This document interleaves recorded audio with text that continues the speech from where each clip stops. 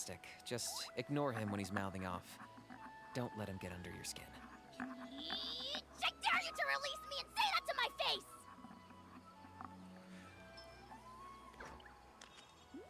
Okay, so my backup controller isn't working right now, so hopefully the restart so far appears to be working. I've jumped around a couple of times to different parts of the map. Let me double check stuff here. Okay, so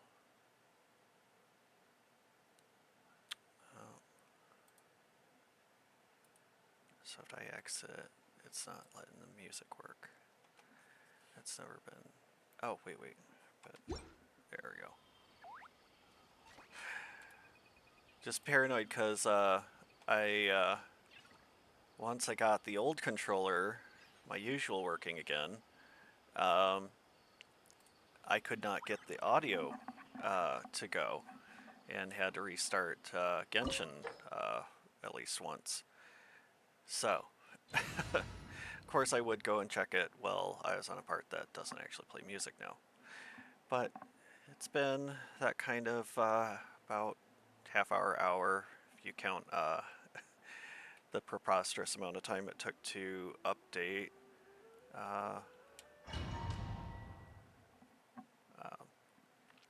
update Wuthering Waves there. So, here we go. Hey, we can move. We were doing pretty good until he did his little thing last time here. That divinity is mine. Okay, we made it past that hurdle. Alright, hopefully we can go on gaming the rest of the day here. Hopefully whoever was watching earlier, you were able to come back or stuck through it. Regardless, I appreciate anyone who would still watch through that. Or not. I totally get the frustration. So...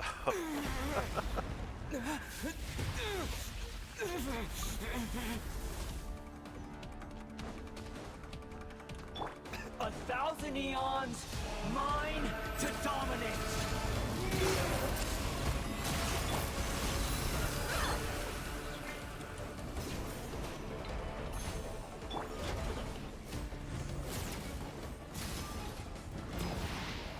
Burn to oblivion. Yeah, I mean, I've had the occasional, like, hiccup with it if I, stop to run to the restroom or something. But usually plugging it right back in fixes it. So, don't really get what that was all about, because it was pretty constant.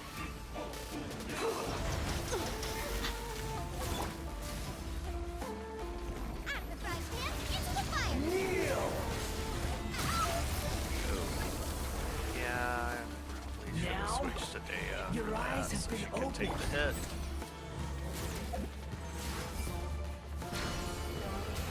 Go.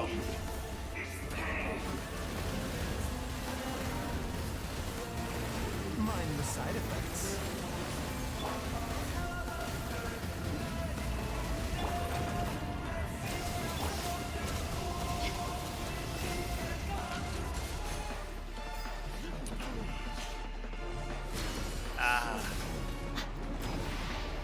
Burn to oblivion. I really hate the teleporter, I do. Good riddance, cruel world. Yeah, unless we're talking about, my first fast travel. Those would be nice and quick.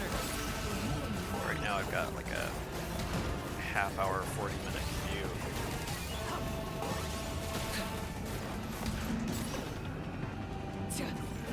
Half-hour part. A bitter pill to swallow. There we go. Come on.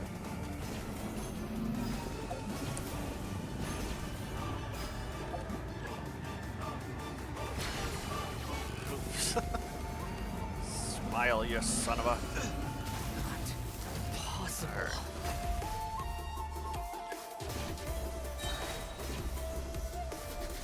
There we go. Remember, help Ladies first. Let's get it on. You're toast. Get that burning going, and Kaniche can just blow him away. There we go. I love using that on Child. Child just one hit the whole way through. Change forms hit, one last change form hit, down, gone. Alright. So let's see here, we got enough resin for the other boss. Can't really use Kaniche too much on that one. I think I said that last week. There's just too many little minions for that middle section of it, and it just takes too long.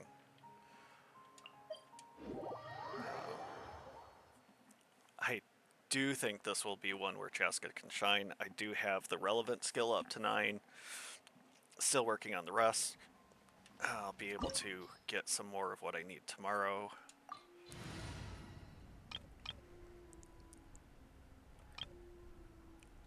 There we go. She is something of a glass cannon, though.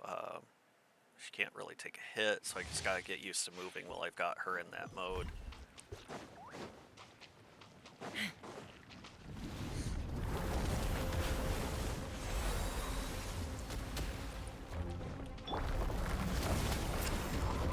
Really not that great at using bow users unless they've got an auto aim, which she is amazing with. Knock him down.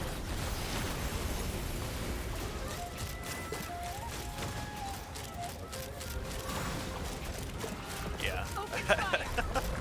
Oh, I love this mode. She's amazing. I was really hoping to use her more for travel. You know, flying around on that gun is like a Western witch's broomstick. Unfortunately, she can't fly that far even in Natlin, which is really unfortunate. But this really makes up for it. We're gonna fly through this. You can wipe out a field of Saurians with this, which you really need to do if you ever want to get her and Auroron and pretty much anyone in Atlan's skills up. At least that's what it feels like. Everybody stand back. Let's light it Fontaine up. all over again, made really cute creatures. Now go kill them to level up your characters. Okay. Why not? Locked on. Open fire. You know, if you think of Let's light not it up. either. Time to say hello. Kazuha as like Teamwork is crowd teamwork. control, but he may be able to pull them all in one spot, but she can knock them down where they stand. Locked on. Knock 'em Darn down. right you are.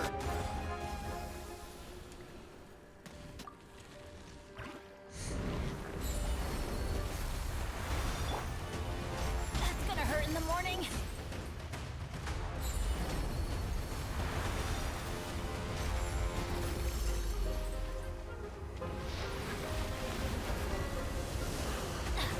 Just waiting for it. There we go.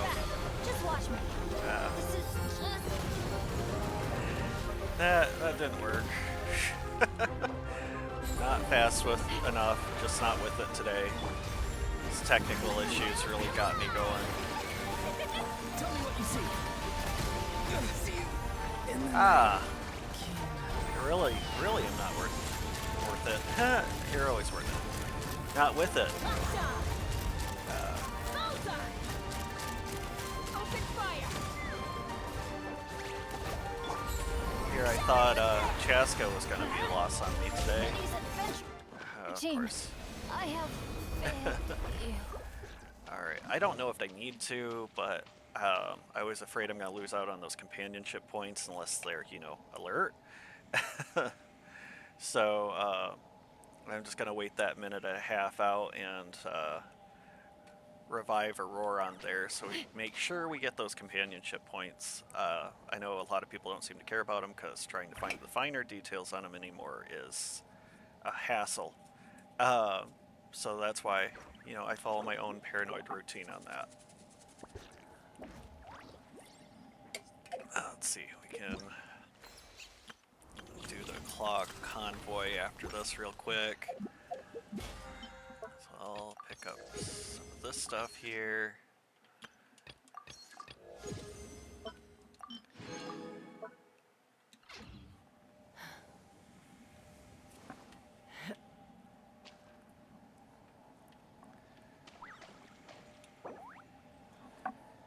Alright, well, check this out. Almost there. Should be able to get there from doing the claw convoy. It's really cute. Oh! That was dumb. I guess that shows right there I don't really need to wait, but...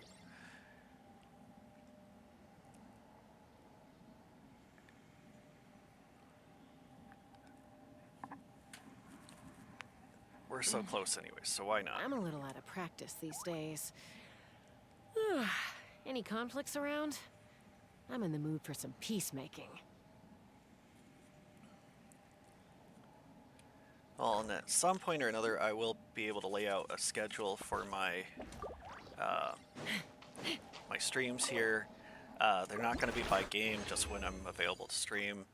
And of course, I'll always stream around those if I can.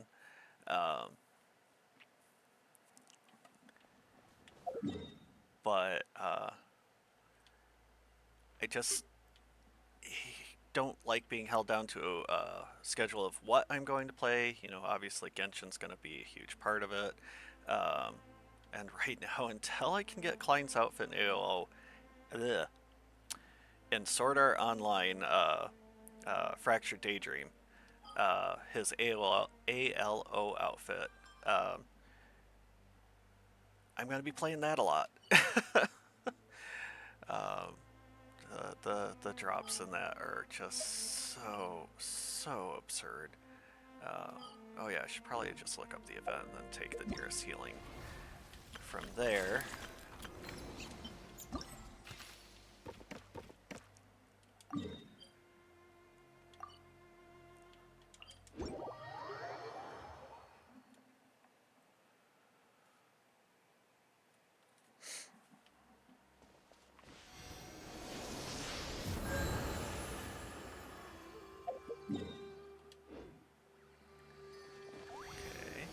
Try again.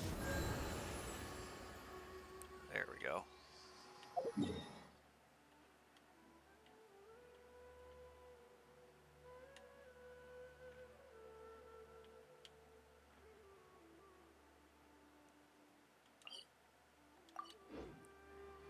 Well, looks like that's probably... Take me up.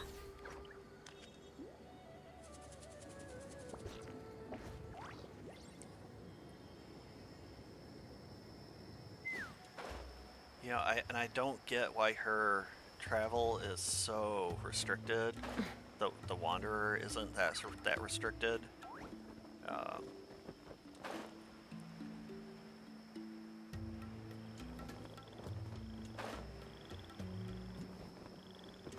And don't get me wrong, I love the Wanderer, but oh, it's because I think it's my first time doing this event on this computer.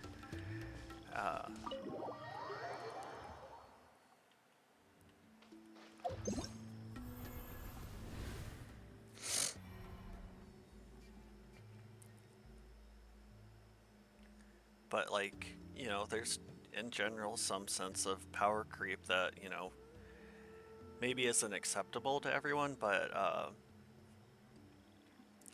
it's expected. And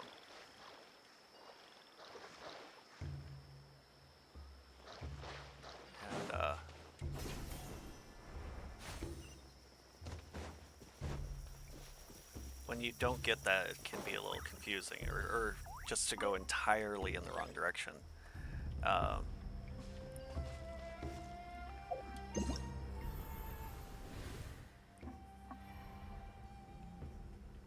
You know, so even if she didn't like power creep, it's in terms of your commute around Tevat, she should at least be on par. that's a little kind of bizarre to me. She's such a fun character to use, so like, but I can only imagine that with Moika's motorcycle essentially making her kind of the avatar of travel throughout Teyvat, because my understanding is from the rumors she should take any surface, air, water, climb walls, that maybe with her coming out in 5.3 they didn't want to overshadow an Archon, because those are usually your money makers, so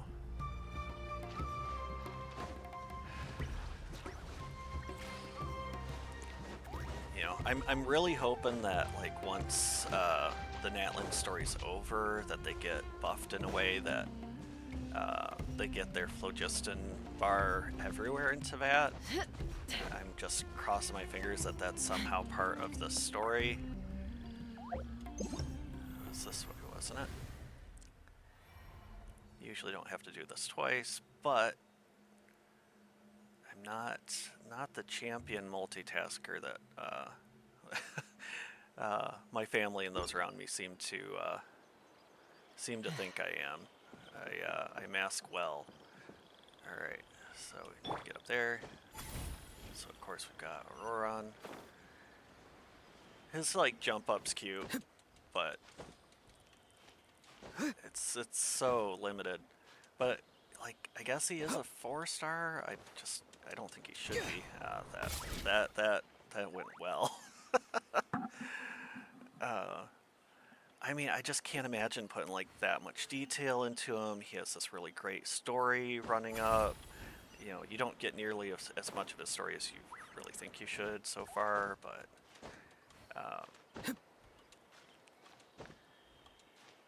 you know, he just seems like they should have given him the power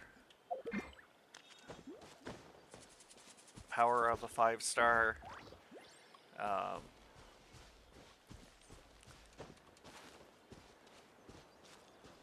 know, it just feels like they've kind of forgotten their husbandos this year.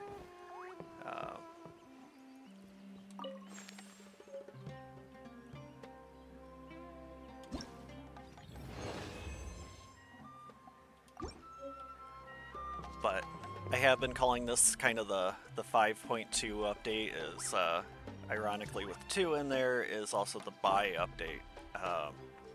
You get the lovely Chaska and the absolutely gorgeous Auroran for, you know, reasons. So absolutely love both of them. Again, you know, wish Auroran was 5-star status. Wish Chaska had, you know, the travel abilities that we all hoped she had. But alright, so with that, we should be able to, yep, round out our dailies. Let's go do a flyby with Catherine. I love how in their yearly roundup that they played it off as you're like clacking the A button through her speaking. It's like, they know. Thank you for completing. So rude to this. Spoilers, robot lady.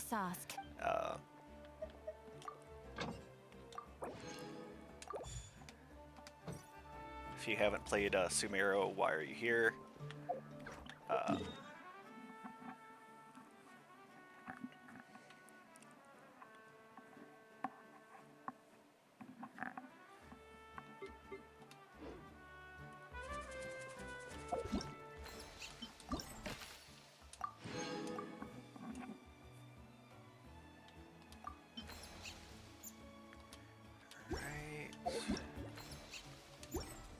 Come on, work with me.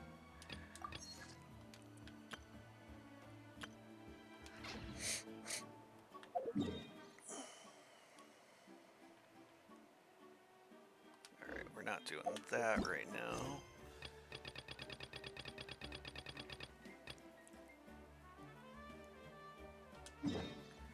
Kind of feel like Genshin's the opposite of a lot of other games. You play the main story and then do all the sides. You know, a lot of other games, usually you kind of get the kind of boosts you need to play through them. Of course, those are usually games for the most part you paid up front for them, versus paying for individual characters. So you get the boosts through your payments pretty much. Alright, so without further ado, we are starting.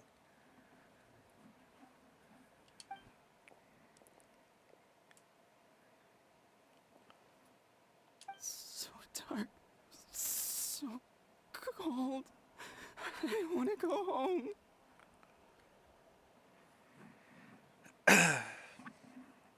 So in case anyone's confused why Eon-sun is not actually voiced right now, I'm sure hopefully at this point you've heard about the voice actor strike. I haven't been paying enough of a focus to it, but I know the Sinos voice actor is back to streaming, so I hope that means that this has been resolved, and hopefully in 5.3 we will get our voices back. But yeah, occasionally the sound's going to drop out. I'm not sure if you really want me reading it, because I'm probably going to butcher a lot of stuff, but how about we'll try that for now. Alright. Okay, just wait a little longer and we'll take you home. And I am by no means a voice actor, so you get what you get. So, any example why AI can't replace them, you're getting someone with zero experience trying to voice them, and you're going to have AI with zero actual experience trying to voice them. Alright, here we go. The caravan from my tribe should have brought some firewood. I think starting a bonfire might help.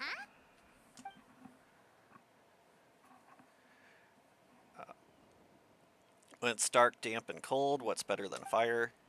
Maybe the light and warmth will... Sorry. Like I was saying, maybe the light and warmth will help change what he sees. Wait here while I grab some firewood. I did see a post the other day that when someone's having kind of a mental health crisis, instead of telling them like what they are seeing isn't real, to kind of play into their delusions and protect them from what they're seeing or help them feel safe and secure. There's someone who specifically in this post would have delusions of like insects crawling all over their hands. So their friend was with them. They pulled this person's sleeves over their hands and then basically kept moving their hands around or on top of them, basically shooing away or protecting them from the insects. You know, like what you would do if someone actually had insects crawling on them. You'd cover their skin and keep the insects from crawling on them. Light. Underwater. Where is it coming from? It's working! Is someone there? Please save me. No, wait. You have to leave this place. The water's too deep. You won't make it.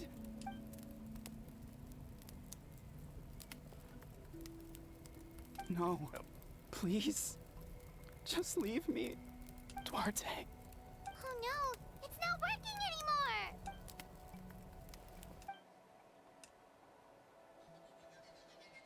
anymore! Sorry, I forgot already we were voicing this. Alright. That was the second time you mentioned the name Duarte. Maybe we can start there. Let's ask around and see what we can learn.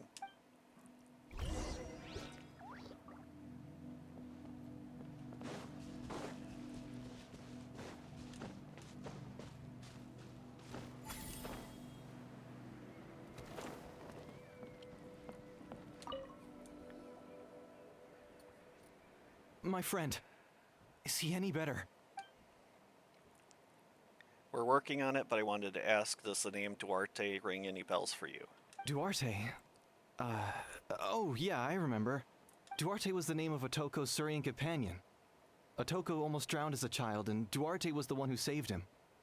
He dove deep into the water and used all his strength to carry Otoko back to the surface. It was pretty touch and go, but both of them made it in the end.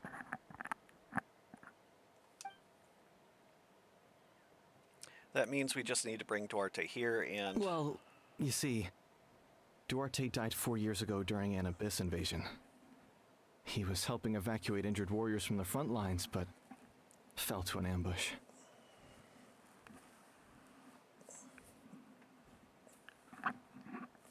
Maybe we don't need the real Duarte. Wait, what do you mean? You're right. Duarte didn't have many distinguishing features. I don't think he ever stood out next to the others. So we just need to impersonate him. Based on the look on your face, I'm guessing you already have a plan. Alright, let's get to work. Oh, and thank you for the information. We'll do whatever we can to help your friend. Of course, we never actually stated what kind of Saurian this is, so... I'm guessing it would go by clan, so... No problem. Thank you for looking out for him.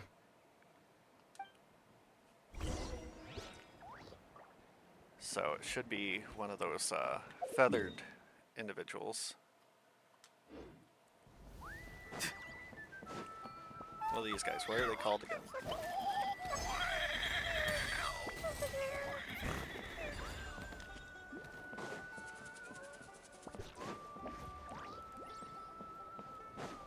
And yeah, I could just teleport there, but what's the fun in that?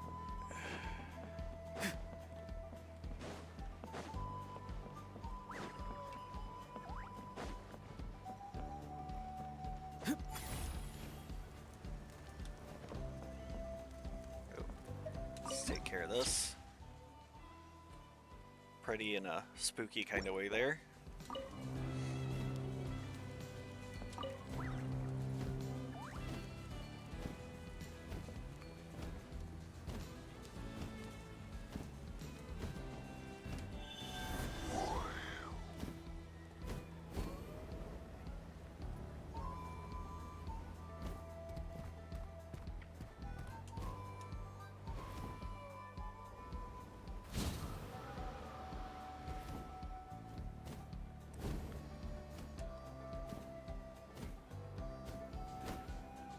If you're not impressed with my flying skills, neither am I. We're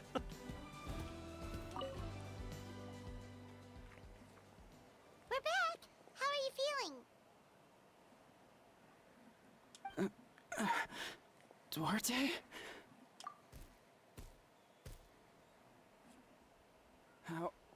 How did you get here?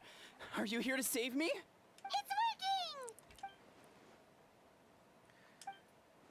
What now?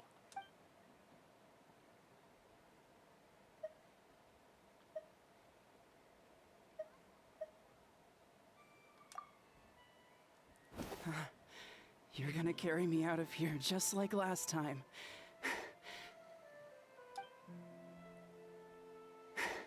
Over a decade later, and you're still trying to save me. I can't believe you made it this deep underwater, but I'm so glad you found me. Once we're out of here, let's split a huge portion of blazed meat stew, just like old times.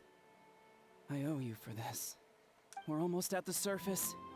People tried to tell me you were dead, you know? As if I'd let that happen. I promised to protect you. There's no way. No. Wait. I failed. I...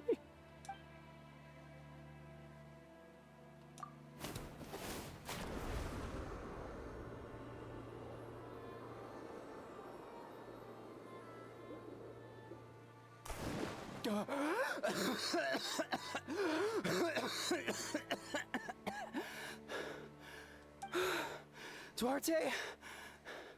Wait, You're not Duarte. How did I get here? Who are you people? Toko! Is Kaylee? What's going on? All I remember is the battle against the Abyss, and then I was drowning. And a Saurian that looked like Duarte saved me. How did I get here?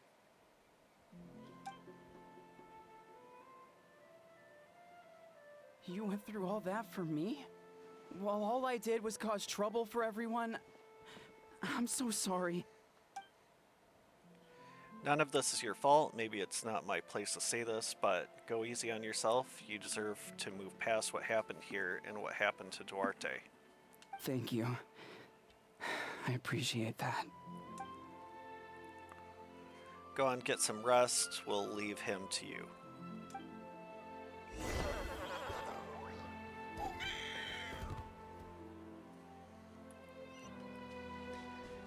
Alright. Let's see. Yeah, that's close enough.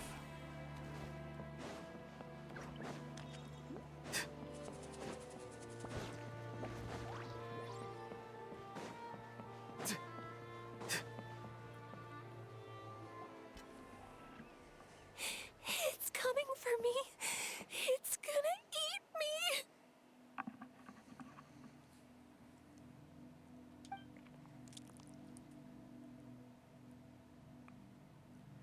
It's okay, there's nothing to fear. Goliath has lost. Nothing can hurt you anymore. It's no use. It'll just come back.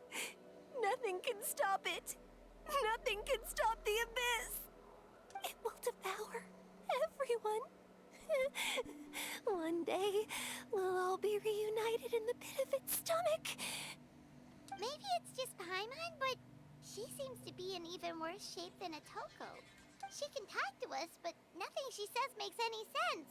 She also seems really afraid. Afraid is right.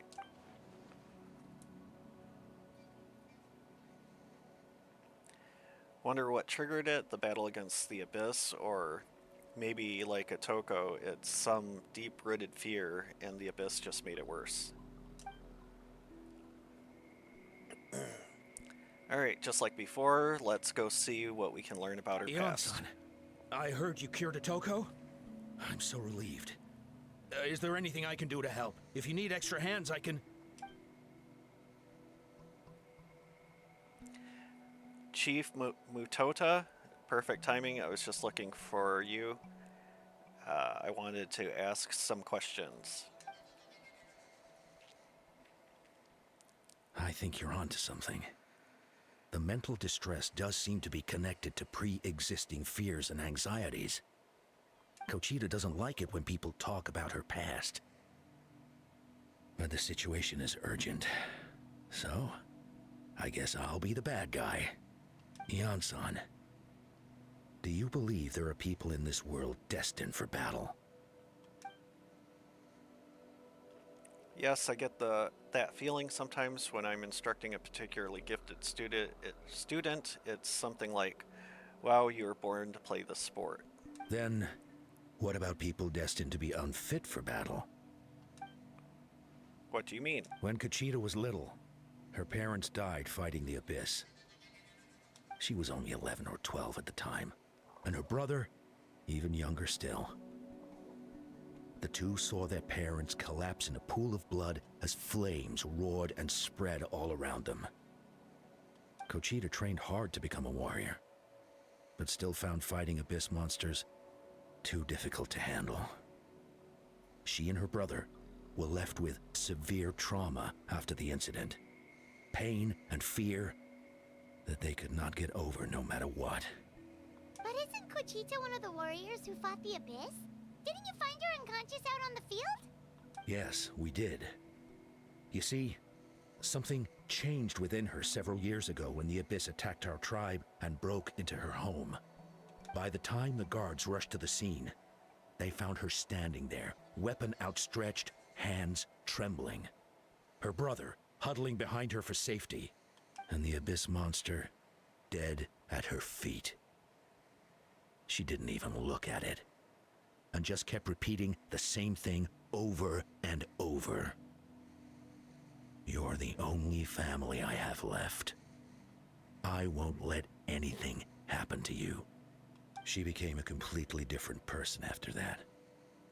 She earned a reputation as a very capable warrior and fought countless battles against the Abyss. We all thought she overcame the trauma, and we were so happy for her. But now it seems like even if she buried it deep within herself, the fear still never left her.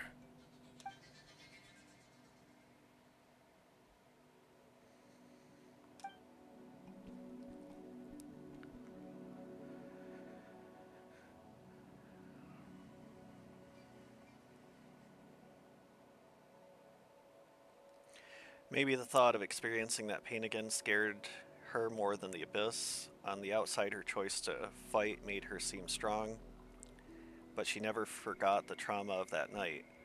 The Abyss just brought it back to the surface. How can we help her? This one seems tricky. If we can find the right opportunity, then... Quali?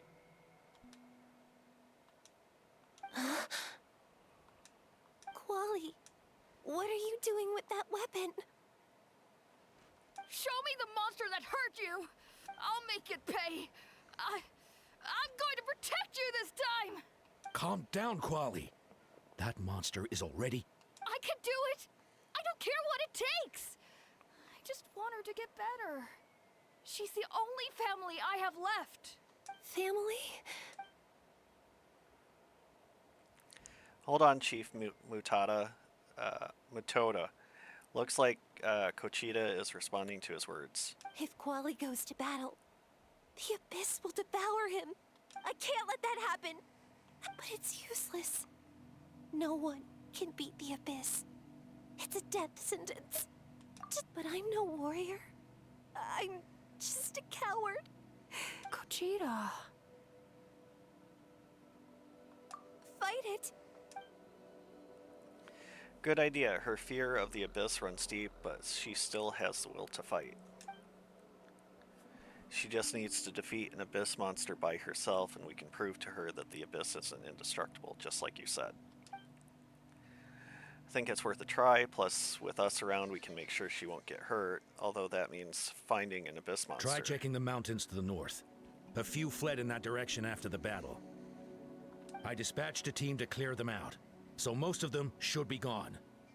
But there might still be a few stragglers. Great, then let's go right now. Kochita, I think you can make it. There's no turning back. I have to face it, even if it will devour me whole. I'm coming too! I'm not letting my sister face this alone! Not... Alright, then stick close, let's go.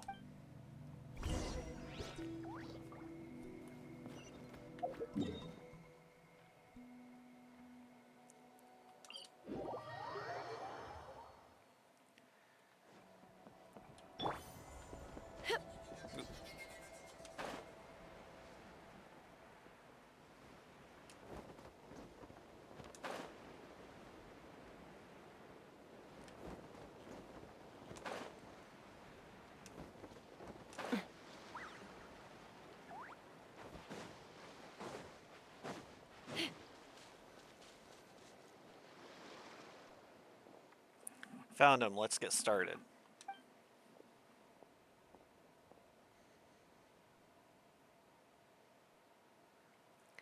Everything alright, Kochita? You don't have to force yourself to do this. How can we how can we make this easier for her? I guess we could wear them down first, but I think it's better to stand guard for now. We should wait for the right moment to intervene. You were the ones who killed them! As a kid, I thought my parents were invincible. They were always so strong and gentle. They seemed like the most powerful people in the world. But I can still see the image of them collapsed at my feet that night. The raging fire, the smoke, the smell of blood. The sound of my brother's cries. It's all burned into my brain. They told me to run, and I could see the fear in their eyes. I've been running from my fears ever since. But why didn't my parents run? It must have been because... You can do it! Because of our family.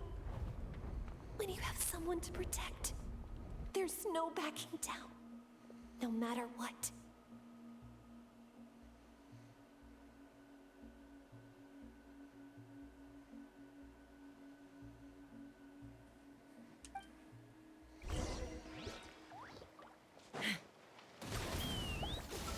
Stay away from my... Let's help her out! Open fire!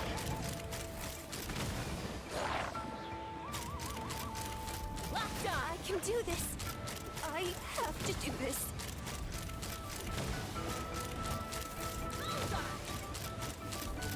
Go away! Not too far now. Strike close! Where are the rest? Where are they hiding? That last strike was absolute perfection. You pulverized them in a single hit. That's impossible! They were gigantic beasts crawling with eyes, ready to devour everything in sight! No. Wait. What am I saying? Abyss monsters are not actually that scary. I've defeated them before. I know I have. She's back to normal! Kuchita! What just happened? That is quite embarrassing. Sorry about that. I've always envied warriors who don't get scared or feel lost. It really felt like I was getting stronger over the years. But in the end, maybe I never made any progress at all.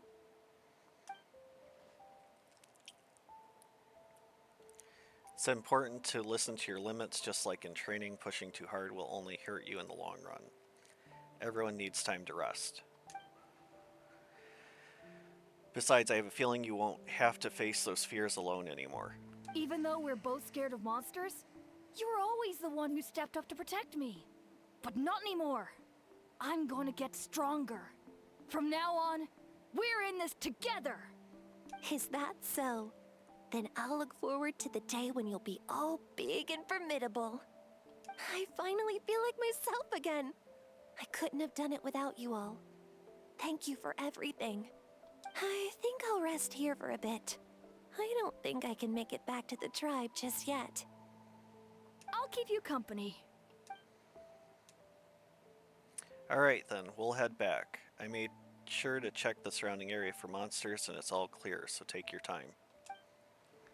Sometimes our fears never truly leave us, but tomorrow's a new day. As long as you keep moving forward, there will be better days to come.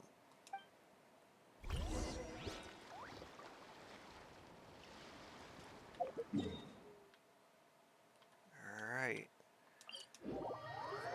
Let's help pick... I think there's just the one big old guy left to help. Atoko's all better. Did you hear? Really? Yes, really. It's all thanks to the Traveler and Ian-san. I see.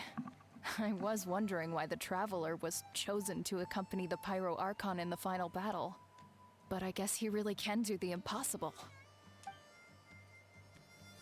Off we go.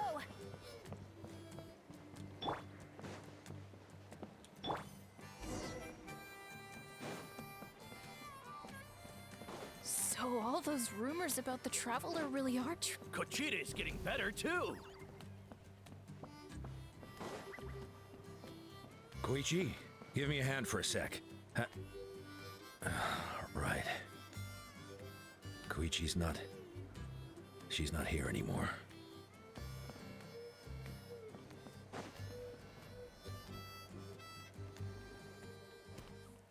That's 2 people down. You're an amazing problem solver. Probably a well-honed skill from all your travels, right?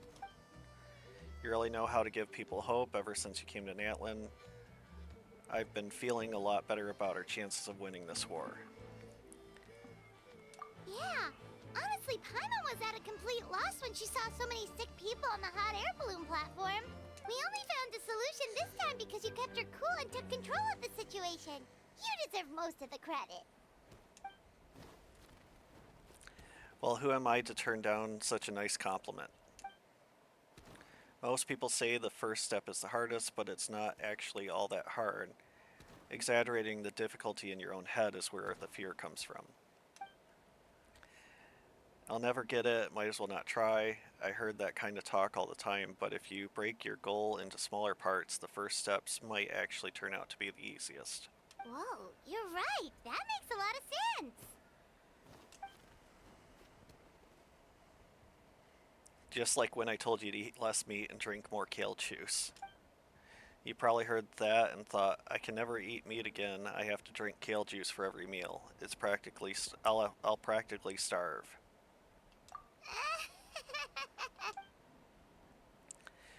In reality, all it takes is to start eating 2 fewer servings of blazed meat stew and adding some kale juice for nutrition. That's it. It's not all about making drastic changes all at once. That sounds like something Paimon could do, but would that really change anything? Consistency is key. You can't accomplish your goals in one fell swoop. You have to eat away at them little by little. My ancient name means power. Did you know that? So everyone thought I would grow up to be this tall, burly, muscular warrior. But that's not what happened. A lot of people were confused and disappointed. My fellow warriors couldn't understand why I inherited that name over them. At first, I also felt lost. It was only later that I realized true strength basically boils down to problem solving. Physical strength is just a means to an end, like everything else. So I began to break problems down into smaller parts. When facing an impossible situation, you just need to act. And if you fail, so what? That's just life. Anyway, that's what I've learned over the years. Maybe it'll come in handy for you someday. Oh, well, when you put it that way, Paimon's almost encouraged to start drinking kale juice tomorrow. No, today. Paimon will start today.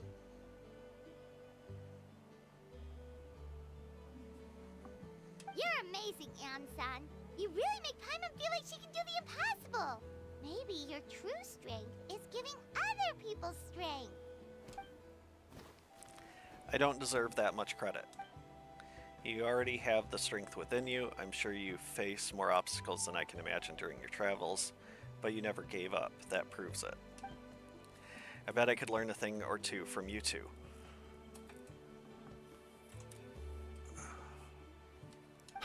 Hian-san! Bad news! Okotland is out of control!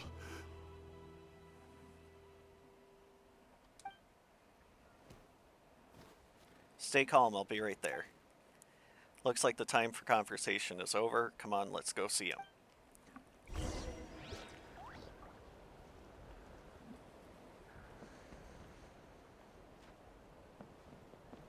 How's Okotland doing? From what we just heard, not great. So let's go take a look.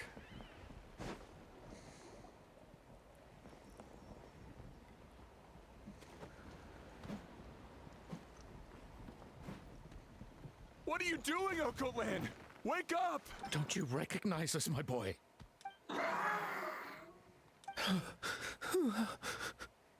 The Abyss monsters are everywhere. Everywhere.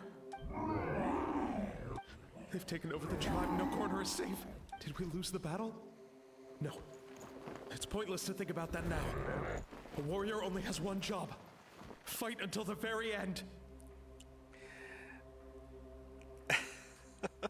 Did they try to find a voice actor that would resonate with this character? If you're built like that, you have a larger resonance in your chest, you're gonna have a deeper voice. Careful! He's not himself! Okotland!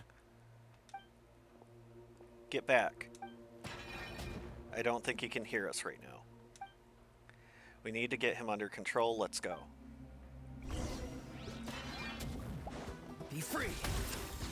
Hold on So, he thinks we're a big monster? Hey, it's What okay, Chaska we're heard, not. let's shoot him. Wretched abyss! Get out of my tribe! Mom, Dad, are gone. This is my final battle! Oh, please. Please. In America, son, it would be. You've got to stop. You can't keep going like this. Wretched monsters! Give me my family back! Look, Uncle Lan! That's your father! He's standing right in front of you! Get out of my home! I'll never forgive you!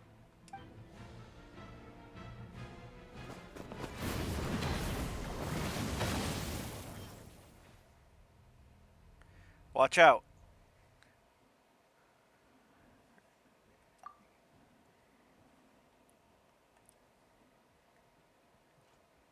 When they give you stuff like that, you gotta screenshot it. Are you alright, sir? I'm fine. Please, don't hurt my son. He's just trying to protect his home. Well, we did already shoot him a few dozen times, so it's lucky he's still alive. Don't worry, we'll figure something out. But what should we do now? He's different from the other two. It's like he can't hear us at all. He keeps calling us monsters. We're basically enemies to him now. He has a fighting spirit, that's for sure, but we can't keep him unconscious forever. We need to think. Abyssal corrosion syndrome. 500 years later, and it's resurfaced again.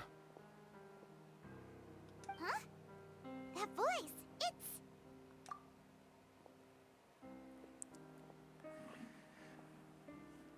I mean, from what I've seen so far, it's basically PTSD. So you've seen this illness before? Direct contact with high concentrations of abyssal power causes irreversible mental trauma in most people. The exact presentation will vary according to trauma level. Some will suffer from superficial hallucinations and maintain the capacity to perceive the outside world. In such cases, verbal and physical interaction can be used to break through the hallucination. However, there are also those who are so far gone, entrenched in hallucinations so deep, that medical intervention is the only option. That's why we developed the Drought of Lucidity. The draft of lucidity? It's a kind of medicine that can dispel the psychological impact of the abyss. The treatment comes with severe side effects, including chronic migraines for the rest of the patient's life. So, it's reserved for the worst cases. This man is a devoted warrior, one not easily swayed from battle. That is precisely why it's so difficult to pull him out of this hallucination. If you trust me to be true to my word, give him this. Wretched monsters! Setting up an ambush! Give me your worst. It's either your end or mine! Hurry! He's awake! Please, give him the draft. My son thinks he's alone in this world. In his mind, all his family and comrades are gone, and only enemies remain. There's nothing more painful for a warrior than losing everything you fought so hard to protect.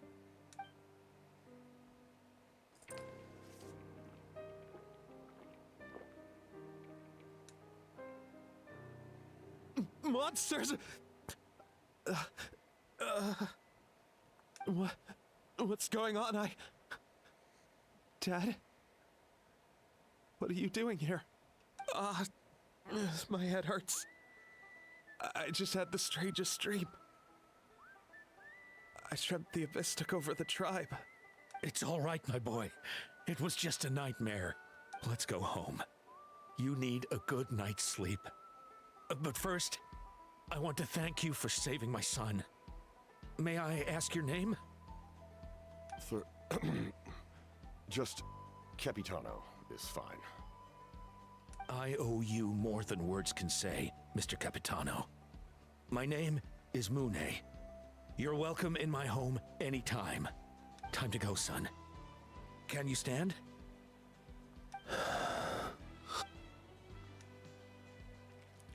I'll help you carry him back. Let's meet up later.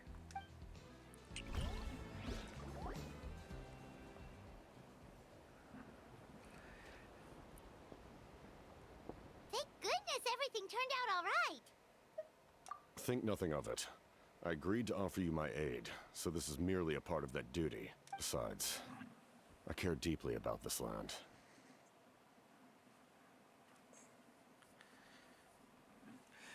I know I say it every stream, but Natlan is absolutely beautiful. Right! When we were with Moika, you told us you and your soldiers defended Natlan against the Abyss 500 years ago. That's right.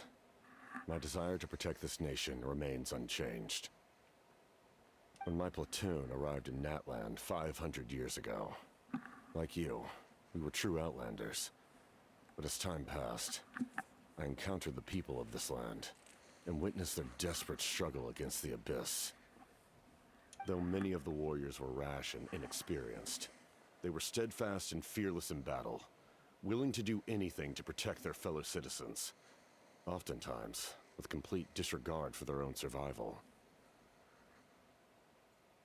Just as I fought for the glory of Conria, they fought for the survival of their nation.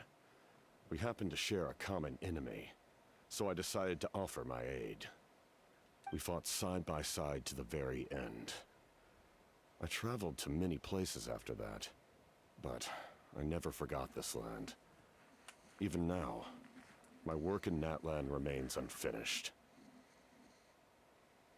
They remember who I used to be. The Sentinel Knight, who fought with the Masters of the Nightwind. Still, I prefer to leave all that in the past.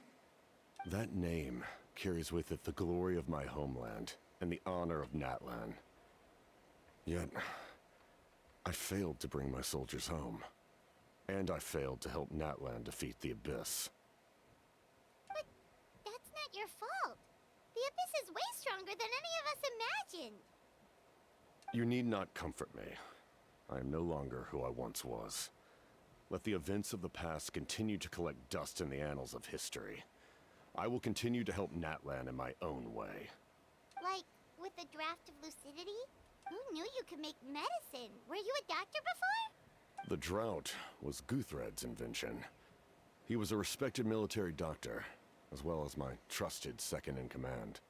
We faced a similar situation to what you witnessed today. The endless battles against the Abyss triggered delusions among the soldiers, to the point where some attempted to kill each other. In order to develop a treatment as fast as possible, Guthred used himself as a test subject. He passed away shortly after the drought was complete. That's who he was. Unrelenting in his pursuits.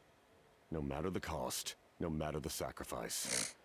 In the end, he even gave himself up for a chance at success. I'm sure he would be pleased his creation aids people, even now. The Abyss has wrought enough suffering on this land. I sincerely hope this war will end soon.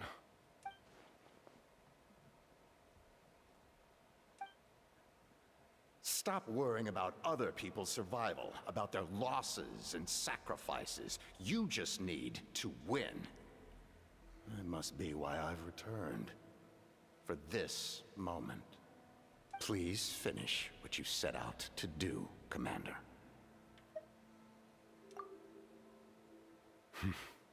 You're more perceptive than I imagined. I love the captain's voice. However, some things are better kept secret for now. We may be working together, but our goals are not entirely aligned. What's with the secrets all of a sudden? I'm starting to think we should be more careful around you. I do not mean to jeopardize the trust between us. I simply prefer to keep this to myself, because it's a personal matter. All I can tell you is this. Natlan may have survived the worst of the crisis, but the souls of this land are still not at peace. And that is why my work is not yet done. Well, if it's personal, then we'll just have to trust you. If you have other questions, I'm willing to answer them. Wait, like, Hana wants to know how you eat with the mask. Anything you want to ask, Traveler? Natlan must pay the price for Mawika's use of the Ruler of Death's power. That price is death. And only Mawika's death can clear the debt. Even now that the war's over and the threat to Natlan is gone, it looks like that death is still set in stone.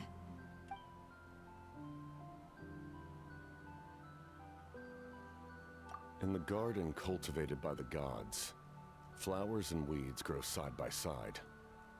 When the weeds compete for nutrients in the soil, the gardener intervenes to inhibit their growth. I'm not one to pass judgment based on my own standard of right and wrong. But it is an undeniable fact that she is responsible for my suffering, as well as that of my people. If that explanation is too difficult to understand, allow me to show you exactly what I mean.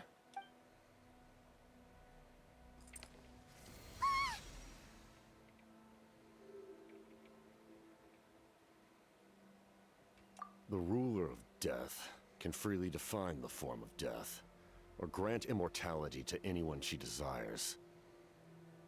Her power is a rule in and of itself. Faced with such an overwhelming level of power, it can feel hopeless to resist. But I am of the belief that, in this world, no destiny is unchangeable, no death inevitable, and no rule unbreakable. So, before the final moment truly arrives, we must fight harder than ever.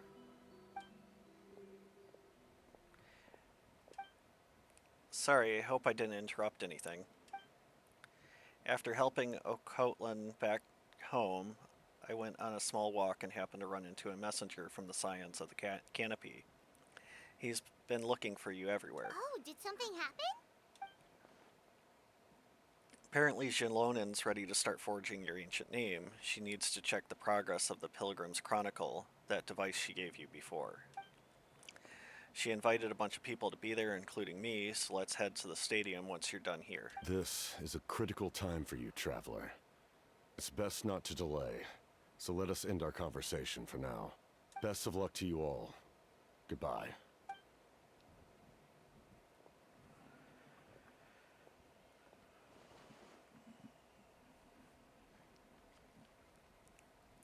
What a mysterious guy. Still, he doesn't seem quite as intimidating as before. We're basically comrades now, right? Anyway, let's head to the stadium. We shouldn't keep everyone waiting. So in the end, the captain still hasn't told us his real goal. He kind of reminds Paimon of someone we met recently. Oh, right, the Lord of the Night! They just seem so tired, you know? Since they've both been alive for many centuries, do you think that's just what happens when you've been alive for too long?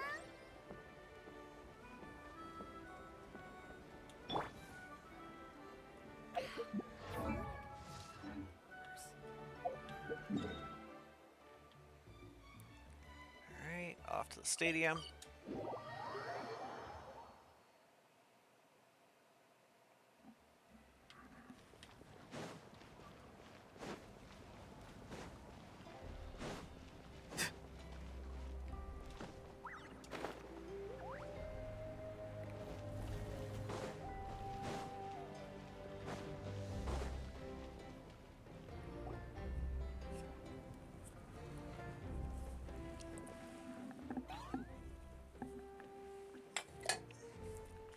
Oh no. I think a house. Oh yeah, no. A house still didn't have a voice in the last one. Sure took your sweet time. Wretched scoundrels, how dare you keep the almighty Dragon Lord Kahul Ahau awaiting. Kneel before us and apologize, or will. Kenich steps in. Oh. Kenich is one of my favorites, and of course he's not. Again, I totally understand, you know, hoping this gets taken care of before too long. I'm really hoping they'll even, like, I don't know, voice some of these segments and then just throw them up on YouTube later. We'll see. Don't listen to him, we just got here too. Kenich, Kachina, Mualani? Woo, everyone's here! Reunited at last. Did you miss us? I brought candy and cookies to share. we missed you. Ooh, you brought Source Crackers too? Score! Just in time, Traveler. It's so stifling in here. I was just about to go outside to get some air. It's the same temperature outside. Anyway, how was the trip here? To be honest, I also didn't expect this many people to show up. A third of this amount is more than enough for my plan. Well, and so far for what's been released, Shalonen's the only character I don't have, but... well, the only Natlin character I don't have. I need to ask them about you, gather their thoughts and hopes. That will help the formation of your ancient name. Oh, you brought the Pilgrim's Chronicle, right? Yeah, let me take a look. Okay. The progress looks good. We have enough people, so let's get started. Sorry I'm late. Chaska showing up late for something? That's a first. I had to follow a group of monsters further than expected. When I got back, I heard about what you did for my tribe. Thank you. Haha. Traveler deserves most of the credit. Plus, if it weren't for your help during the battle, the collective Plenty would have suffered a lot more. We had the manpower to spare, so it's only right we return the favor. Okay, let's save the pleasantries for later. Everyone's here, so let's get started. All right, let me remind everyone what's going to happen. I need each of you to stand before the Pilgrim's Chronicle and share your stories about the Traveler. Your words will be recorded and become a part of the Traveler's ancient name.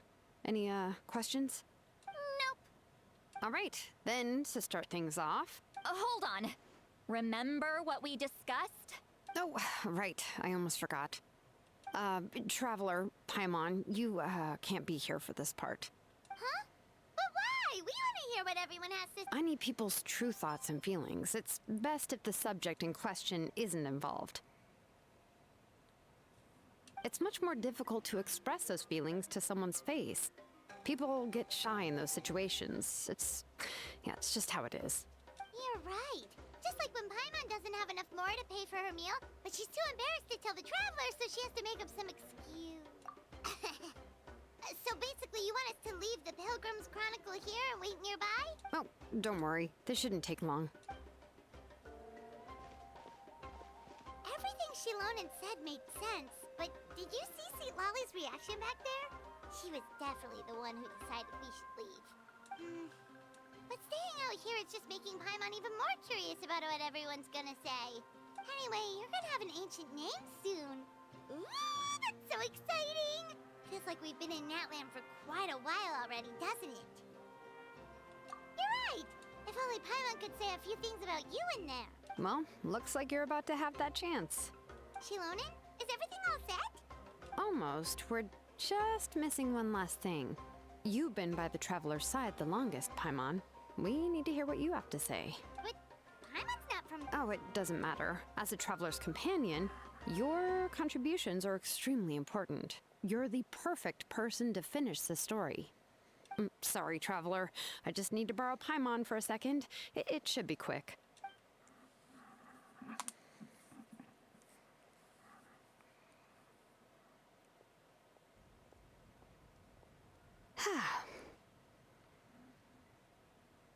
Paimon gave us a lot, and I mean a lot of information. I'm not even sure the Lord of the Night managed to get all of it. Well, we've been to 6 nations already. Here, you can have the Pilgrim's Chronicle back. I'll need it when I forge the name, but you can continue your adventures in the meantime. And when the time comes, I will forge you an ancient name unlike anything that's come before, so that you, Moeka, and Natlan as a whole can finally put an end to this endless war.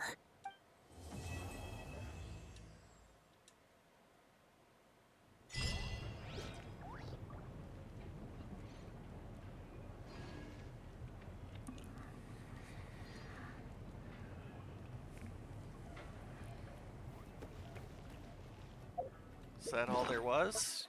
I was expecting 2 parts.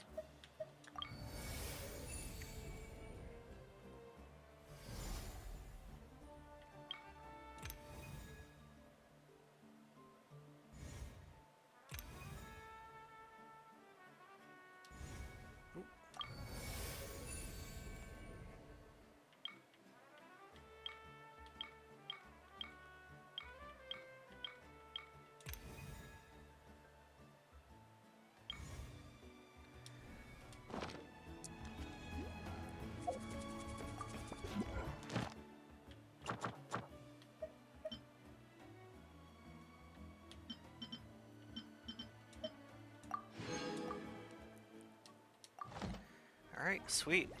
I just need a momentary break, and then I want to continue with the tribal stories, I guess. At least that's what I've just decided to call them, actually. Alright, I'm going to put it on mute. You can have a lovely view of Natlin here. Let's see.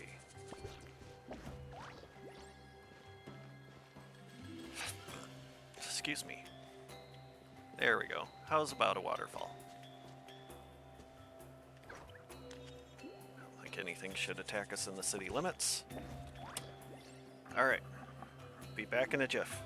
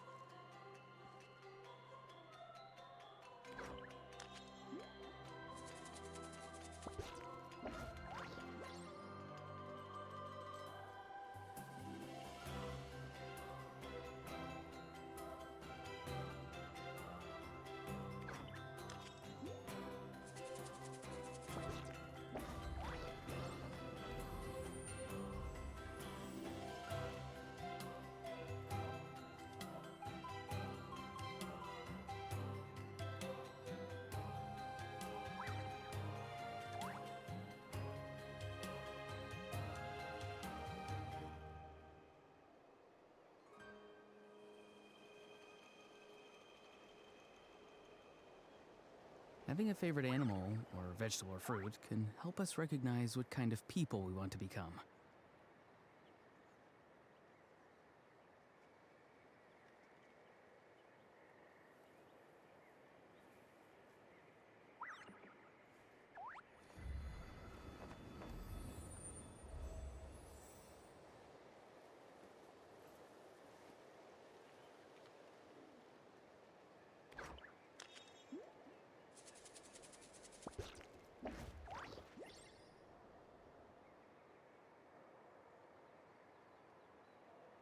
Sometimes a shrouded path is not meant to be walked. Move forward with blind ambition, and the smoke might suffocate you.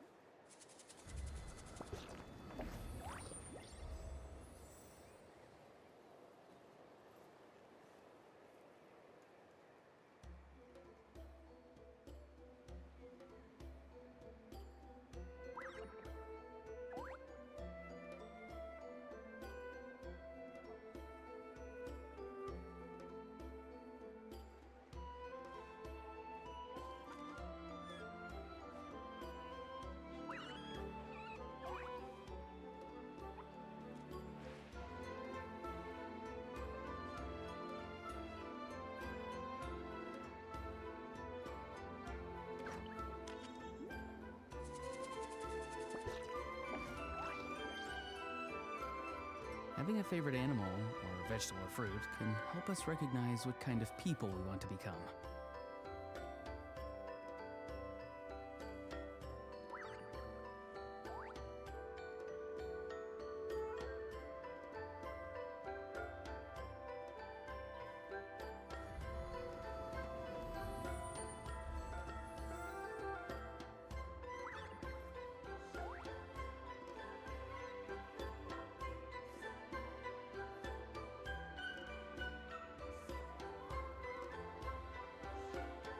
Someone told you the Masters of the Night Wind is a tribe of weirdos? Who else is there? I thought I was the only one.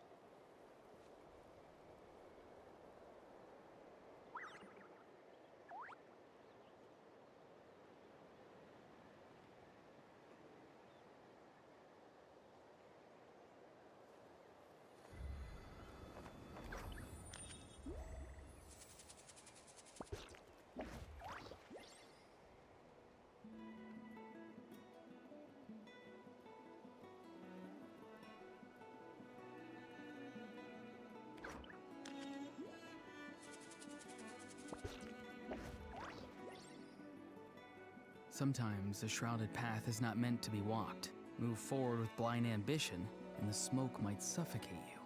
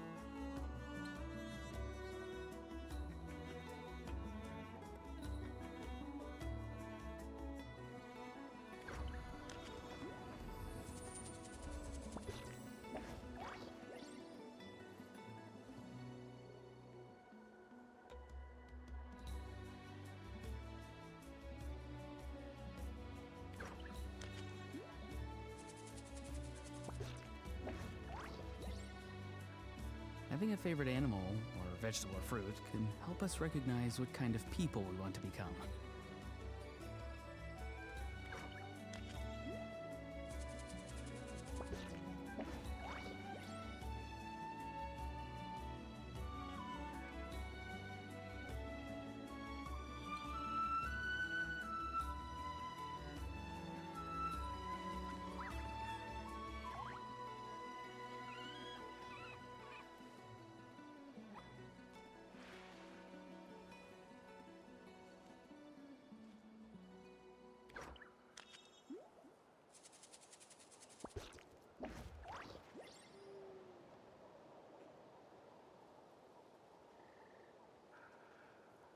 Sometimes a shrouded path is not meant to be walked. Move forward with blind ambition, and the smoke might suffocate you.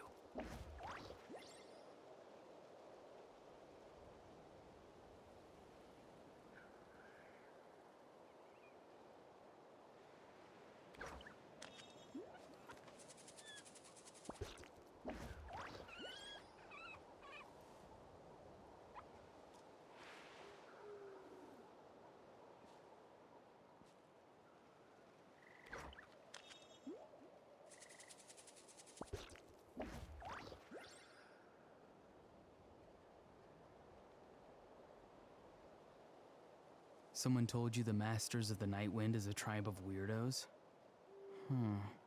Who else is there? I thought I was the only one.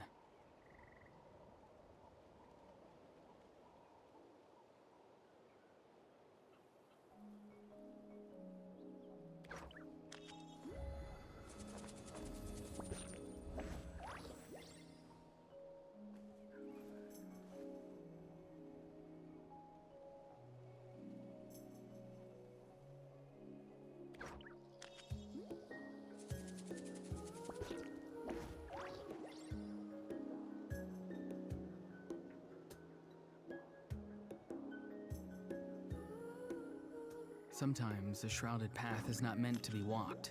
Move forward with blind ambition, and the smoke might suffocate you.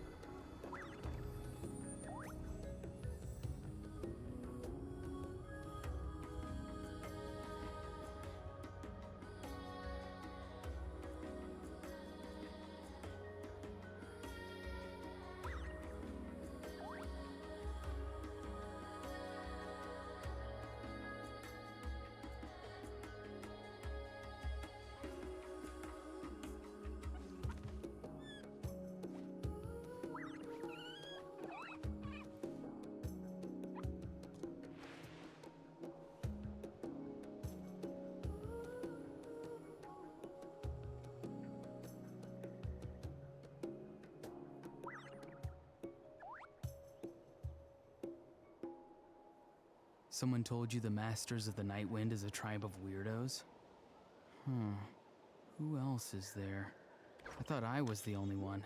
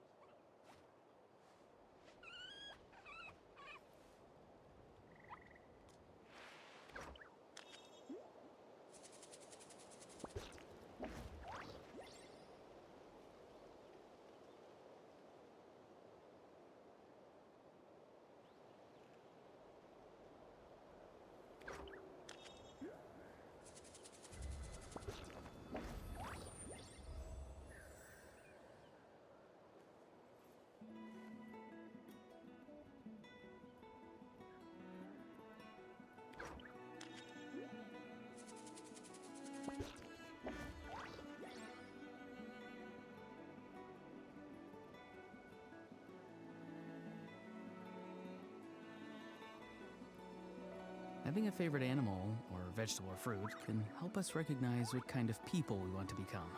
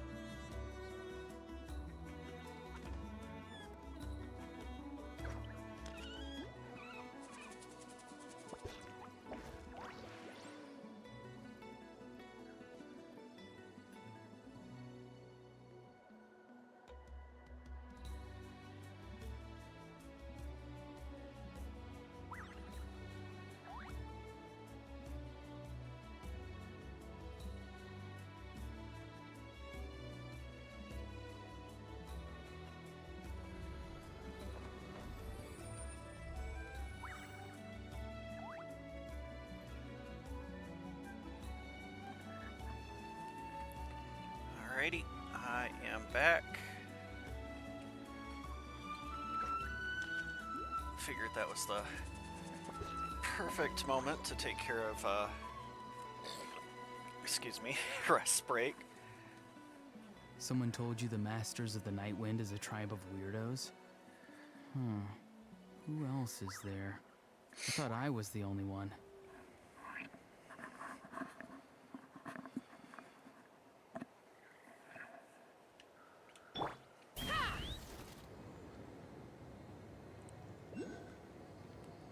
Might as well grab this while we're here, right?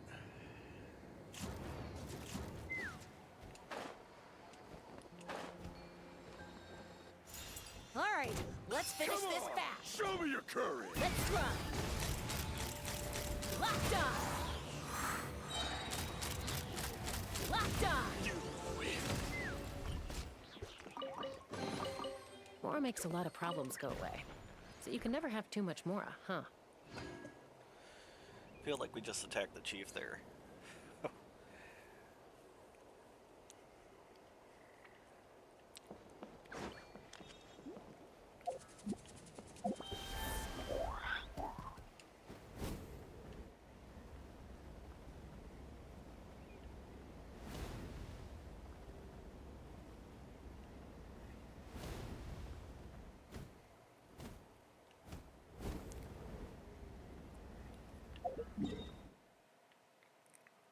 Alright, so we're continuing on with the story here.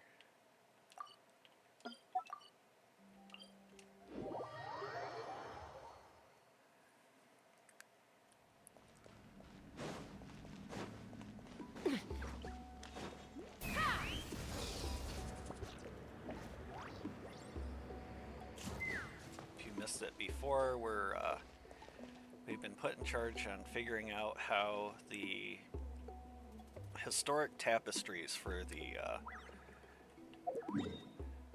always gonna forget these. There we go. Masters of the Nightwind tribe come to be. I take it you're the ones appointed by Elder Talapo? Yep, and you are... Call me Toltec. The chief asked me to be your guide for the day. His messengers already filled me in on the situation. So just follow me.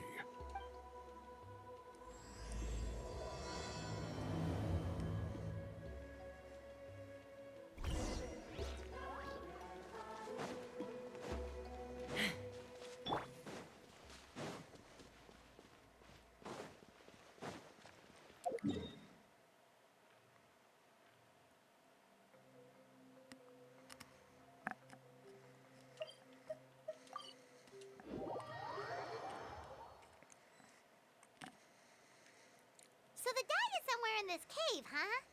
This is as far as I can take you. Only the appointed ones may proceed from here. Why's that? Kind of a long story. Apparently, there's a certain fruit that grows in this cave, the juice of which can be processed to make an excellent dye. Many years ago, Our ancestors set out to make a series of ambitious works of graffiti art. They selected this cave to make them in, presumably due to the availability of the dye. However, they didn't want anyone to see their work before it was completed, and so they sealed off the entrance to control access. To bypass the seal, you have to have mastered the art of color perception, or something like that.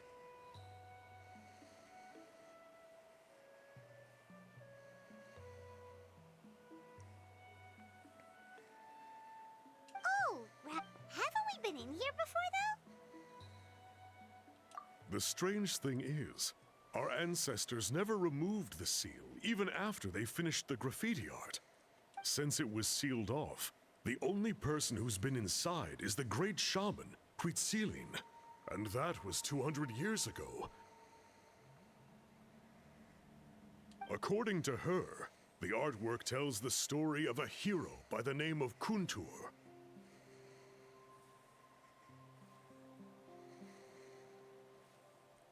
But I digress. Sorry, I'm a big fan of graffiti artwork. Once I get talking, I can go on for hours.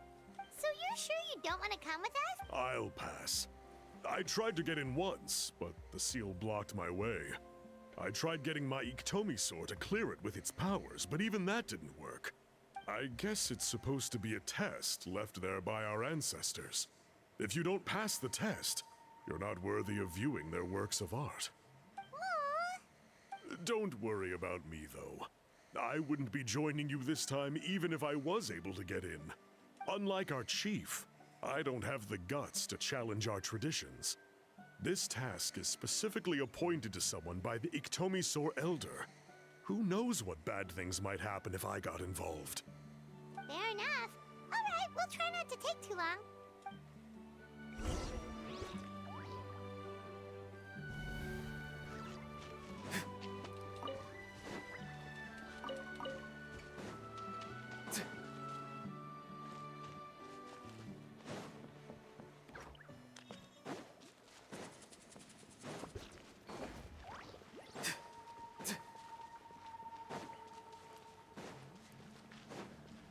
Yeah, and this is where the seal was. You had to... You couldn't just use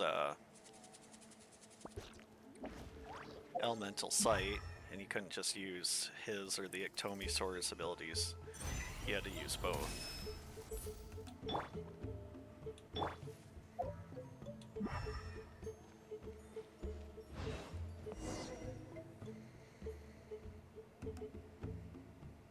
This should be the place. That fruit Toltec mentioned should be the one on the wall, right?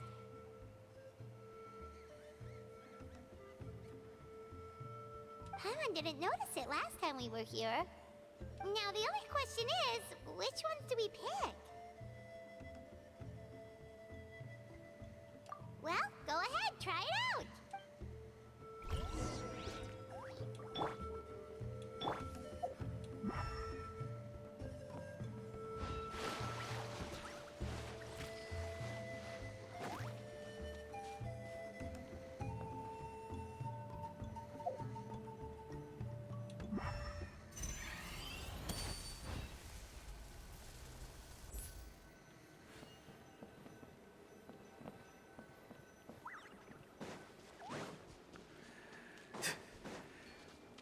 For most puzzles, you can just use...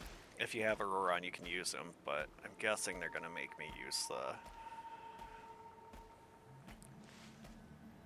the Iktomi sword.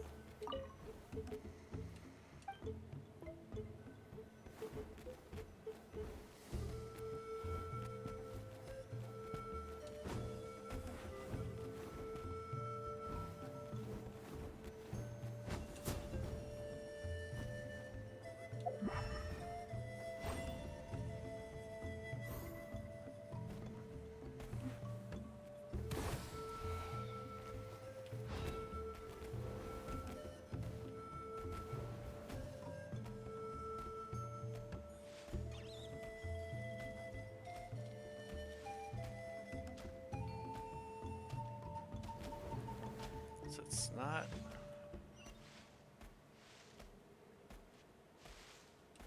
really activating anything.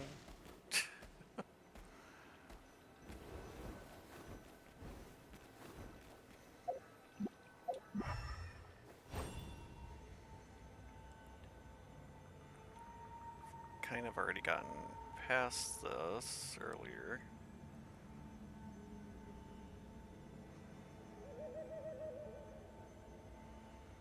So I don't know if I glitched it out or...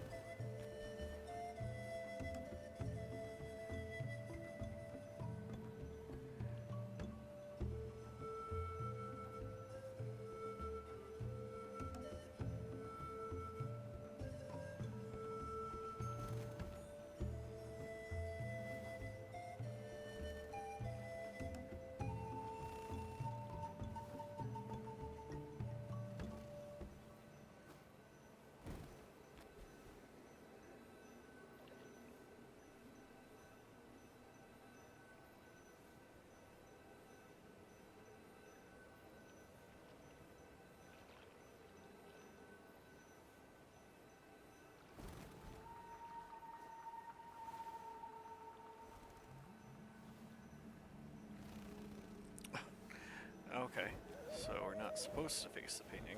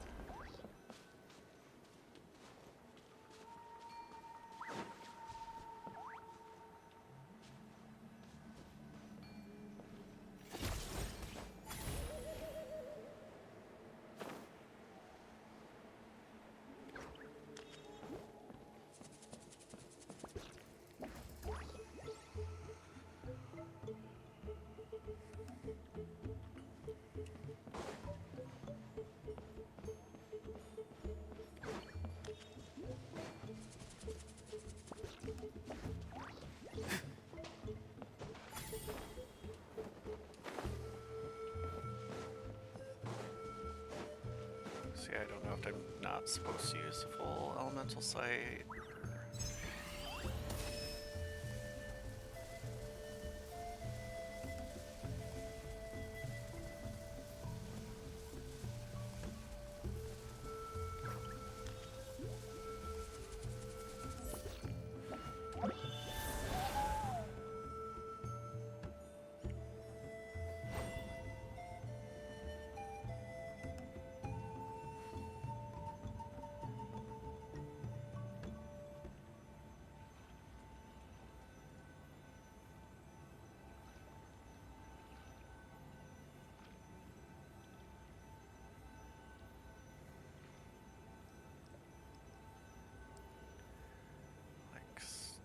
Starting to wonder if I mess this up by going through it before and it's the quest is glitched.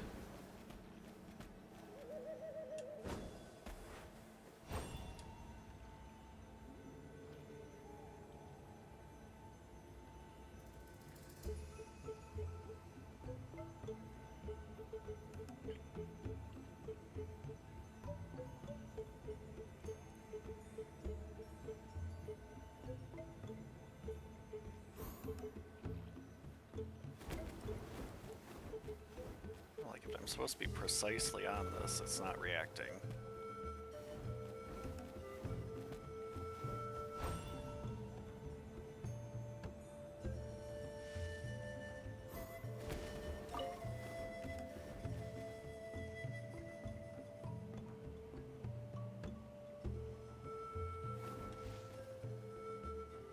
You saw something, right? Whatever it was, grab it. Okay, I don't know why that suddenly worked.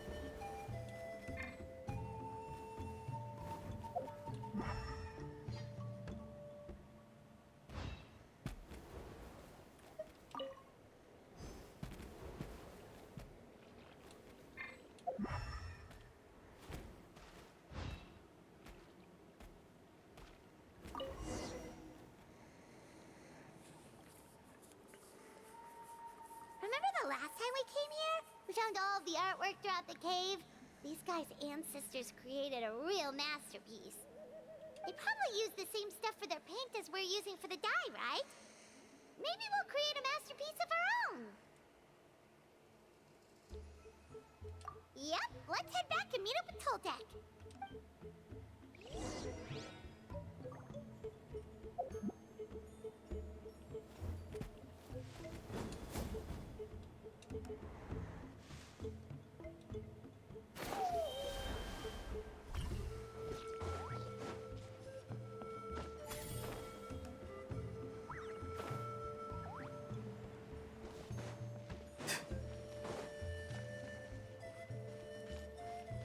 And sorry if I'm being really quiet and keeping an eye on the eBay auction too.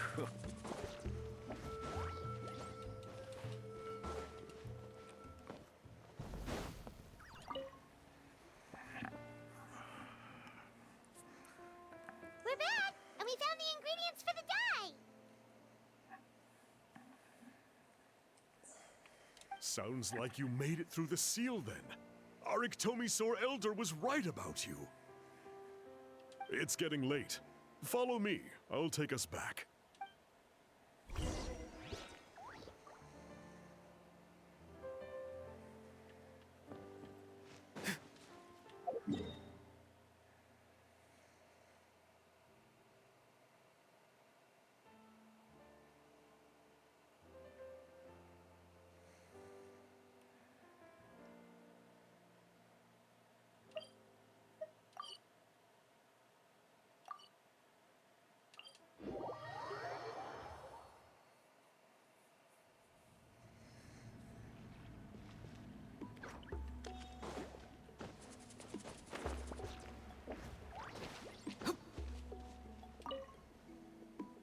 Toltec has updated me on your progress.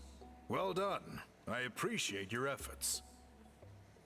Now that's how you voice a big, monstrous guy. Sure thing. Here's the stuff for the dye.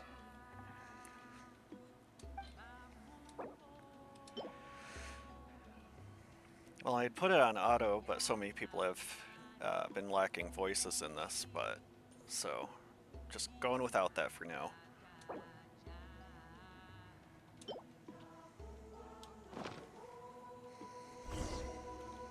I see. Yes. This is certainly a very different substance from typical dyes. Okay, now let's try our hand at making some samples. The fabric is ready for testing.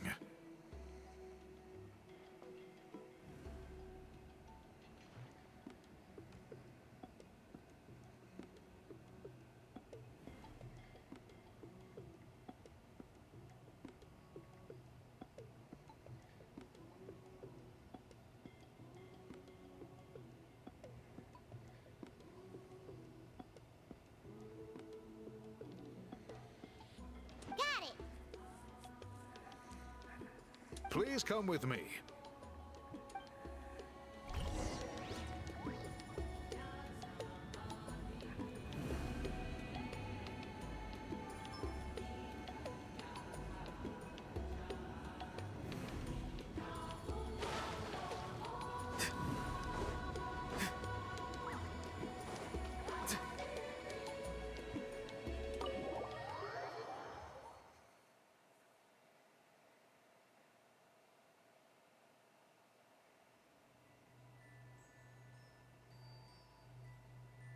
Take a look at this.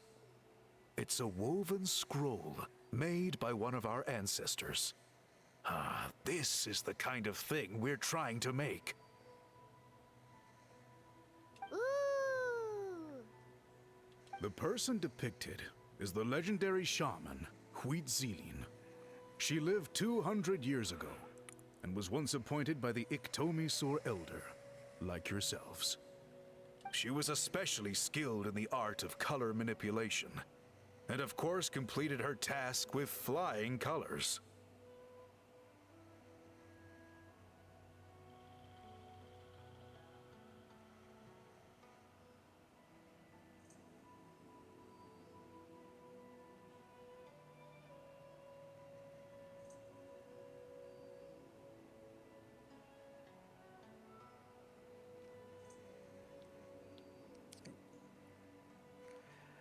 Well, I lost the eBay auction. Oh well.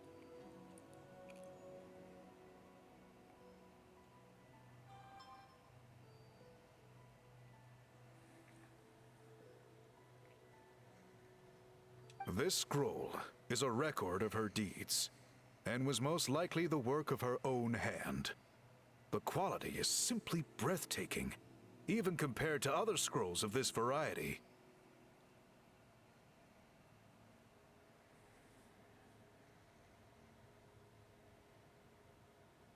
Sadly, since she passed away, all of our Iktomi-Sur Elders' subsequent appointees have had to rely on the gift from the spirits to complete their work. That's a good way of putting it. My only quibble with your phrasing would be, it's not just me, but us. Now Paimon's getting excited.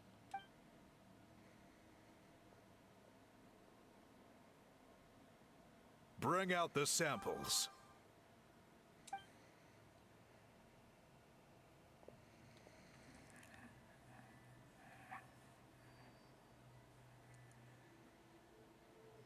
Now, as I mentioned, the dyeing process is a little complicated, but I am confident you will manage.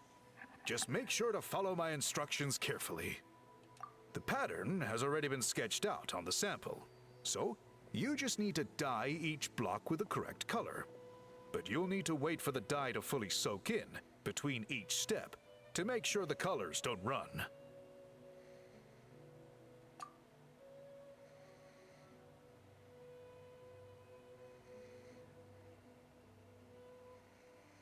Ha ha ha! Good! The dye is taken to the fabric, and the pattern is crisp and clear. Next, apply all the remaining dye, and we should see that elusive signature color emerge. Okay, final step.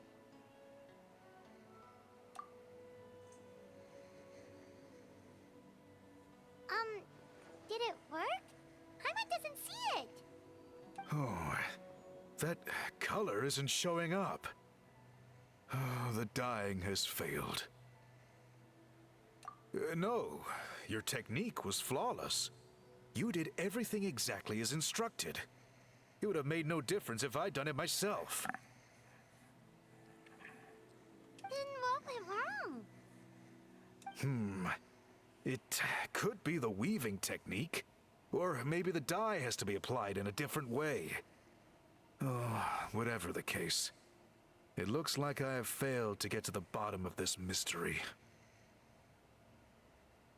Sorry, Paimon wishes we could do more to help. I am the one who should be apologizing. I made you do so much work, and it was for nothing. I will, of course, honor my commitment to compensate you for your trouble, but I do hope you won't give up on this task. I plan to keep investigating, and will be sure to keep you updated with any progress. Don't worry, we're not quitters. Paimon does have a question, though. This whole process of recording history on woven scrolls seems so complicated. Why don't you just... You said yourself you're all about change and reform. Well, this seems like a pretty good place to start, don't you think? Writing things down would be easier for everyone, and your records would be more detailed. I think you perhaps misunderstood my philosophy, but that's okay.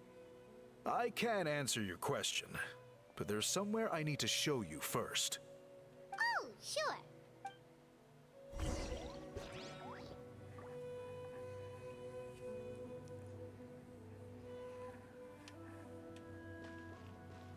Even if that's what he was about, like, there's only so much you can do in a given generation. You make things too abrupt and you get a revolt.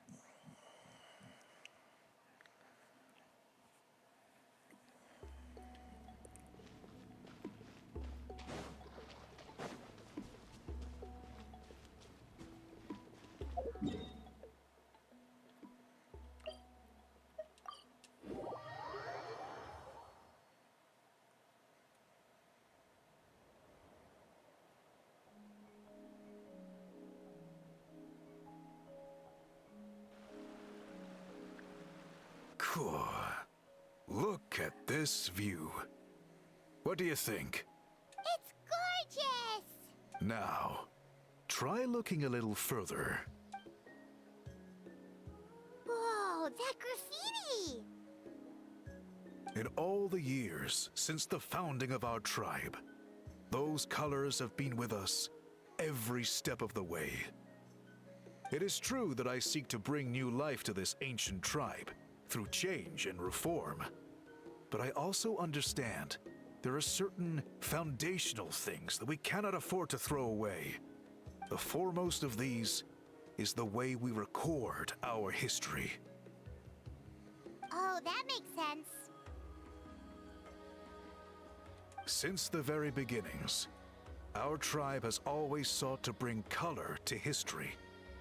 And I have a deep sense that this is one part of our heritage that we should not give up. So, whatever it takes, I must find a way for us to continue producing our traditional woven scrolls. You're completely right. I'm sorry for what she said earlier. It was out of line. It's quite all right. I'm just grateful you're able to understand where I'm coming from.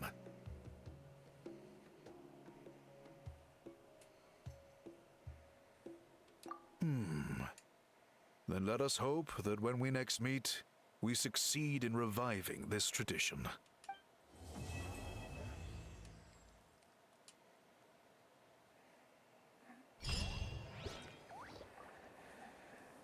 Alright, I think that's as far as we can go for Masters of the Night Wind.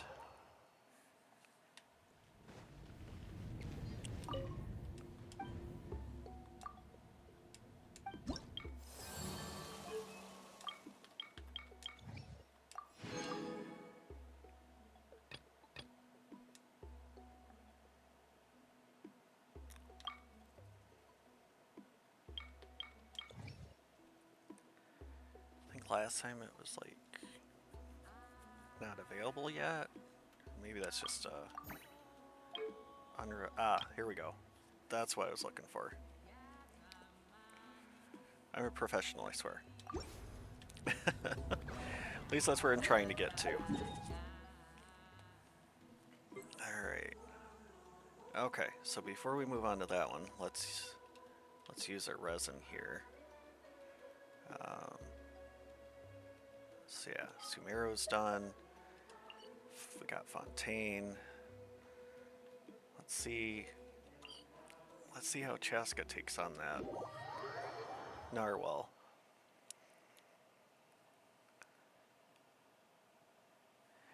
And no, I didn't mess up. I came here on purpose because this is one of the easiest places to get the crystal flies.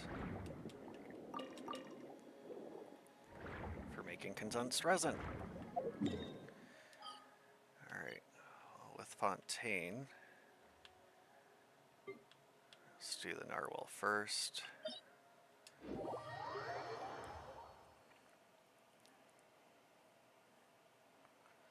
Just trying to wrap up some stuff on soul leveling. So sorry if I'm a little distracted, just trying to take care of my gates mining being ready, and I am back.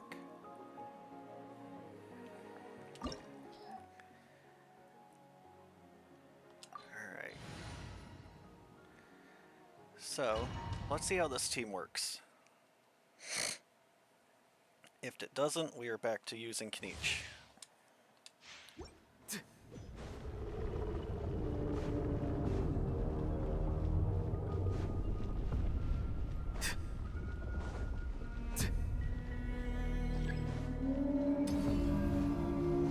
Farewell. Go. You're free now. Everybody stand back! She's not going to do a whole lot. Take me up! Every little bit helps. Open fire!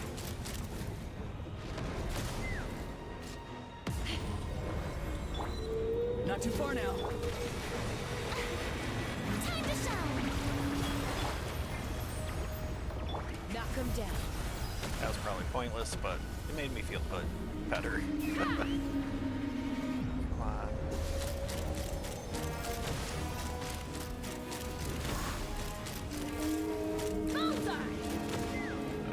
Dang it.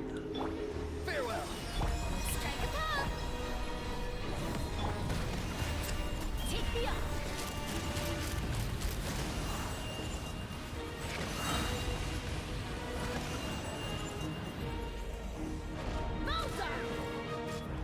Well, time to say hello. Looks like we get to prove ourselves on the other end.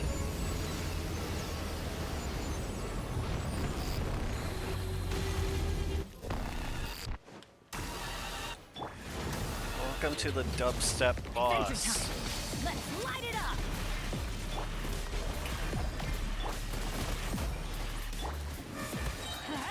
Teamwork is dreamwork! Used to doing this with Kuki Shinobu on my team. This is about to get messy. Again, just trying to get those companionship points. I've heard this is the best team layout, but for someone like me, I just really need Kuki's all healing all the time powers. Let's light it up! If Figurinas would follow you around, You're free now. Free. maybe I'd switch her to a full healer, but yeah, alas, it does not. Hold on to your hats. Oops. Going in! Let's run!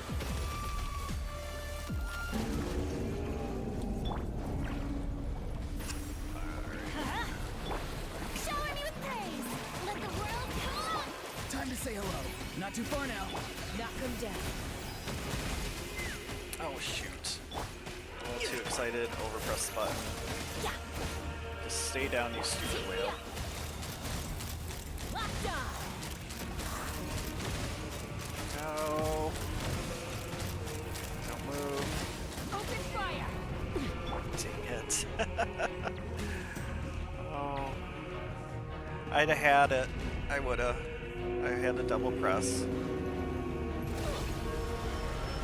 Everybody stand back! So used to like some games not handling your input, so you overdo it. There we go. Much better.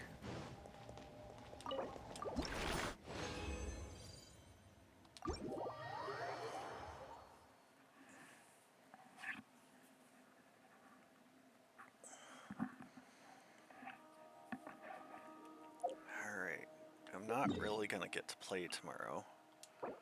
So, at least not in the morning.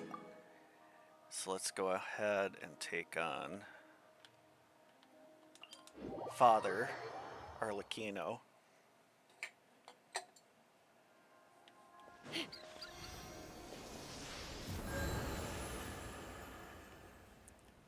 Again, Probably the better option would be Bennett or Nuvolet's probably actually the best, I think, against Sarlacchino, but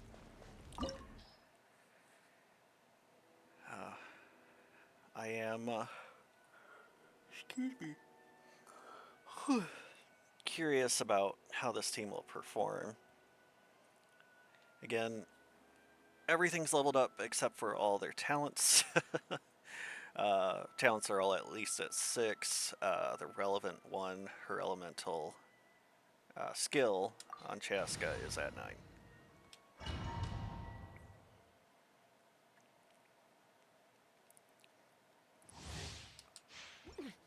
The way Arlecchino like one-shots a lot of stuff, or almost one-shots, not entirely confident. Afraid?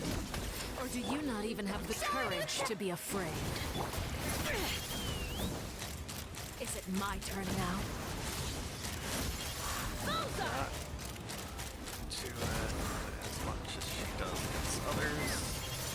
Now that's more Teamwork is dreamwork! Let's let my name echo in song! Be free.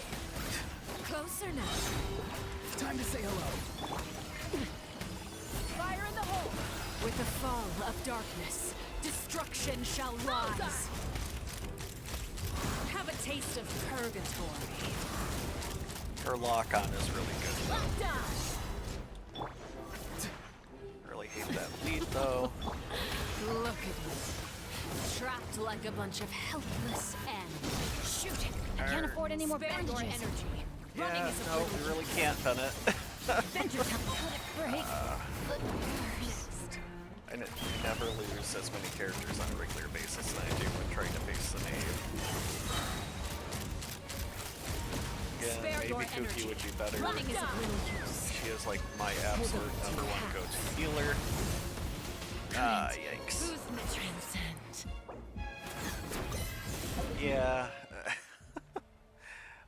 This probably is not going to work. There we go.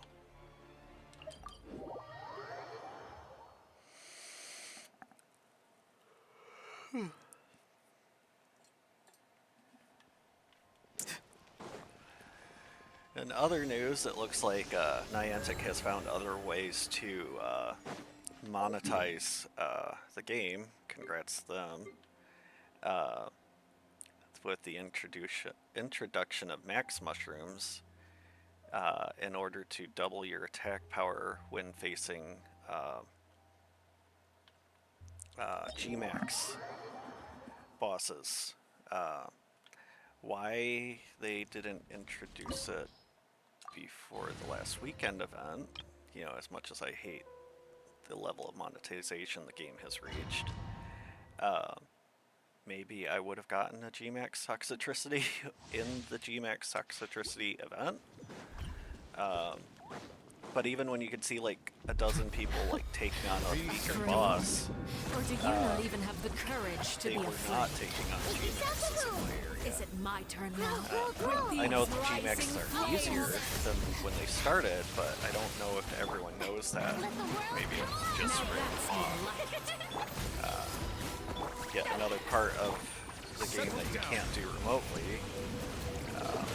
With the fall of darkness, You know, it's like, destruction shall rise. I get a lot of the remote stuff was because of COVID, but I thought that was about when they finally kind of connected with the audience and realized what the audience actually wanted. Is it my turn now? The time's back. And they just seem stuck on this, like, I know better than the people who play our game. Which is kind of an absurd way of trying to make money. We'll just make stuff cost more and harder to use. Like, okay, you're still not going to force us to play it the way you want us to. The gameplay enjoyment is, should be entirely based on how I want to play the game, because I'm actually playing it. Just thought.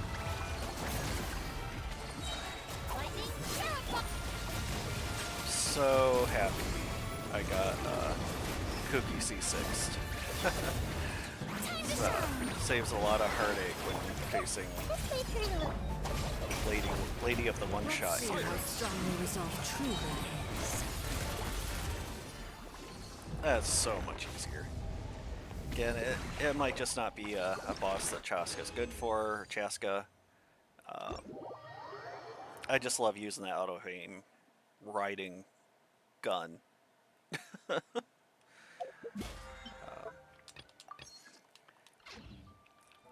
But there, now I can just convert all my resin tomorrow, go back to trying to level up her talents. I'm kind of obsessive about that. I want everyone to have everything to at least 9.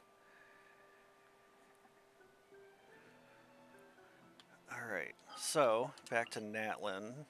We've got the Flower Feather Clan's tribal quest here.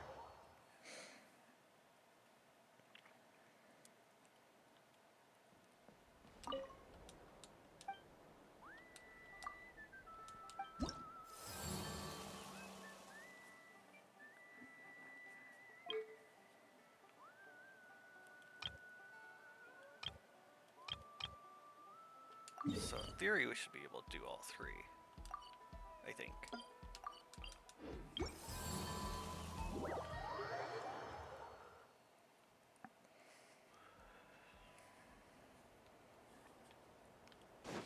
Alright, heal up. Switch to our preferred team.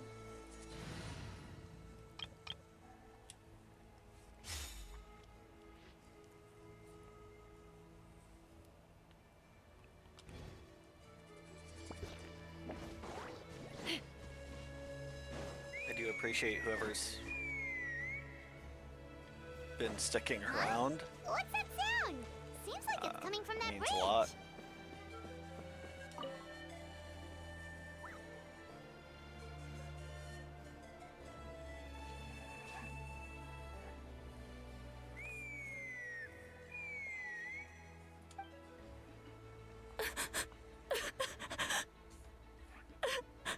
Oh no! Why is she crying? Should we go check on her? You know, just in case she's thinking of doing something stupid. It's a very light way of covering something very dark. I'd leave her be. The warriors of the Flower Feather Clan are a proud bunch who never show their vulnerability in public, even if they've gone wingless. Oh, Chaska? Good to see you again, Traveler and Paimon. Before we carry on, let's get a little further away before Koyer notices us.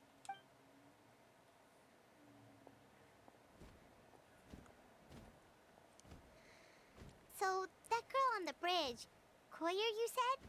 Should she really be on her own right now? With the mental state she's in, it just seems risky. Don't worry. That's exactly why I'm here. Elder Alpa sent me to keep an eye on her. If she does attempt the unthinkable, I'll swoop in and catch her. I doubt it'll come to that, though. She's a fighter. A warrior, in fact. One who aimed for the sky. However despondent she might feel now, I'm confident she'll get through it. Well, in the Flower Feather Clan, there's an elite flying squad made up of Kukasaur riders. But it's an extremely selective squad. To become a rider, you need to undergo a trial where you not only demonstrate mastery of the relevant skills, but also win the approval of the Kukasaurs.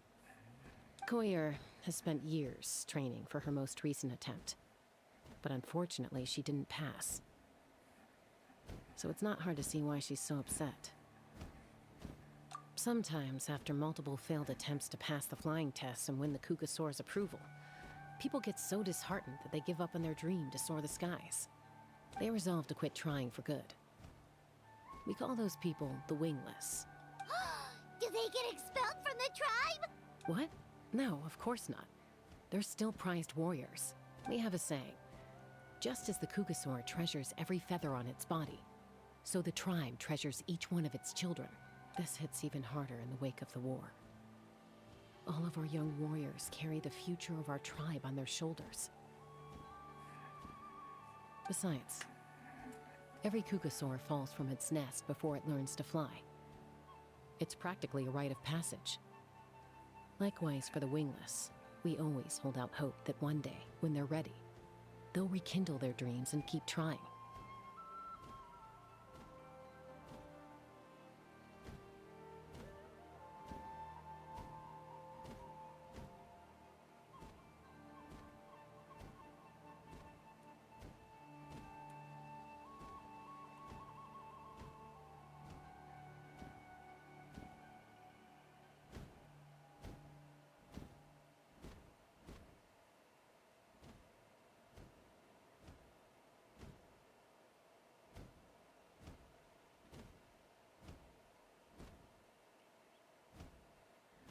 Until then, all we can do is quietly watch over them from a distance. Just like I'm doing now. Ah, okay. Paimon hopes she'll get back on her feet soon.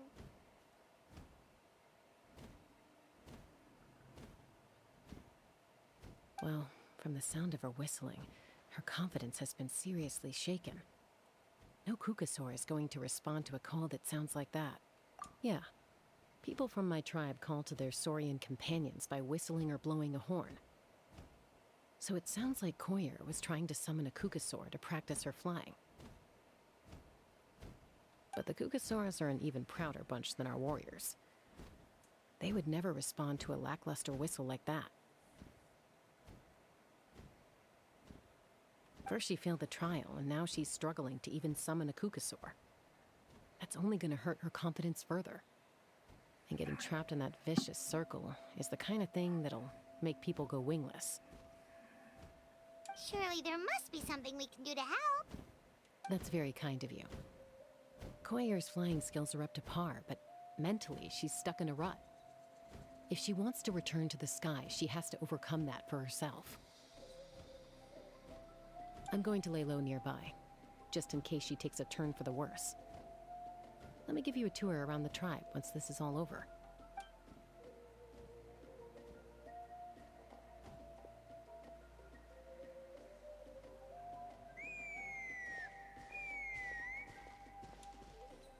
Koyer still isn't giving up, even though Chaska said that she has to do this by herself. What if we could get a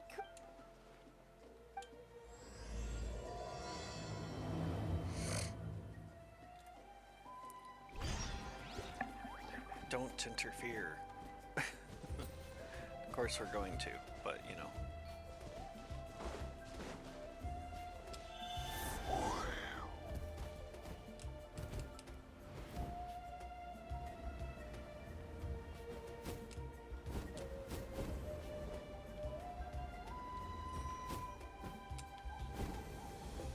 I'm not very good at flying games, sorry.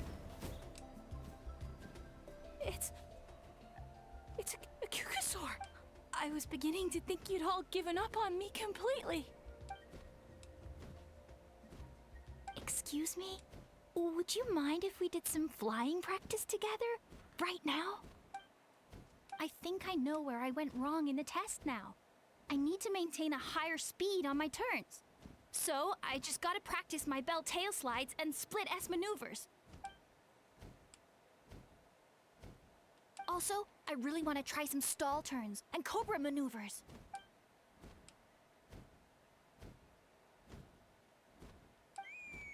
Huh? That sounded like a whistle.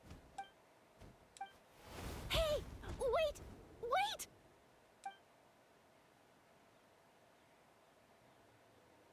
Do you think Koyer's feeling better now? Let's go back to that bridge and check. Or worse.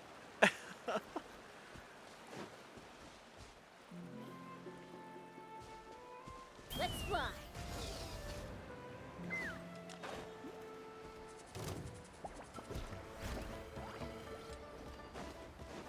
Well, I do need more fangs. Yoo-hoo! Take me up! Open fire!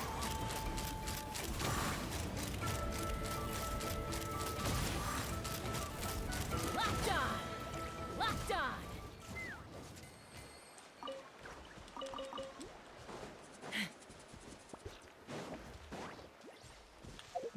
Forget it. I'm just gonna hop right up.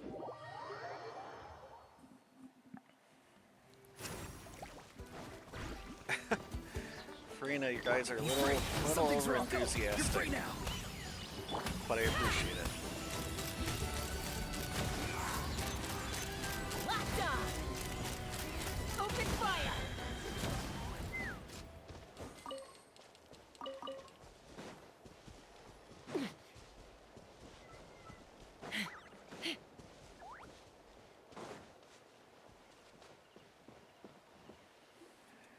Chaska!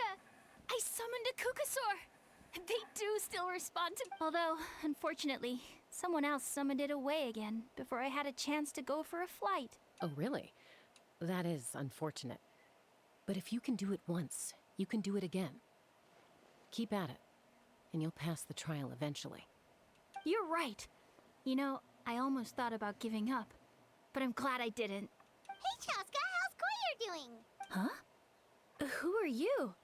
And how do you know my name? These are my, friends. The Traveler and Paimon. You came up in conversation the other day because I was telling them about up-and-coming warriors in our tribe. Oh, the Traveler, huh? So that's you. What do you... Anyway, we haven't met before, have we? You look... Maybe you saw him in the stadium? Or anywhere, really. He's been all over Natlan lately, so it's not surprising that you've seen him around. If you say so. Koyer, Chaska.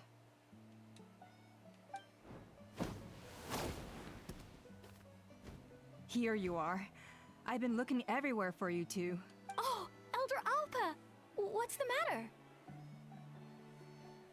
I thought I should tell you myself. We're going to redo the flying trials. Redo them? How come? This is so unexpected. It's embarrassing to admit, but due to time constraints, we didn't do a proper inspection of the arena before the last round of trials began. Then we started to notice many candidates performing worse than expected. So we redid the inspection afterwards and found a number of issues which likely impacted candidate performance. This was entirely our mistake, and I apologize unreservedly. I know it doesn't make up for it, but I thought bringing you this message in person was the least I could do. Oh, okay. Chaska, these people you're with, are they the Traveler and Paimon? Huh? You've heard it? I have indeed. Gathering intel is an essential part of being a warrior. Plus, you've already made quite a name for yourself in Natlan. Actually, I've been meaning to invite you to enjoy our tribe's hospitality for some time. Hospitality? That... Of course it does. If you let us host you, you'll be treated quite lavishly. Mighty warriors are highly revered in our tribe. Besides, we still owe you for your help during the war. Without you, we would have suffered far worse at the hands of the Abyss. So I like the chance to show you our gratitude on behalf of the whole tribe. Mighty warriors, plural? So Paimon counts too? That should go without saying.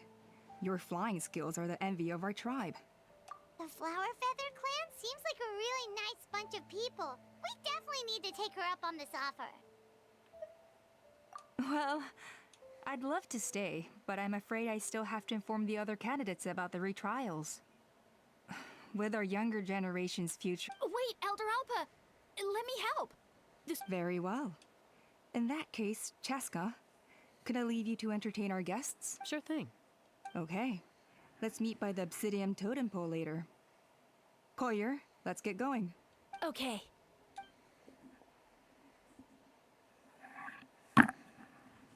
Alright, they're out of earshot. I'm just gonna come out and ask. That Kukasaur who responded to Koyer's call, that was your doing, wasn't it? I grew up with these creatures. I could tell something was off the second I saw it.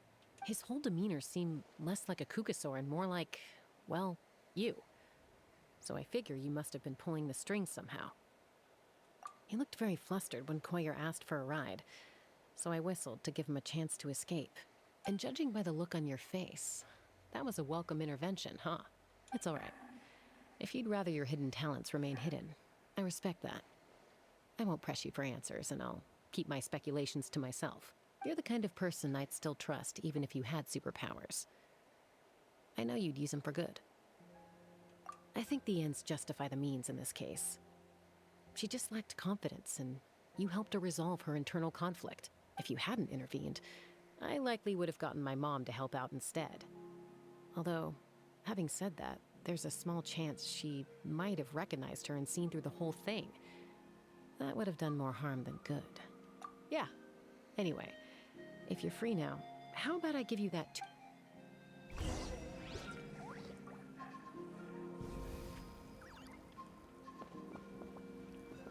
Well, if you did the web event, you know why Mom was in quotes.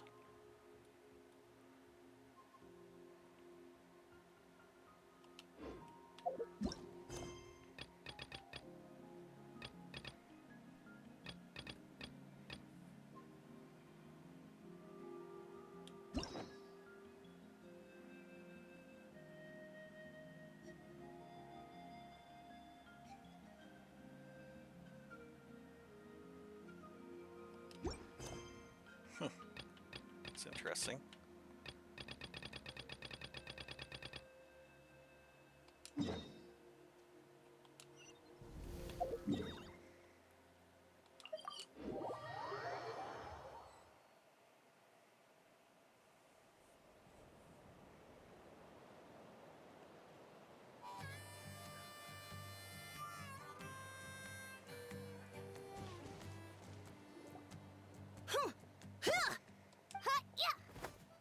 Ready?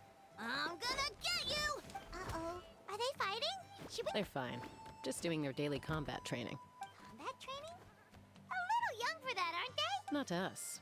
We're a tribe of warriors. In ancient times, we were the most elite troops in the nation, responsible for patrolling and defending all of Natlan. And even though times have changed, we've kept our martial spirit alive. Hey, is that Chaska? Chaska, you're back! Oh, can you come train with us? Now's not a good time, I'm afraid. I'm showing the Traveler and Paimon around. Maybe next time. The Traveler and Paimon? Wait, you mean that legendary warrior and legendary flying expert? Legendary? Yep, that's us, all right. Awesome. It's so cool that you can fly without having to ride a cuckoosaur. Even Chaska could only do that for short distances. Very short. Mr. Traveler, can you teach me some cool sword tricks? Oh, Mr. Traveler! My family shop makes the best volcano cake. You gotta try it! Let's behave ourselves, everyone. These people are here as our guests. They're going to meet Elder Alpa in a few minutes anyway. Kotini, instead of being jealous of other people's talents, why not work on developing your own? Kapak, there's no point in trying any cool sword tricks until you've mastered the basics. Have you done all your sword drills today? And Yatlan. Easy does it, okay? Not every conversation has to turn into you plugging the family business. Okay. Sorry about those kids. They just got overexcited when they heard your name. Hope it didn't bother you too much. This is a volcano cake that Yatlan forced into my hands. She said to think of it as an apology gift. Whoa, it smells amazing! Traveler, you want some? That's good. Yatlan will be thrilled. By the way, Chaska, those kids really adore you. You're way better with them than Paimon expected. Paimon figured you'd be more... aloof, maybe? Aloof, huh? Well, to be fair, there was a period when I was like that. Around the time when I first joined the tribe. But it's a terrible attitude to have as a peacemaker. It tends to turn situations that could have had a peaceful resolution into a stalemate that can only be resolved by force. Yep, exactly. As long as other options are available, I try to avoid that at all costs. Someone once told me that peace imposed by force will crumble in a matter of days. But peace achieved through genuine dialogue actually benefits both sides. Even if sometimes the parties are only willing to negotiate because they're both armed to the teeth. That's true. Hey, Chaska! Uncle Cusco knows you're back, and he's coming to get you. Oh, thanks. Traveler, Paimon. Got a dash. I'll meet you at the totem pole up ahead. You can't miss it. It sticks out like a sore thumb. Wait, are you running away? First rule of conflict resolution? Grab the fan and run before the you-know-what hits. Trust Chaska to make even running away sound cool. Sorry about this. Just stall him for me, okay?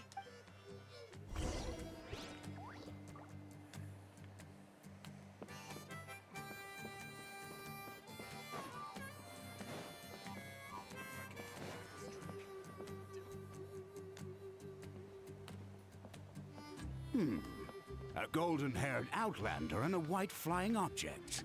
You must be the traveler in Paimon. I heard Chaska was with you, but I suppose she's run away again, has she?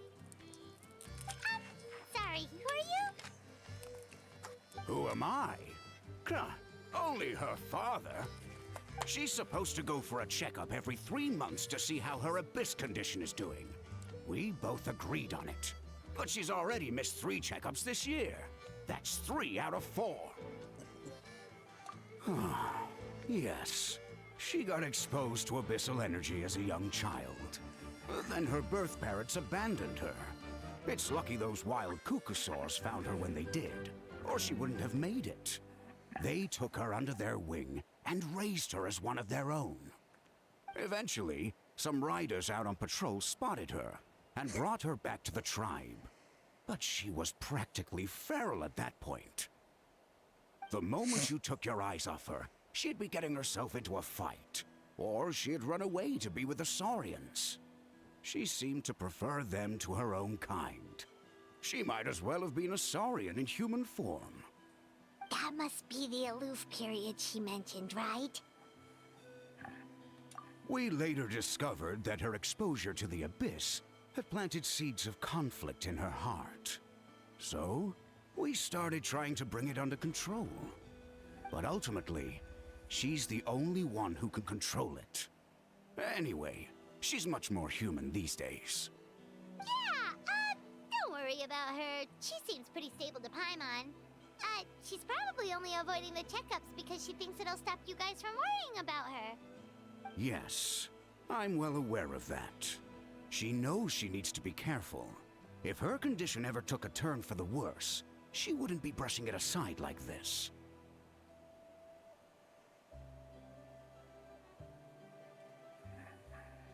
It's just, every checkup she's been to, they find new cuts and bruises. Nothing to do with the abyss, of course. Oh no, that's all fine. The problem with her is, she's her own worst enemy. She's been living dangerously again. I'm sure of it. That's why she's avoiding the checkups. She wants to hide it from us.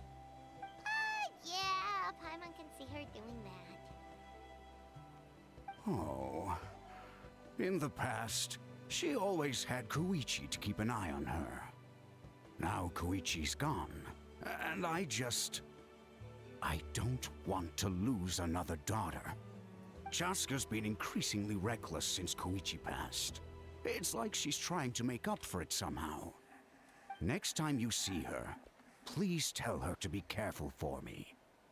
Even if she doesn't want to hear it. If she doesn't want to do these checkups anymore, that's fine.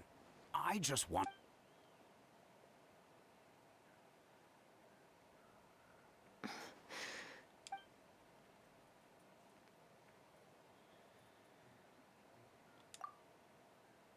Oh, where did the time go? We should be back up with Chaska before it gets any later. To get to the totem pole, we need to head north, right?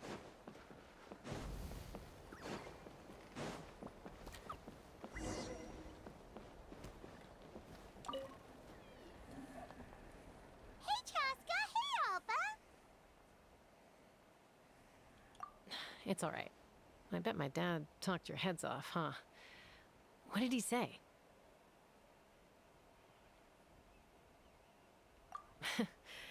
I was sometimes a little impulsive back then. That's putting it mildly. The memories. It feels like it was only yesterday when we brought you back and had Cusco and his family take you in.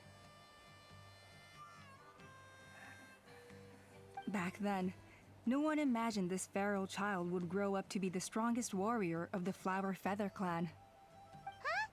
You were the one that brought Chaska back to the tribe? That's right. Elder Alpa was already a veteran rider by then. She spotted me while patrolling from the skies and tracked down my Kukasaur mom.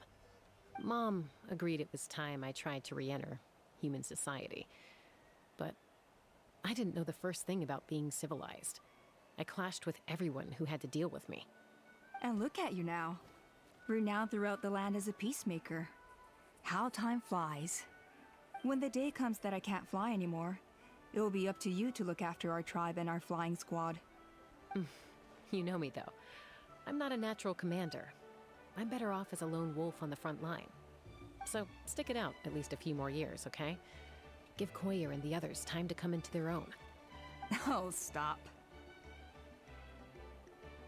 Wait, so isn't the leader just the strongest warrior in the tribe?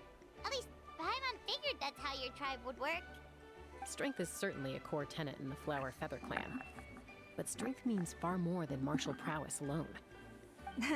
If it all came down to individual strength, I'd struggle to call myself a warrior, let alone a member of the flying squad. Any fighter in the tribe could take me down. Well, sorry to disappoint you. It was something I aspired to at one point.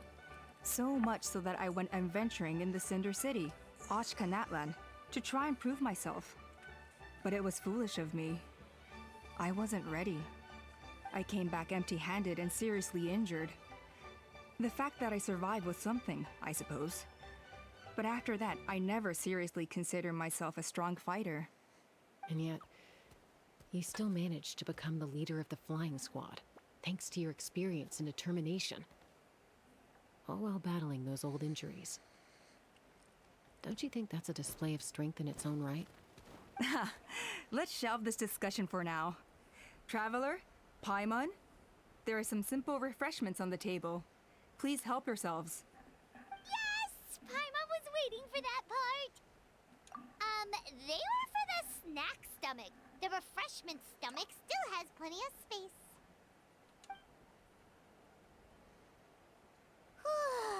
Paimon is so full. Well, if you're enjoying our hospitality, feel free to... Elder Alpa? Something's come up. Hmm? What happened? Is it serious? It's... Some merchants showed up. Not from our tribe. They said they're here to discuss some potential collaboration with us. Why now? This is terrible timing. There are a few wingless that we haven't managed to reach yet, and we still haven't inspected the retrial arena. Let me handle the other errands while you meet with the merchants. You shouldn't be trying to do... You should help too. Seems only fair after all that food we ate. Huh. Well, much obliged. Cheska, the remaining wingless are all people you know. Let's see. Pishika now manages the floating target balloon. Waska's probably still addicted to eyes on the feathered prize, and Junon spends her days up on the flying platform, staring at the Cinder City. I'll leave you to tell them...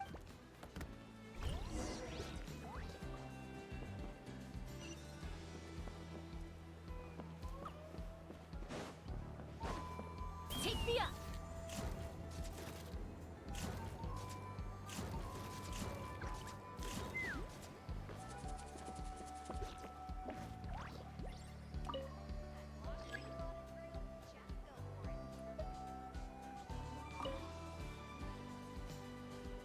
Are you sure you don't want to reconsider, Pashika? I appreciate it, boss. But honestly... Pashika, they're redoing the flying trials. Huh? Mutoda? Ah, did Alpa send you? I was just telling Pashika the news, actually. The way things are with the tribe these days. I mean, you don't need me to tell you. This here is no future for a seasoned warrior like you. Ah, come on, boss. Do you have any idea how long it's been? I've been wingless for years now. I'm not cut out for that anymore. Of course, I'll do my part if we ever need to defend the tribe. But there's really no point in me trying out for the flying squad now.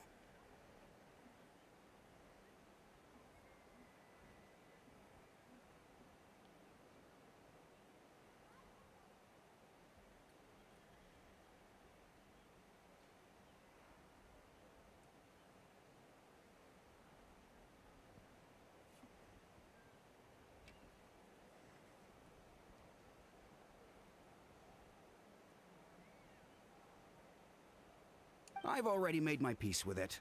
Not everyone has what it takes to return to the sky after going wingless.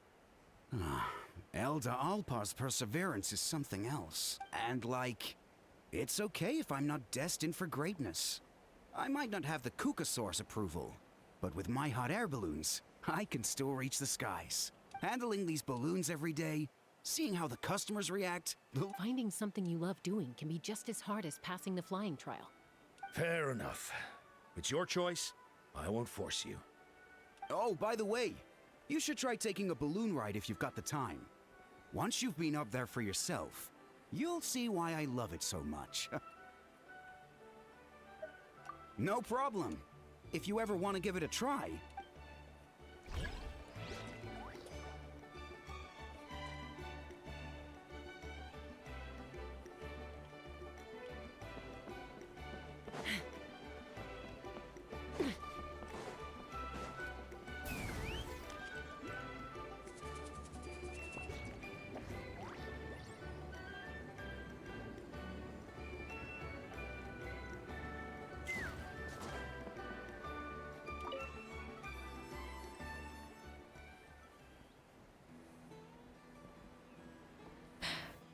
Hey, Junan. Gazing out at Ochkanatlan again, huh? Chaska? What are you doing here? The flying squad is hosting retrials again soon. Maybe you're forgetting the definition of wingless. Elder Alpa always goes out of her way to come and tell me when a new trial is coming up, and it's nice of her to think of me. But nothing's gonna change. They're making some big changes to the arena this time, so the flying experience should be smoother than before. Koyer's gonna try again. No, forget it. If I was genuinely good enough to make the squad, a true rider can fly confidently whatever the conditions. Junan! They're redoing the... Huh? I guess they told you already then. What? Why? She went wingless after her injury and spent years drifting, but even she came back and made it in the end. I mean, I don't have that kind of perseverance. And besides, Oh, come on. You know you don't need to worry about that. All right, well, how about we just treat this as you being my mentor?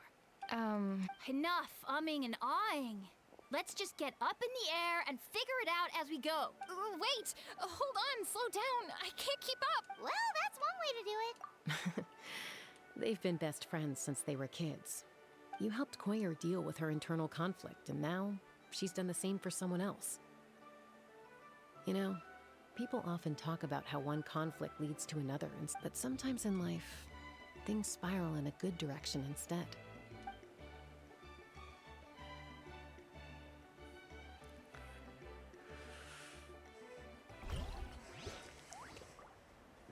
Well, maybe one day for me.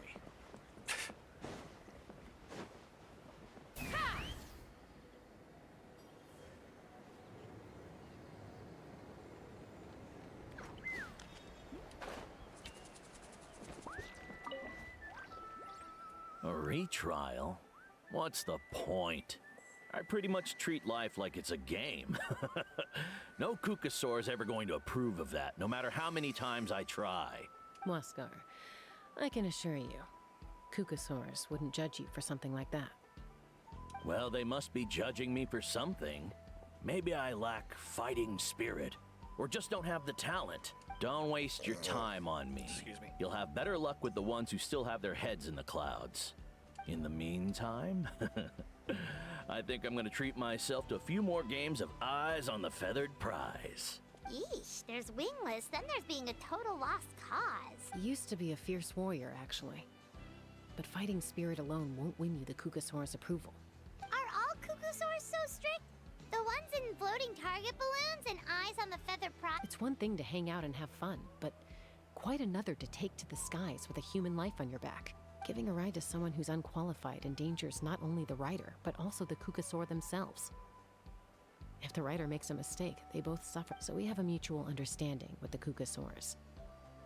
If someone isn't up to standard, we have to reject them. Even if it means breaking their hearts.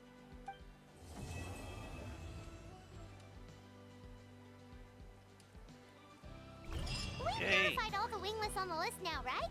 Where to next? The trial arena. It's not far from the tribe.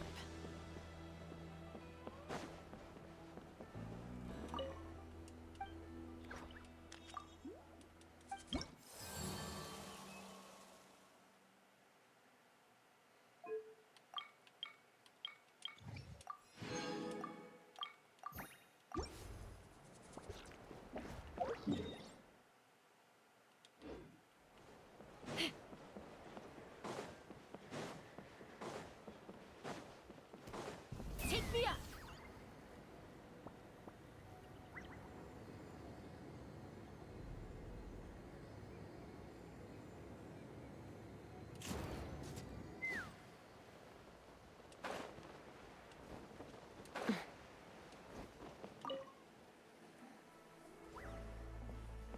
Oh, hey there, Chaska. Did Elder Alpa send you? Yeah, she's got other things on her plate right now. Well, the inspection revealed numerous blockages all over the trial arena. It looks like they're the result of ley line disorders caused by repeat abyss invasions. Theoretically, we just need to clear those obstacles, and the arena will fill up with gaseous phlogiston again.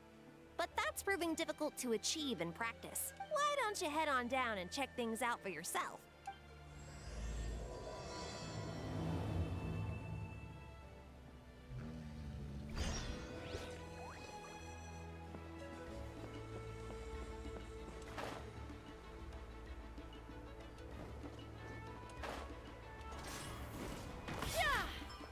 Let's fly!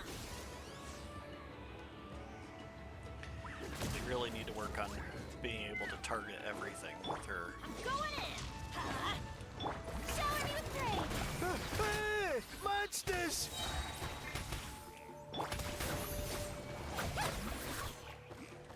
Take me up! Locked on! Locked up! I thought I was done for. Oh, this spout should be good now. Thank you very much.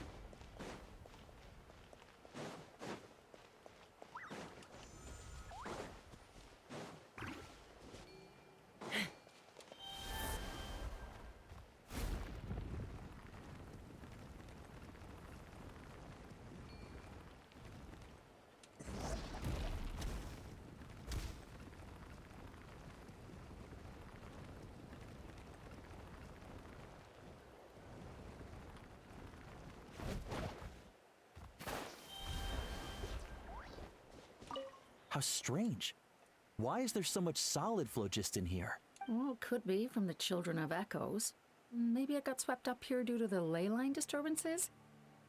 And I did see those strange markings on the cliff. I can't think of a way to resolve this.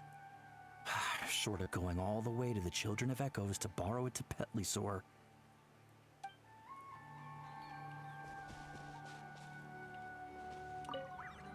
How strange. Well, could be. I can't think.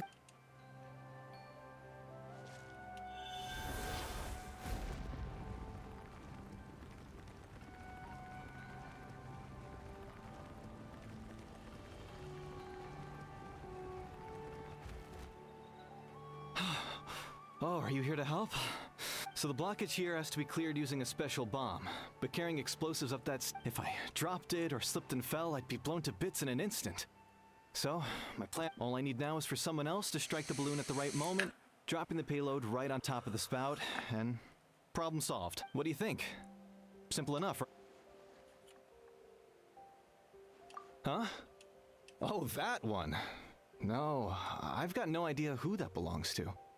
Or how they got it up so high. I just wish I could fly up there and check out what kind of tech they're using. Ah, well. Getting the trial arena back, I'll head over and set up now. All right! Get ready!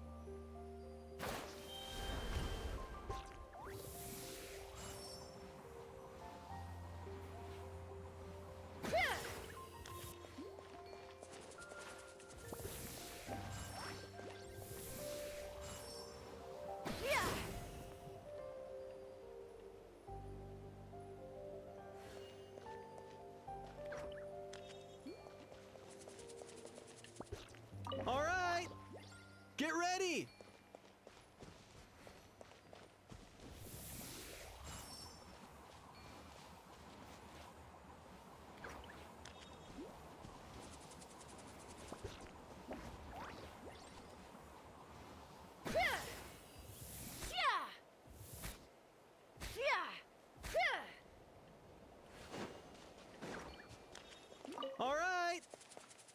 ready!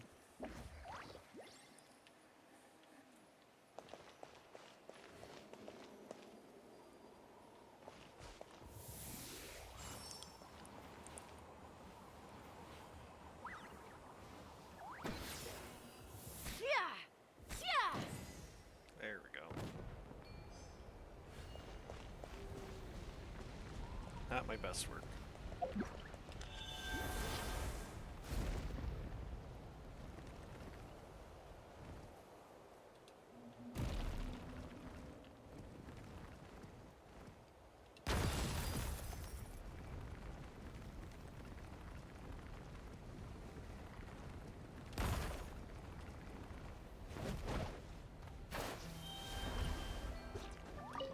Whoa!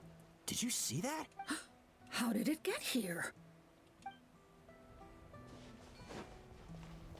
Let's fly.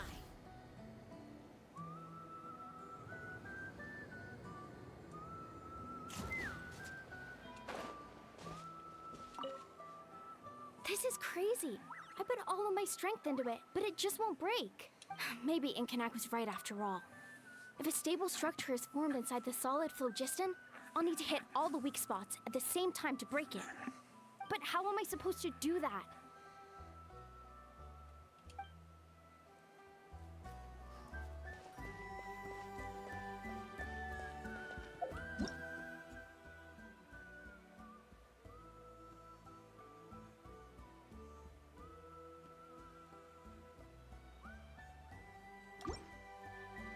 The gaseous phlogiston is being replenished. Looks like all the spouts have been unblocked. Let's head back up.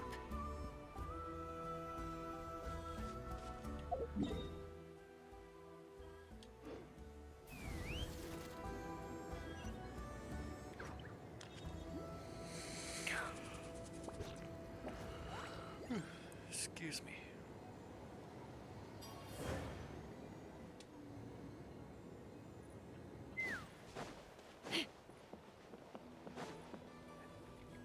Wow, you took care of everything in no time at all.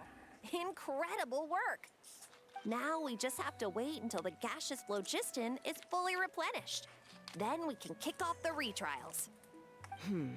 Actually, Inkanak, I'd like to do a test flight first, just to make sure we're not missing anything. Could you arrange that for me? Huh?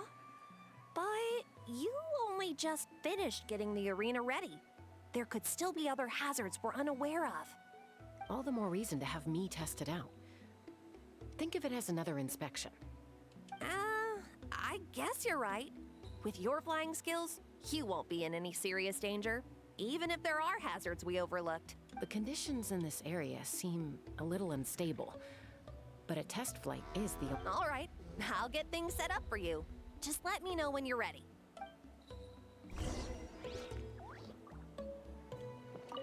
Are you ready? This should be a piece of cake for Chaska, but still, try to be careful. All right, then spread...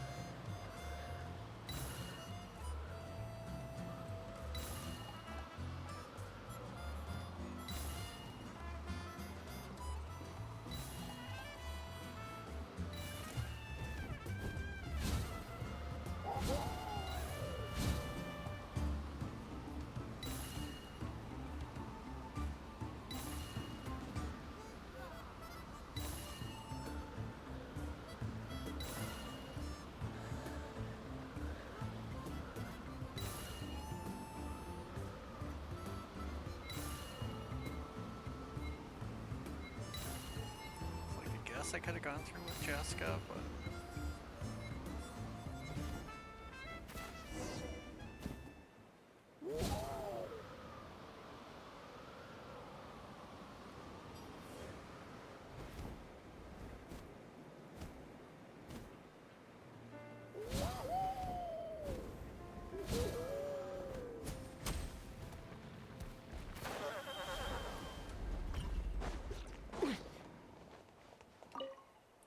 Are you ready? This should be a piece of cake for Chaska. But still, all right. I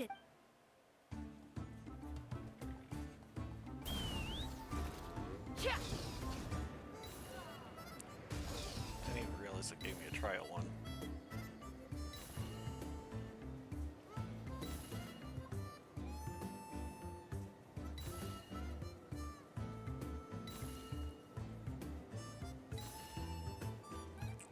It's just like, she's gonna run out every 5 seconds, but...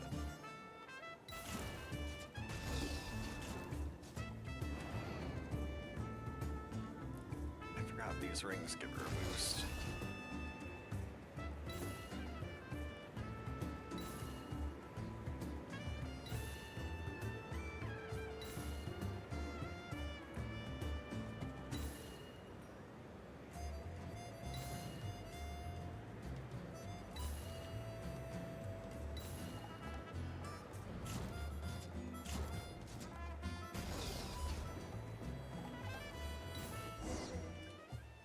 That was amazing. Paimon couldn't take her eye. No, nothing major.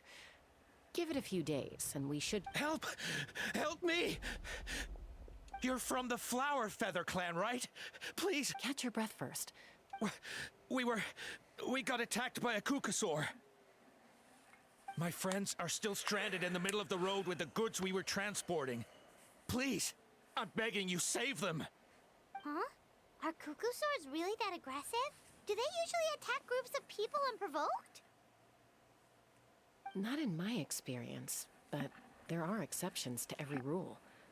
Let's go check it out.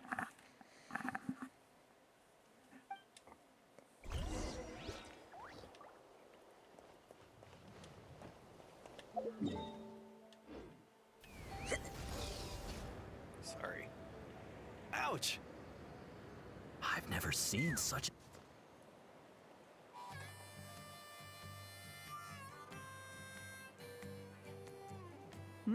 Chaska? Traveler? This is a surprise. Elder Alba? Huh. So... Already flew away. Looks like it backed off once it realized that reinforcements were coming. So why do you think it attacked these people in the first place? No. These merchants are even... Ah! Thank goodness! The phlogiston wings are intact! Phlogiston wings. Thank you so much for coming to our rescue. These phlogiston... Wait a minute. Are you the merchants that were looking to collaborate with us? Yeah, that's us. So... I am. You must be exhausted from your journey. Not to mention shaking up from the attack. Let me bring you back to our tribe to rest. But Elder Alba, what about the Kukas? Well, our guests here weren't seriously injured, and their goods are intact. Perhaps that Kukusaur was... There are so many of them around here. You'd expect something like this every once in a while. I don't think we need to pursue it any further. More importantly, how are the preparations for the flying trials going? Is everything in order over at the arena? Huh? Did you say flying trials? What a... Oh, really? Well then, let's forget all about this Kukasaur attack for now.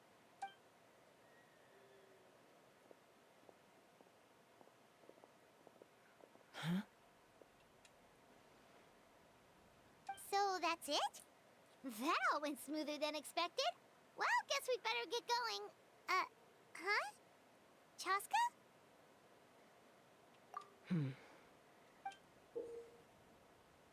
A blood-stained feather.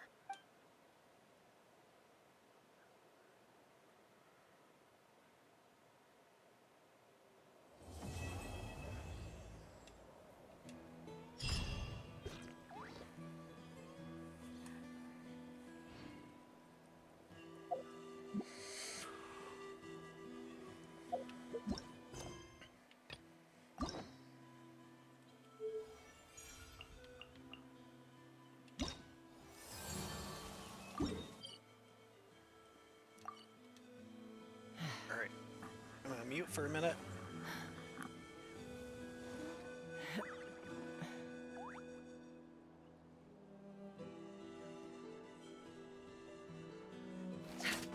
The Flower Feather Clan should be about ready to hold the new flying trials by now.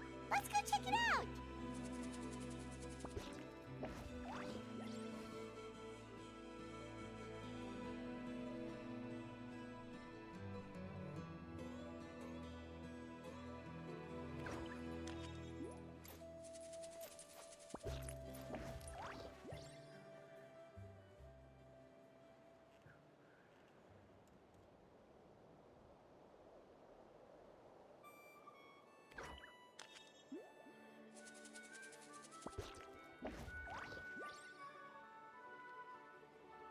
I'd have lost myself long ago if I allowed myself to be led by the whispers of the abyss. Surviving is tough. Taming the beast within is tougher.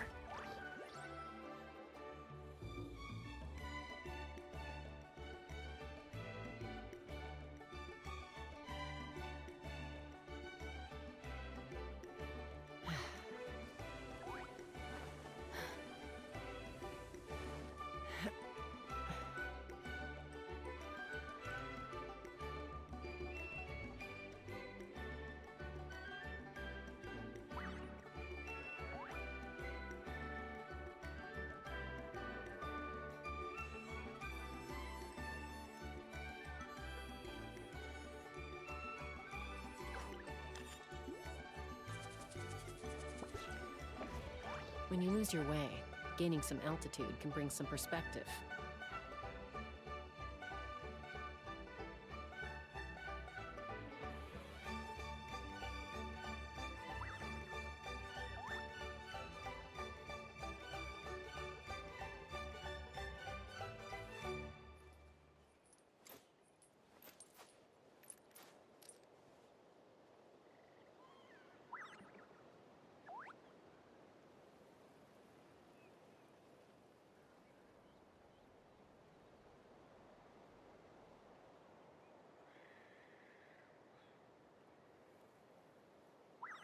I'd have lost myself long ago if I allowed myself to be led by the whispers of the abyss.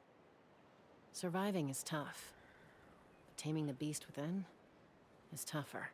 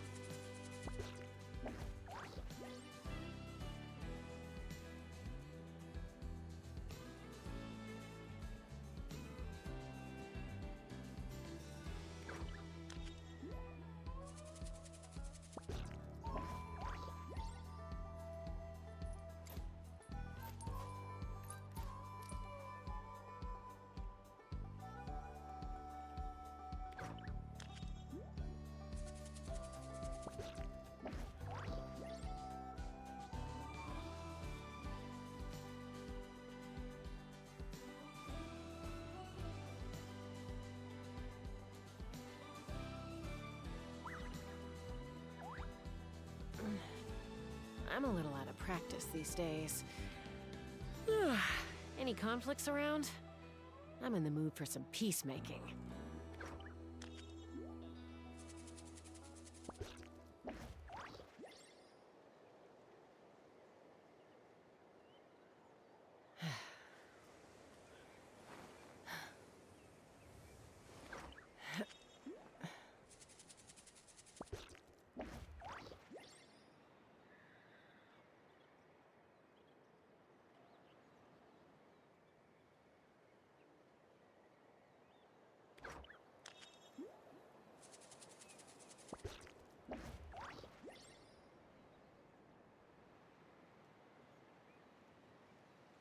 I'd have lost myself long ago if I allowed myself to be led by the whispers of the abyss. Surviving is tough. Taming the beast within is tougher.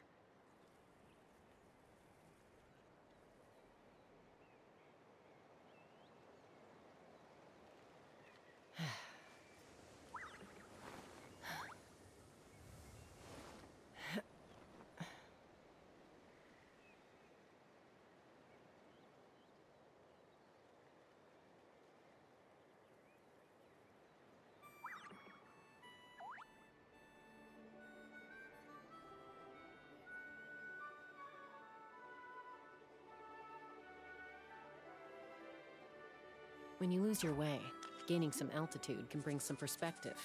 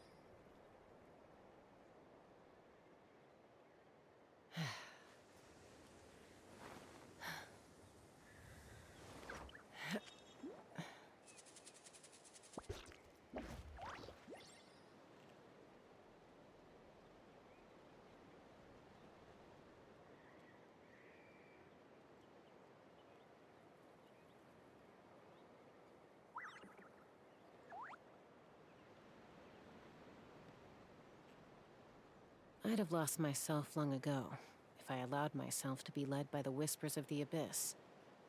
Surviving is tough. Taming the beast within is tougher.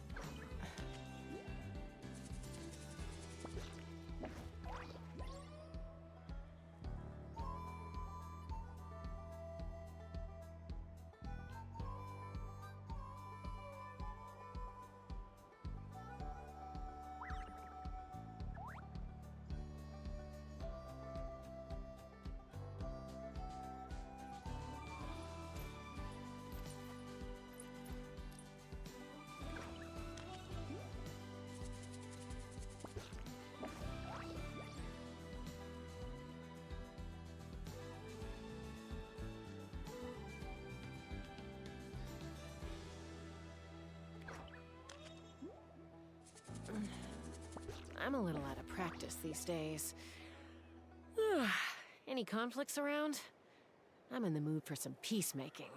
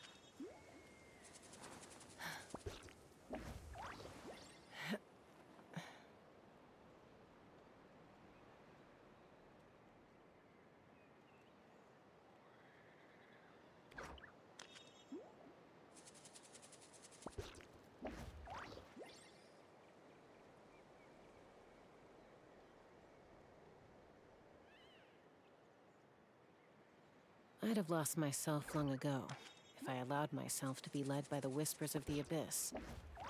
Surviving is tough, but taming the beast within is tougher.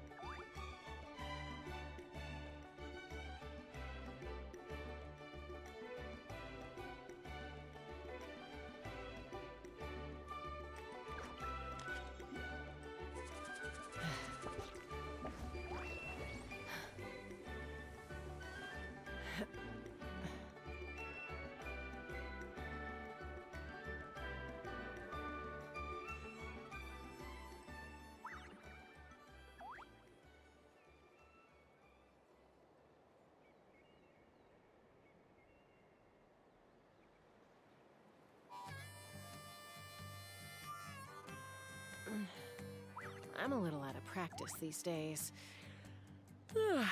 Any conflicts around? I'm in the mood for some peacemaking.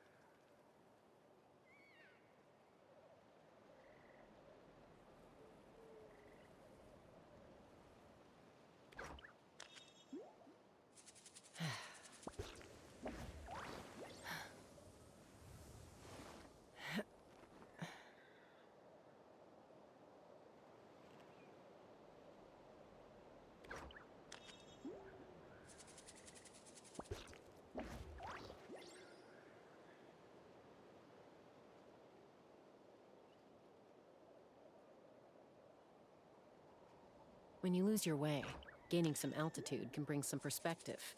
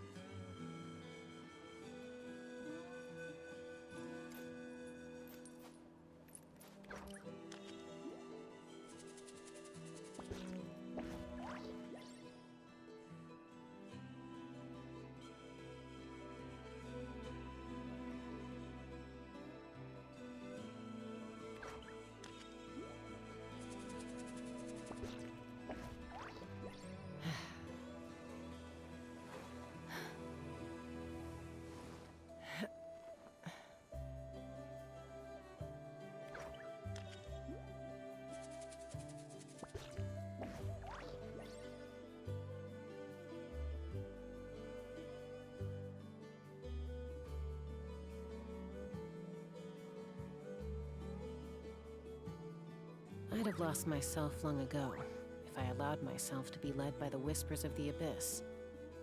Surviving is tough. Taming the beast within is tougher. Okay, sorry, that was a bit longer than I anticipated. I sat down without really thinking about it, and my cat decided she absolutely loved me. So, excuse me. I'm sorry. Drink that much pop all your life. You get the burps a lot. But we were back. This is the last quest here for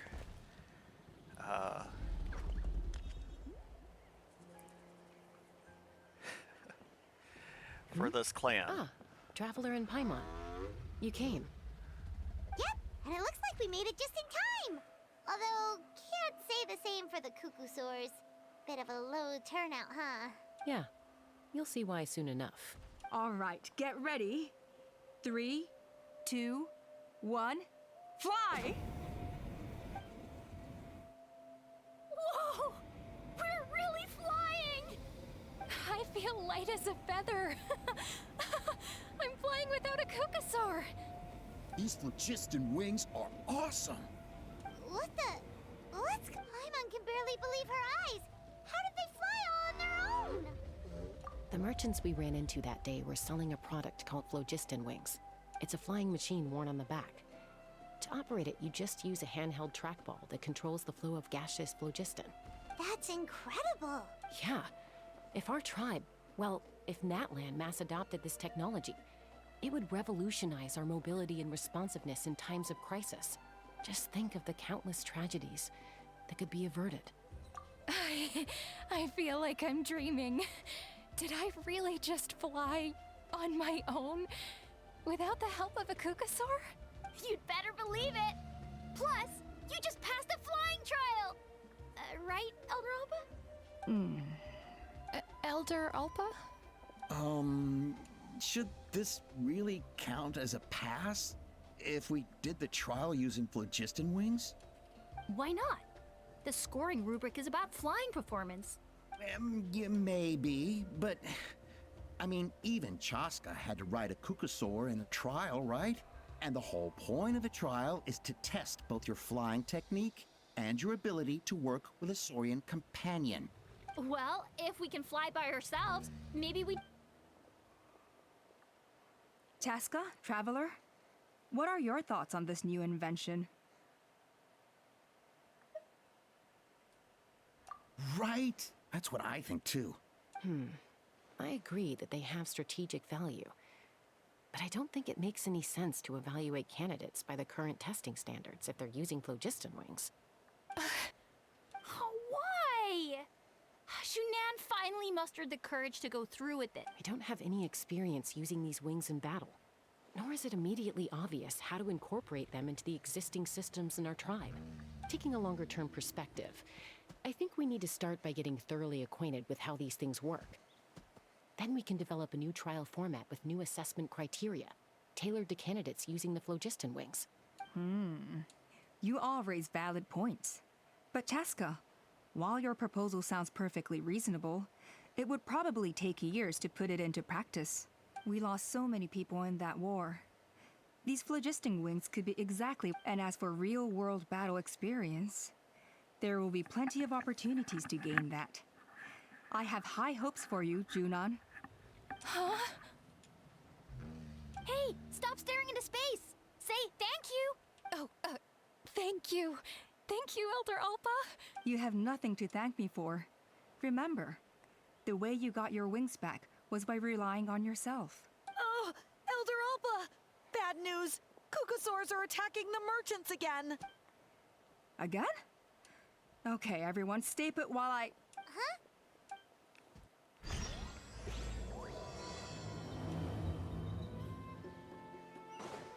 Why did Chaska rush off like that? And then Elder Alpa and the others too? Anyway, let's go see what this is all about.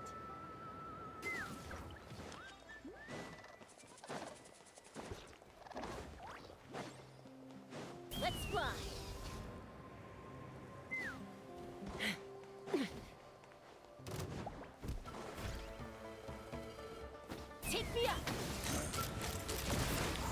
Someone wants to start fighting early.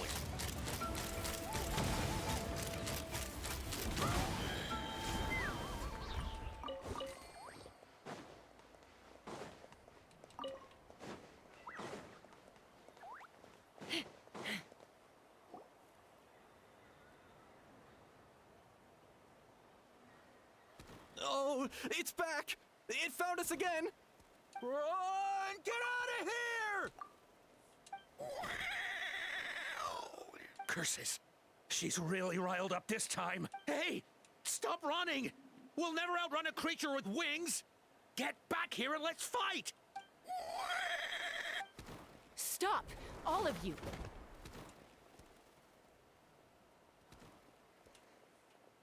Chaska! Oh, wonderful! Quick, get rid of that thing!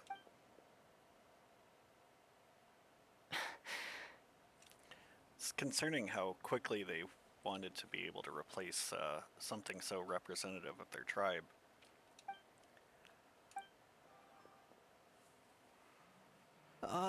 What's going on? Why isn't she doing anything?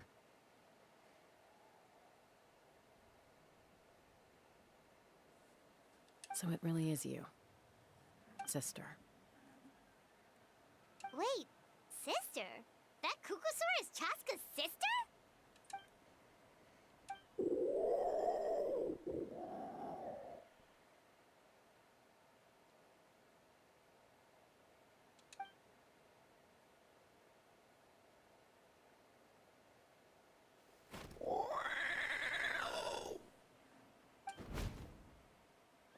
Koya, wait!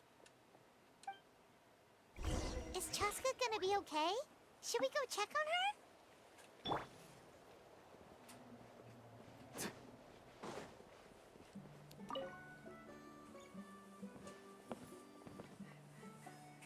Chaska, are you okay?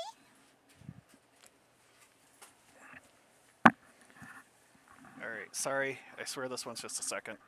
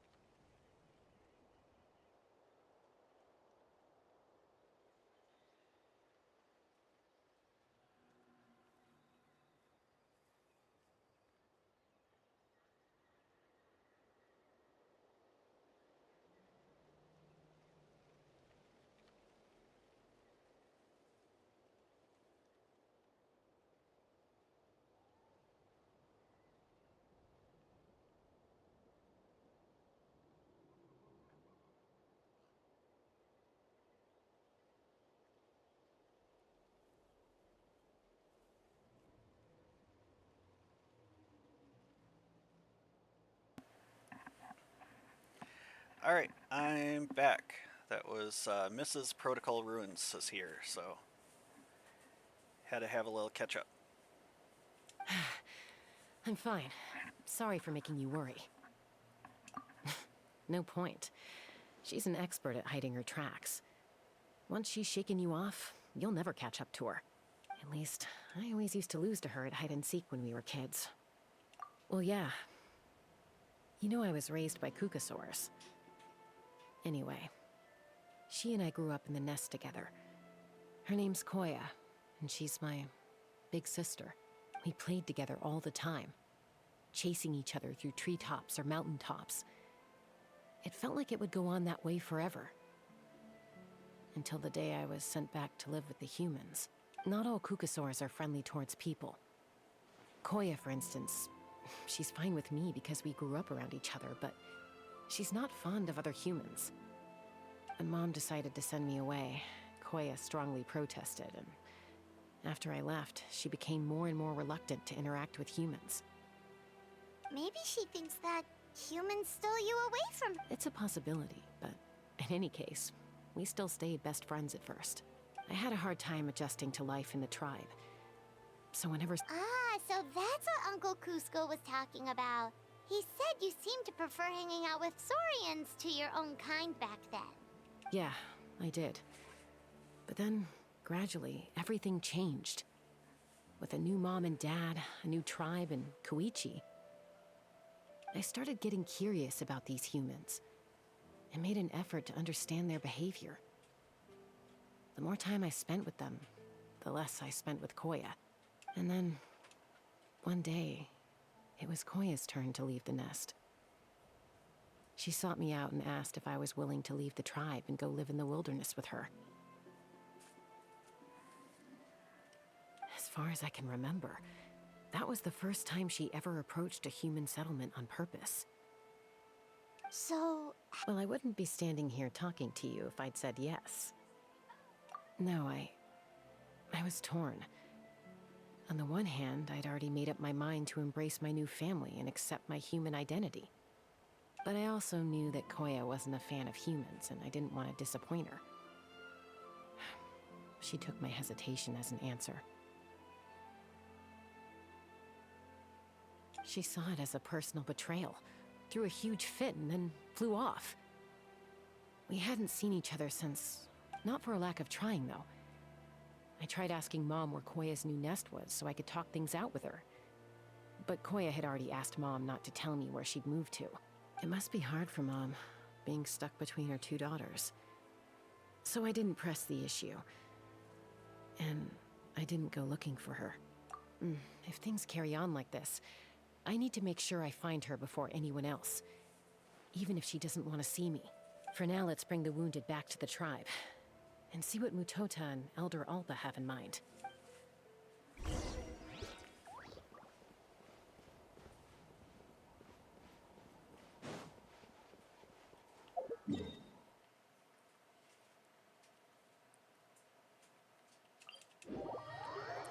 Yeah, anyone else not buying it that the attacks were unprovoked?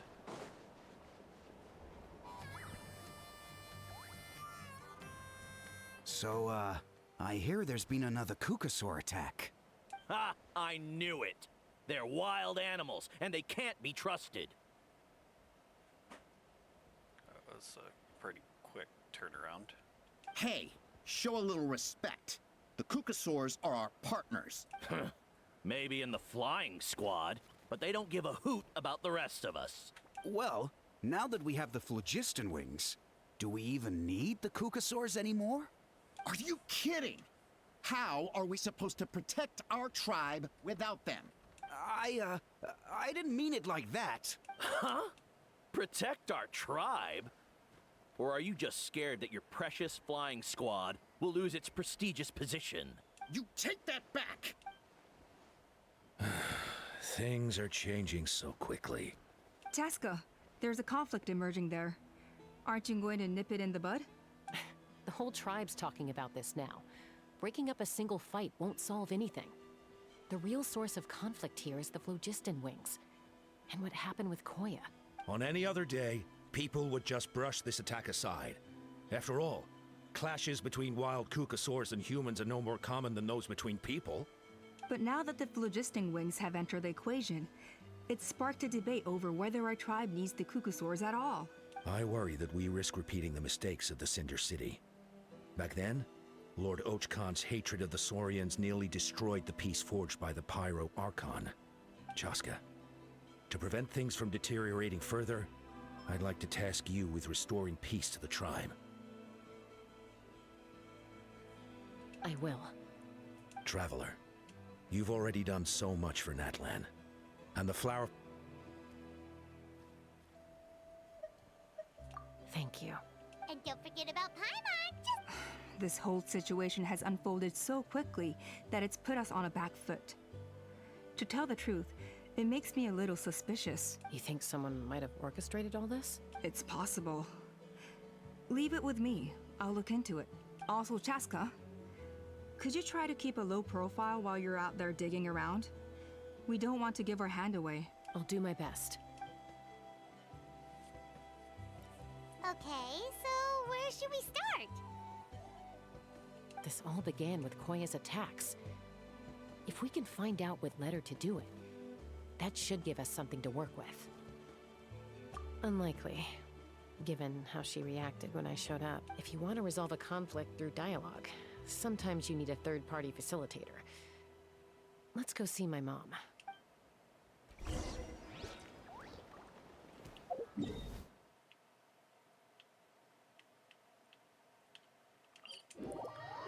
My guess is they're using their Kukusaur's feathers to make these phlogiston wings.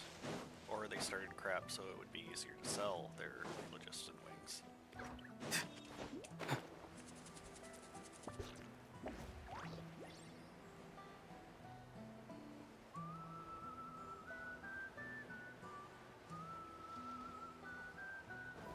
It's like Fontaine didn't seem too bad. Alright, time to say hello. Not too far now. Knock them down. Why? Their merchants are out in the wild. Yoo-hoo! They've got some Teamwork is dreamwork.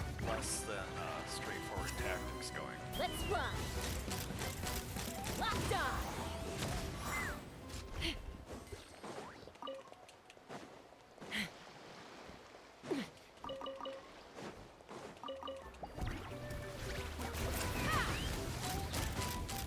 Locked on.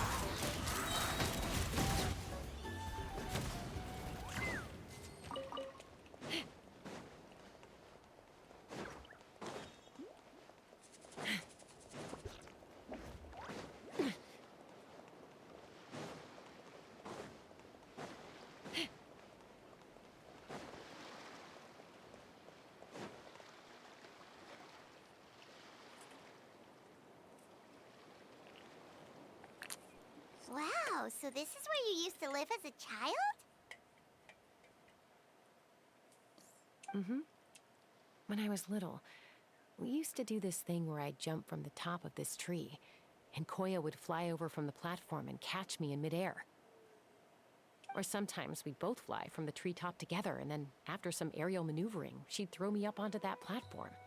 After we got a bit older, we went to the nearby shores looking for even greater heights. Stop! You're gonna get Paimon on... Oh, really? I just thought it made a fun story. Then I'll share more with you when there's time. Anyway, back to the matter at hand.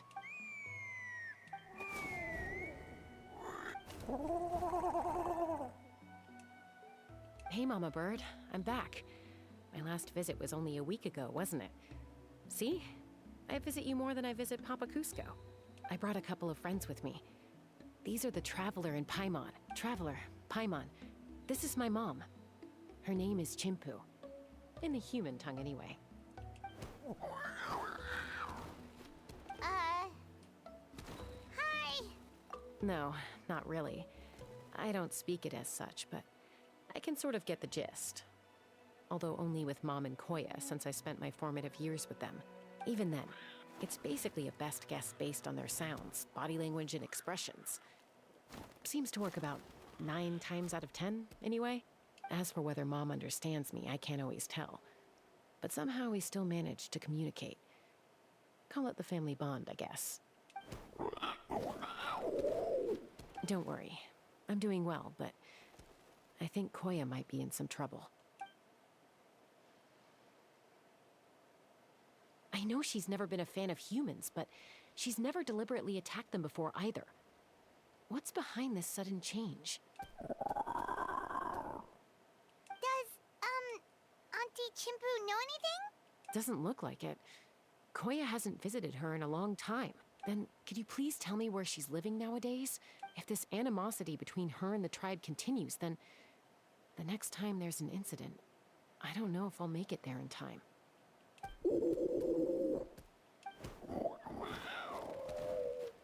She said she'll take us there. Thank you, Mom.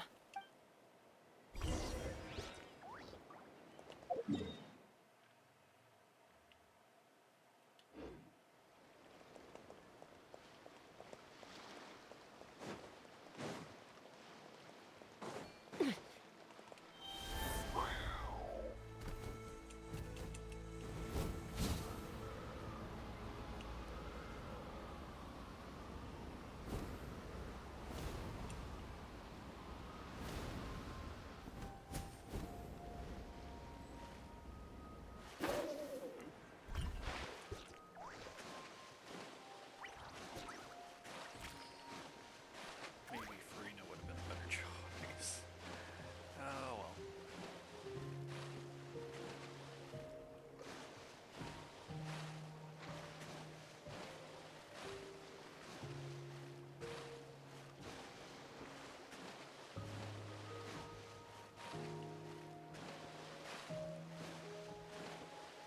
Water gets deep pretty quick here. Alright, there we go. Take me up!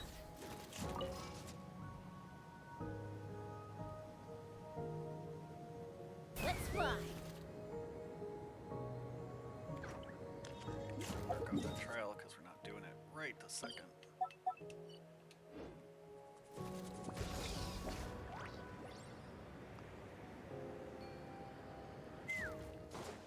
I do need to gussy up. Go! You're free now!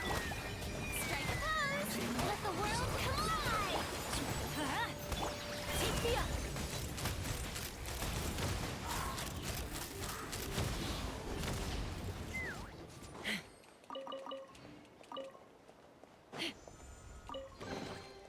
Ooh, shiny. It's so pretty. Statements like that, she definitely was raised by birds.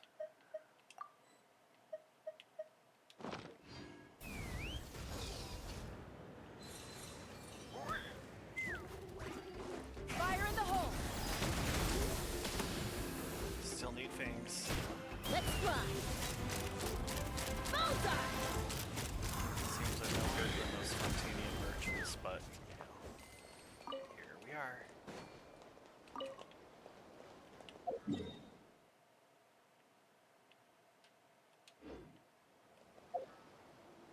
Would have to be all these particularly remote island chains.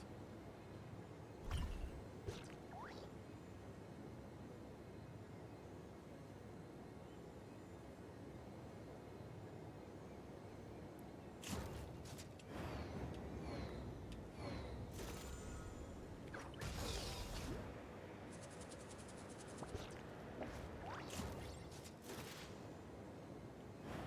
So if we show up unannounced, it might just make things worse.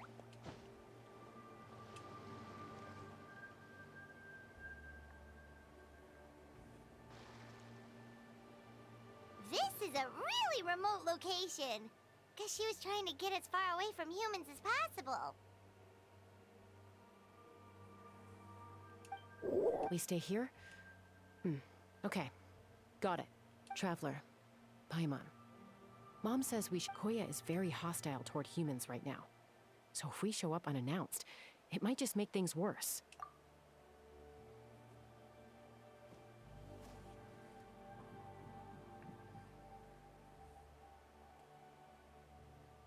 'Cause we're not doing it right this second.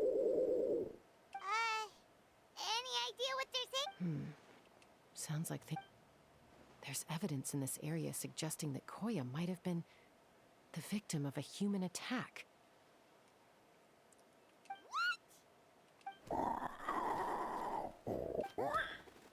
No! It's Chime, Koya's child. The attackers kidnapped her. They came over the sea, under the cover of night, and they took Chime. What the heck? Who would do such a thing? I searched day and night, and finally found them.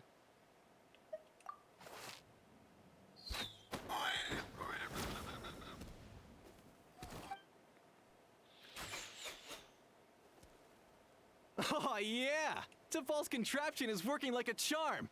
Hey, there's another one! Who cares? Just get them all! T'Pol pays us per catch. Shocking.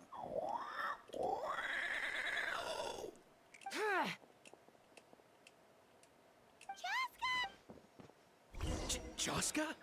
How do you get here? Quick, stop her!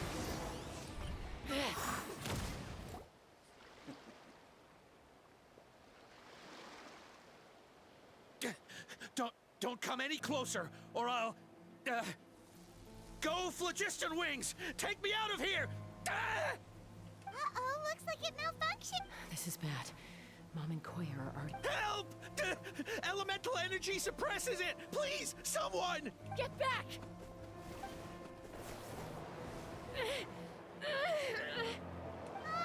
It's still going, and it's getting worse. Guess we need a more permanent solution.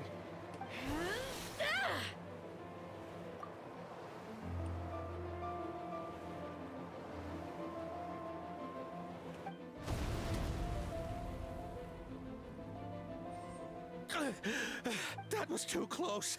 I thought I was gonna die. Answer us honestly. Were you the ones who attacked Koya before? I am... No, it was...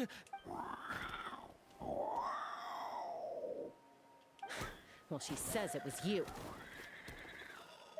Just tell me, who sent you here? It was T'Pol. He told us to catch all the wild Kukasaurs we can find. And he also said that this Kukasaur has become a thorn in his side, so he needs dealing with urgently. T'Pol? Huh.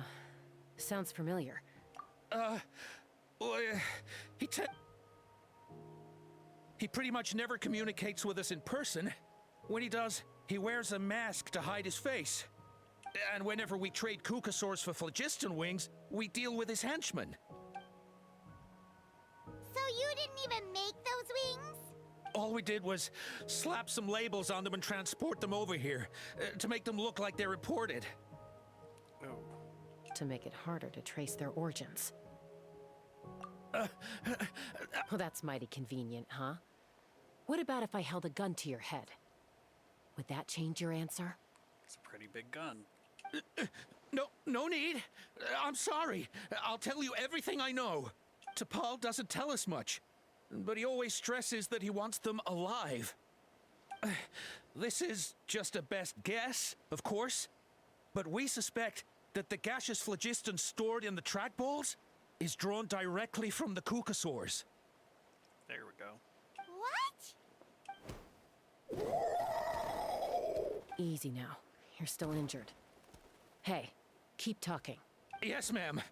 So, the gaseous phlogiston has to be highly refined in order to power the phlogiston wings. The slightest imperfection can have disastrous consequences, as you just witnessed. But the Kukasaurs have a natural ability to process gaseous phlogiston. So, if you use them as an intermediary, then... That's enough. So the Kukasaur... T'Pol should have them. But no one knows where he's based, apart from him and his henchmen. We've tried looking for it ourselves, even followed them a few times. But we always end up losing track of them. Random thought.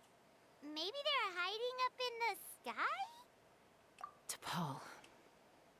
Jaska, Traveler!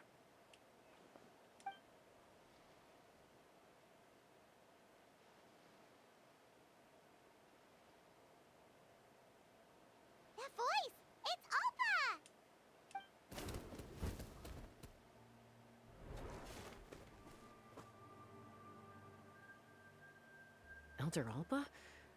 What brings you all the way out here? Well, I was patrolling nearby when I heard the sound of an explosion. What's going on?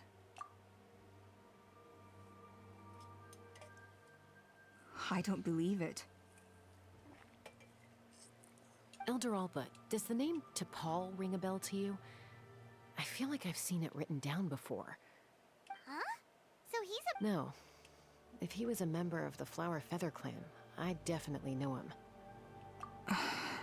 Now that you mention it, I do remember a young man from out... You were away on a mission at the time, which is probably why you don't remember him. He was a craftsman from the Children of Echoes, but he'd always dreamed of soaring the sky. The Children of Echoes?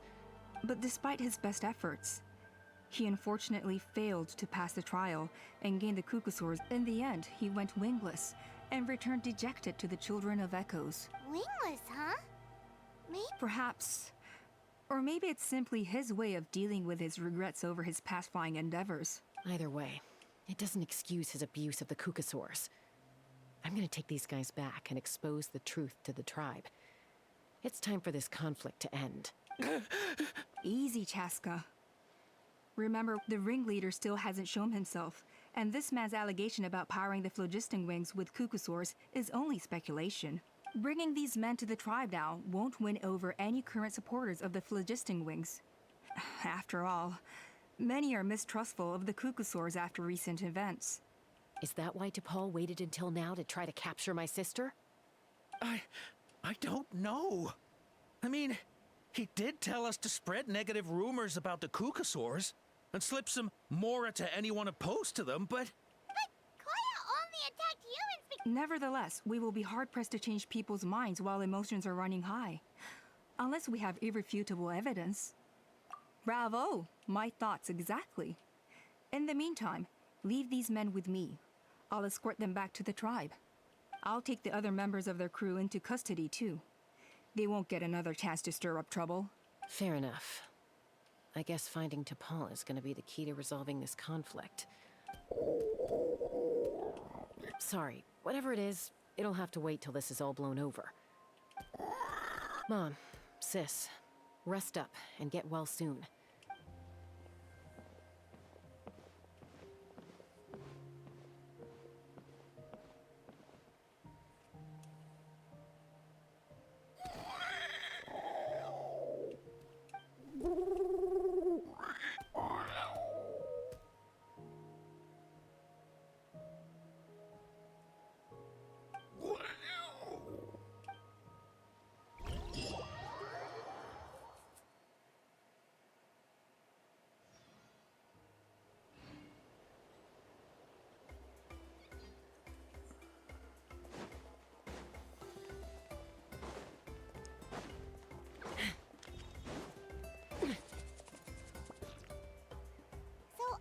Says that T'Pol's from the Children of Echoes. But Let's start by talking to someone we know. It'll be faster that way. At this time and wakey, wakey, Shilonen! Oh, it's you. Okay, give me a second. I'll come down.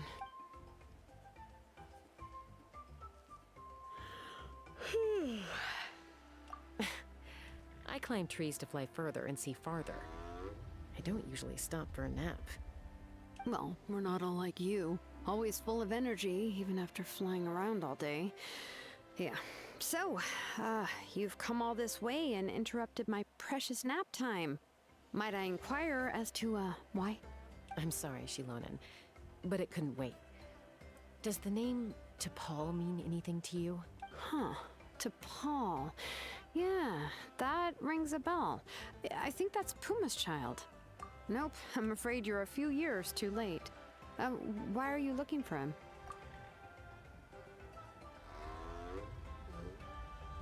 Huh, phlogiston wings. Wow, okay. Pulls it off?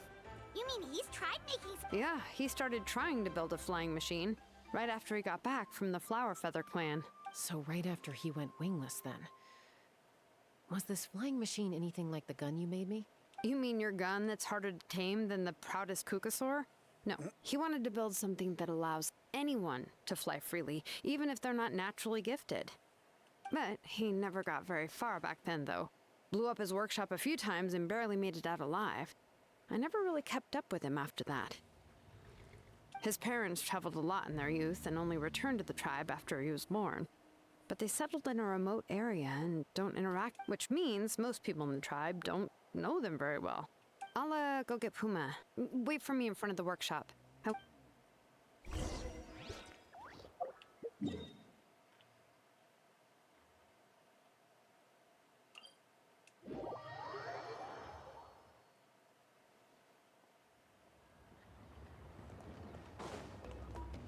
Take me up!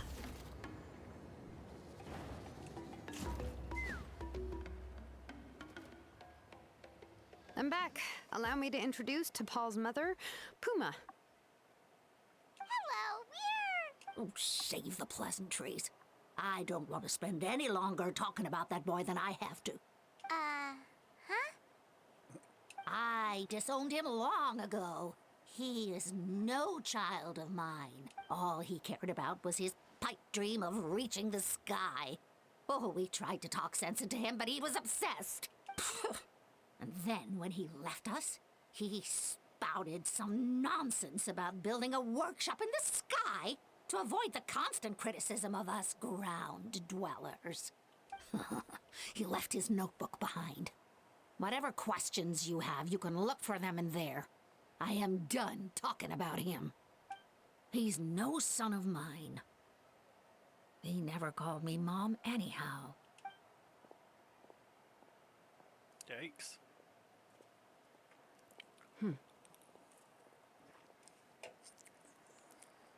Wonder why he turned out so awesome there. Wow, they've really fallen out. Paimon sure wasn't expecting that. Her husband, T'Pol's father, he passed away recently, and T'Pol didn't even bother to show his face at the funeral. If you ask me, that was probably the final straw for Puma. I'll go keep her company. If there's anything else you need, just come and find me. Thank you. Okay, so this notebook is the only lead we've got now, right?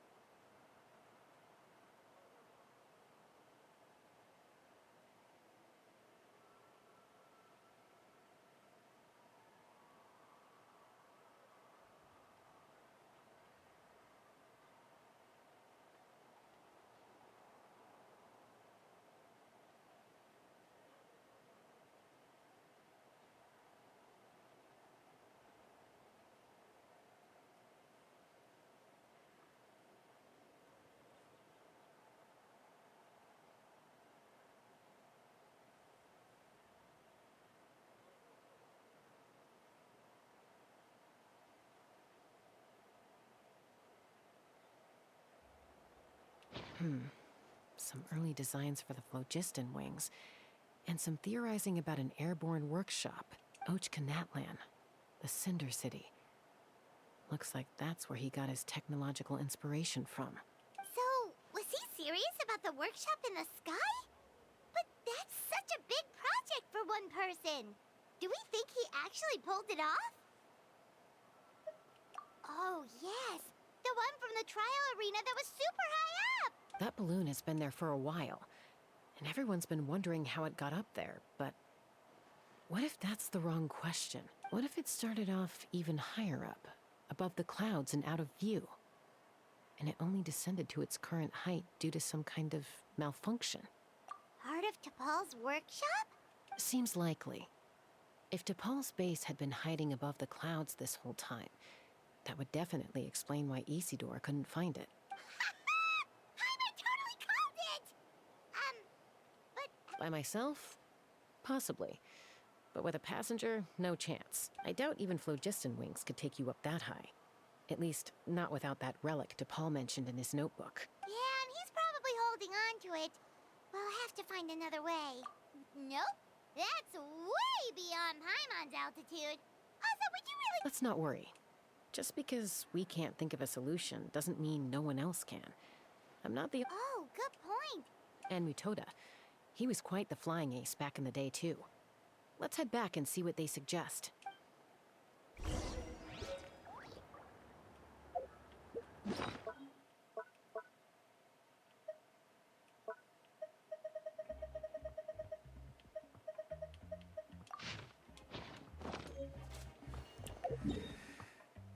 It doesn't hurt to check. Alright.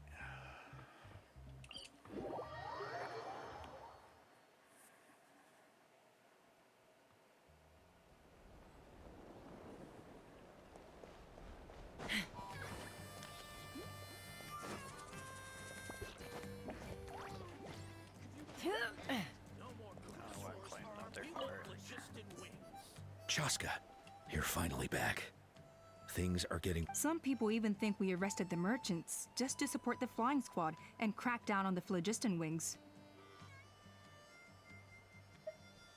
We found some promising leads, but there's a major obstacle standing between... A relic from the Cinder City? So Ochkon's still managing to sow discord, even after all these years. An airborne workshop and a hot air balloon above the trial arena. And that's where you're trying to get to now? Neither phlogiston wings nor a Kukusaur can take you that high up. Do you really think that's where T'Pol is hiding? You know what? There might just be a way. Really? Do you still remember those spouts in the arena? When they were all blocked, the gaseous flow but now it's flowing freely. You mean all of them except the one at the very top of the arena? To build up the pressure there? Precisely. With all the gaseous phlogiston flowing through one spout, it would create a high-pressure wind current. And then we just ride it up into the sky! Yes, it has its risks, but with Chaska's ability... It's an extremely risky approach. If you want to give it a try, check with Inkanak at the trial grounds. Chaska, if anyone has a hope of seizing this evidence from the high heavens...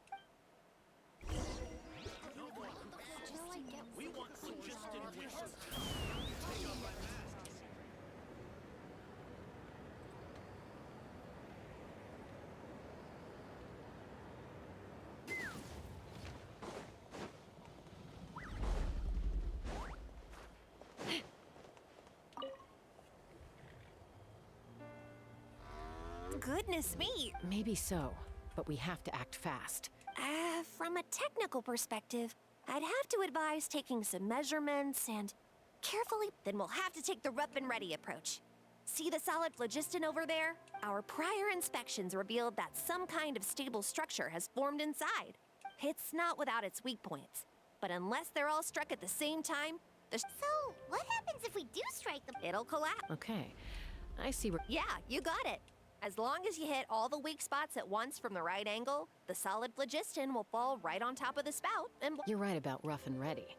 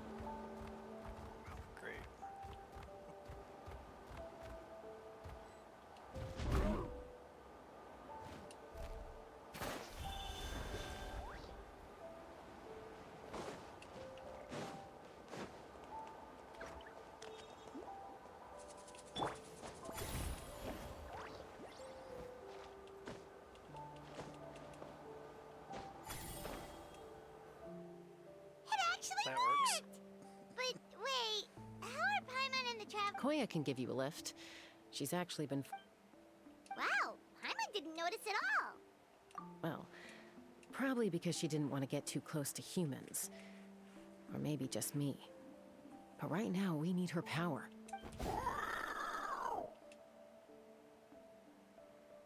Whoa, you didn't even have to summon her. Yes, up there. All right, let's go have a little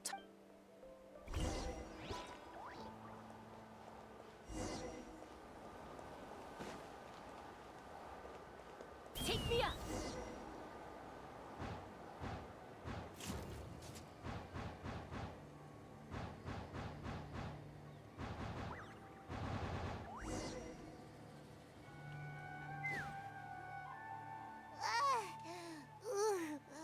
Paimon's never... Aha. Just as I thought. It might look like a regular hot air balloon from the outside, but up close. And sure enough, it only descended below the cloud line because the custom-built machinery malfunctioned. I should be able to figure it out with DePaul's notebook. Thankfully, I know a little DIY from fixing up my guns when they're having issues. Mm-hmm. That should just about do it. Now I'll let... maybe... Huh?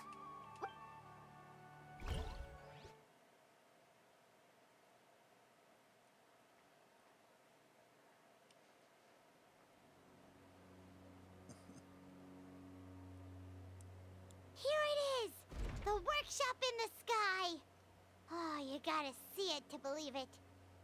That's extensive. Makes you wonder why DePaul even bothers with phlogiston wings when he has tech like this. Well, according to the notebook, the platform beneath us runs on components from the Cinder City. Those can't be mass-produced. Also, I have some doubts about its mobility after seeing how it moved just now. For someone like DePaul who dreams of flying freely, this definitely doesn't cut it. But if he's got that relic, he should be able to make a set of prototype wings for himself, right? Why bother making a whole flying workshop so he can mass-produce them?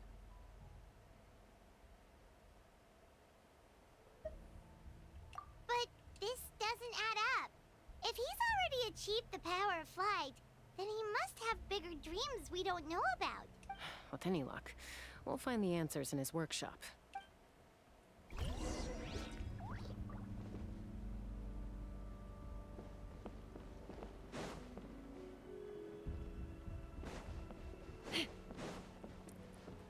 Don't know if we're coming back here, so making sure they didn't hide any chests on us.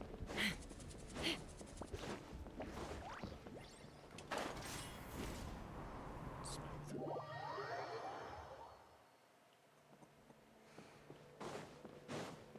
Hate when there's like just enough gaps.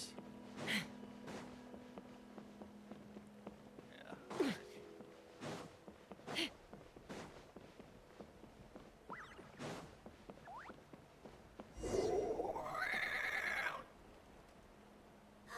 Cuckoosaurs! Seems like the merchants were right. DePaul's using them for his own ends. I'll bet that mechanism on top of the cage opens the door. Let me give it a try.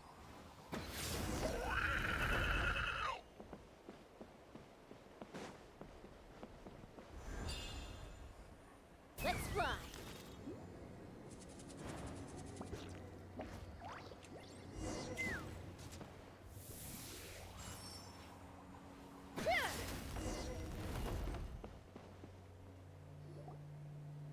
Why won't it fly away like the others?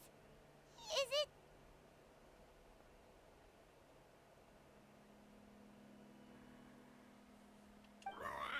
She's still breathing, but by the looks of it, DePaul was using these cages to extract phlogiston from the Cucosaurs. Once a Cucosaur is drained of phlogiston, it becomes too weak to move. We'll have to come back for these ones after dealing with DePaul.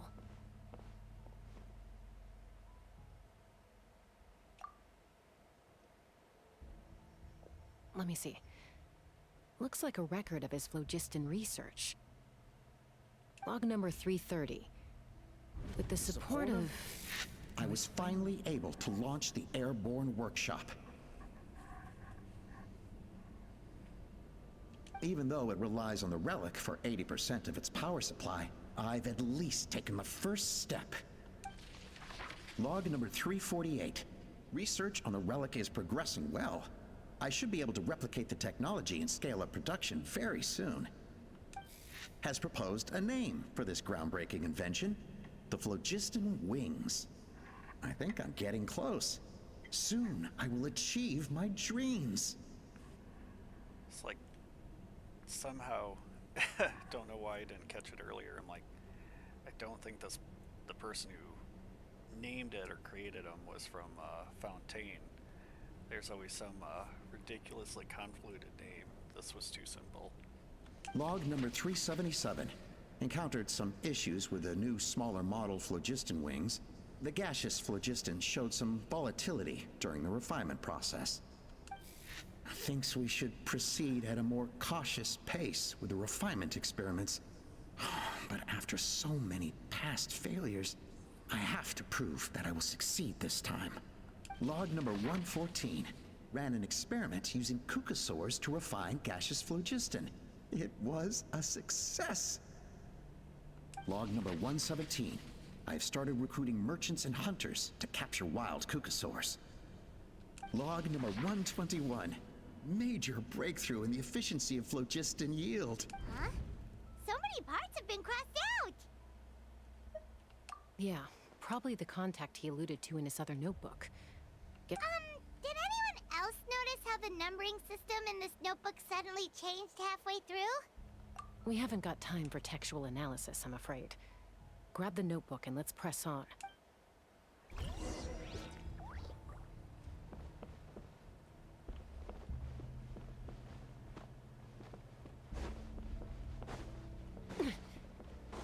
Huh. Never seen one of these before. Looks like this was built with the Cinder City components, too. You're not thinking of giving it a nice hard kick, are you? Not exactly.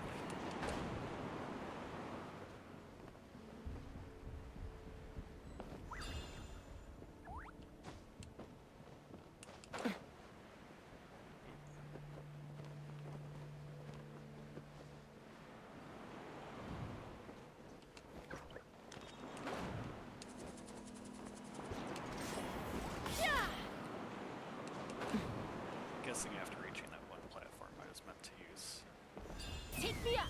her gun flying. Whoa! What's that mechanism doing? It's asking for a nice hard kick where it hurts. Aim for the weak spot.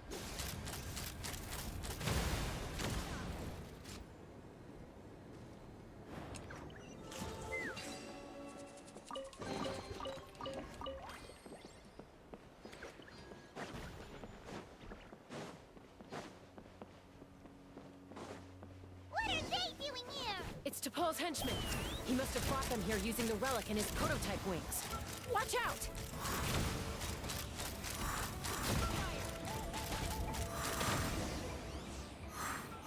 Bullseye!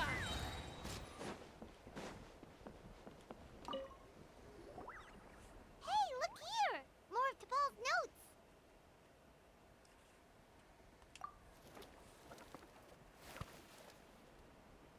Log number 403. Introduced me to some new comrades who fully support my ideas.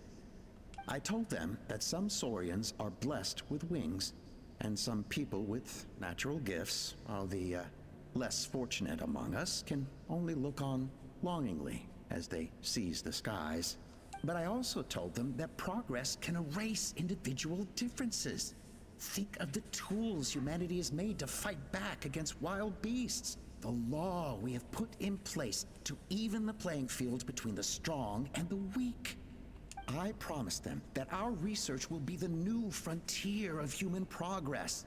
With our phlogiston wings, the power of flight will no longer be for a select few to enjoy. Imagine a world where the skies are for all to share.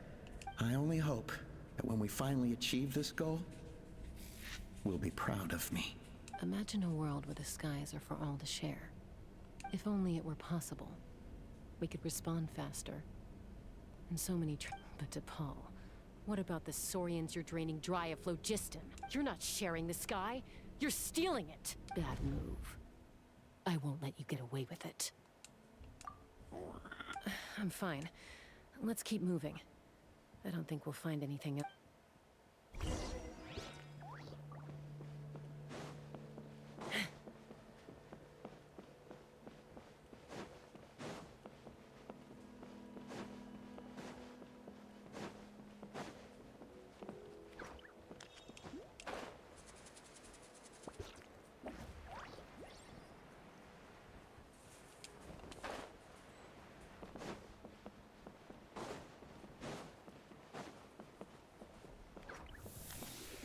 Gee, Chamber's a bit lacking in decent size, huh?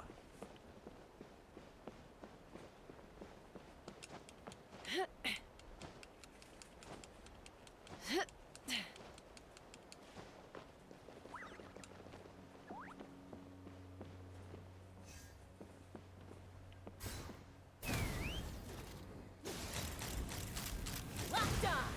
Locked on!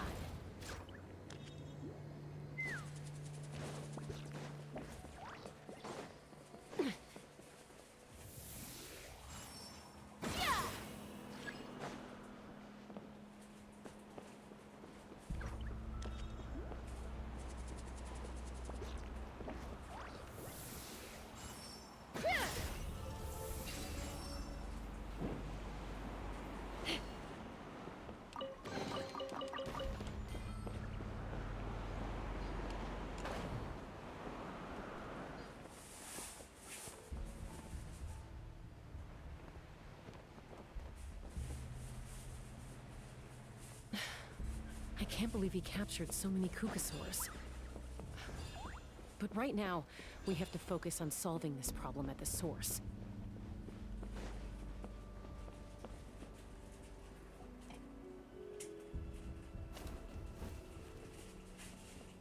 Looks like we've reached the center of the workshop. And still no sign of Koya's baby. Let's search this area for now. If we still can't find Chime, we'll...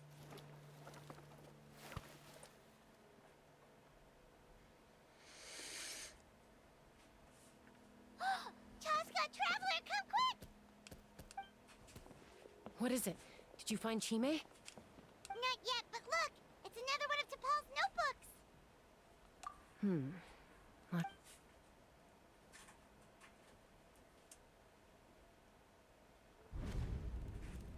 Log number 428. We decided to restart the experiments on phlogiston refinement, but without telling. This is the final obstacle to the success of the Phlogiston Wings project. We cannot fall at the last hurdle. Log number 436. Earlier today, suggested using Kukasaurs as an intermediary to extract refined phlogiston.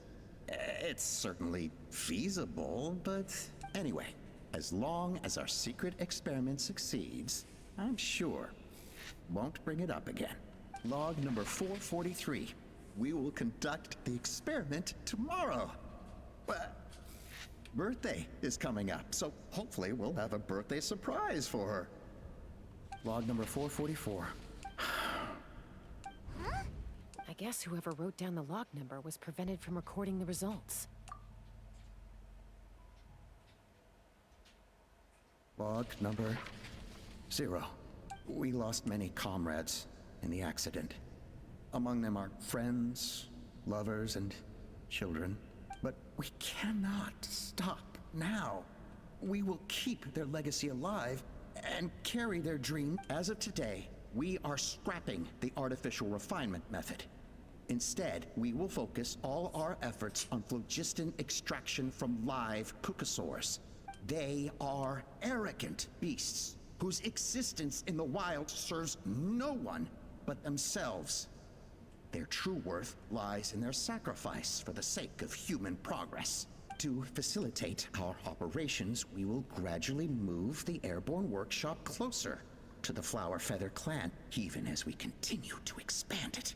All this we do to create a world where the skies are for all of humanity to share. All this we do to make T'Pol's dream a reality. Given the way this is written, Not to mention the fact that the numbering has started over from 0. It kinda sounds like this is someone new. Does that mean that T'Pol's already... There's also a letter tucked in the end of the notebook. It's from Puma.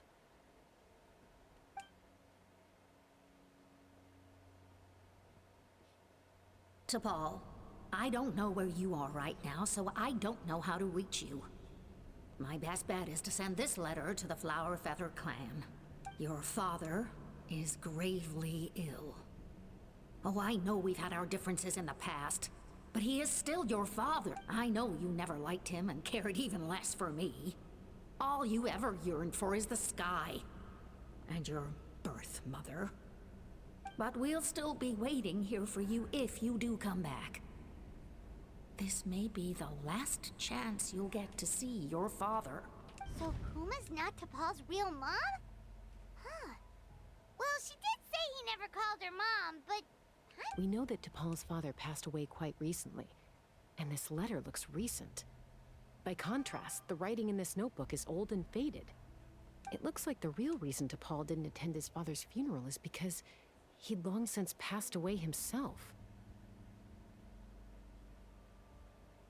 If we ask ourselves why this letter was sent to the Flower Feather clan, why T'Pol always yearned for the sky, and how he got his hands on a relic from the Cinder City, it all points to one answer. That's right.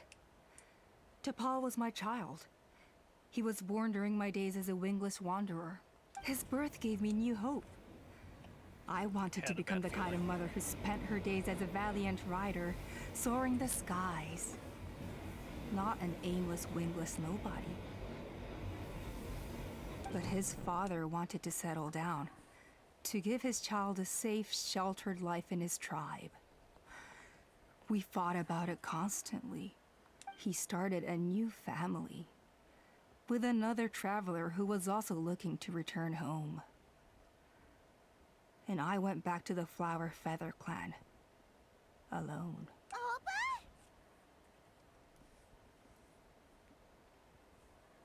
I had no idea that despite being raised among the children of echoes, my child still harbored dreams of the skies. Can you imagine, Chaska? The joy and surprise, or how proud I was when he said he wanted to prove his own worth. And then the anguish that overcame me when he was rejected by the Cucusaurs and became wingless, just as I had after my injury. You've got a lot of nerve showing your face here. Don't take this the wrong way, Chaska. I'm not here for a fight. I trust you've learned of T'Pol's wish on your way here. A world where the skies are for all. If only his dream can be realized, no one will ever have to lose their wings again. Our aerial prowess will be greater than ever before. War will never again come at such a great cost. The loss of Koichi is a tragedy that... So tell me, Chaska, do you really wish to see the phlogiston wings forever grounded? Nothing you've said excuses all the... You mean the argument back at the tribe? It was enough. Is a mother harming her children when she coaxes them into swallowing a bitter pill? Of course not. It is a brief moment of suffering for the greater good. And the child, the phlogiston wings are that bitter pill. We will never progress as a tribe if we cling to the scraps the Cucusaurs offer us. Once the people have embraced the phlogiston wings, they will never look back. Even if they learn how the refined phlogiston is so, they will convince themselves that the sacrifice of a few Cucusaurs is a small price to pay for our dominion. But this I had not anticipated. I barely had the chance to introduce the phlogiston wings to the tribe before you found this place. Your plan was hardly foolproof. Yet, it can still be salvaged. I'm sure you have your doubts about my methods, but know that my love for humanity and for Natlan is genuine. You know me, Chaska. And you know that I've always treated everyone in the Flower Feather clan as fellow humans. Surely you can understand my... Ulpa, Natlan doesn't belong to humans alone. And truthfully, neither do I. How many times has the Abyss invaded Natlan now? And yet, despite how much stronger it is than us, Natlan's still peace imposed by force will crumble in a matter of days. Because social bonds are what hold a civilization together. And yet you would break the bond we share with our Saurian companions to take more power for ourselves? That's as stupid as hacking your own arm off to use it as a club. They are wild beasts, driven purely by instinct. How did someone like her ever become a writer? For real. Ha! You overestimate them. They bow to the strong and shun the weak. That's all there is to it. They never gave Tepal a second glance when he was at his lowest. Nor me. It's all about survival of the fittest for them. Plain and simple. They obeyed me once I proved myself strong. You're wrong, Alpa. They only reject the wingless because they don't want to fly anyone to their death. Chaska, I will promise you this. Only the unruliest wild cucosaurs will be used for phlogiston extraction. Not the point. Well, that's too bad. Because I know a few unruly wild cucosaurs who don't think that idea is gonna fly. And the others? To us, they're friends, family, even children. So if you want to put any of them in one of your cages... Is that right? I knew you might...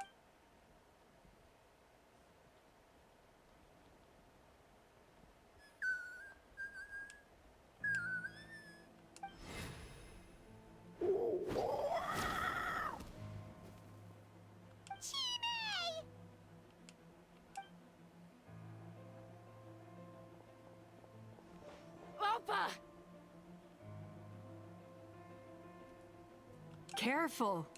Don't make any rash decisions. Unless you want to see her suffer. Oh no, that's one of the extraction... I told my subordinates to take control of the tribe while I was away.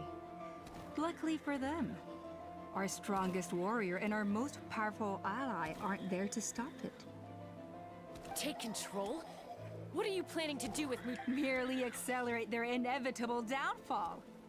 They cannot stand in the way of progress forever.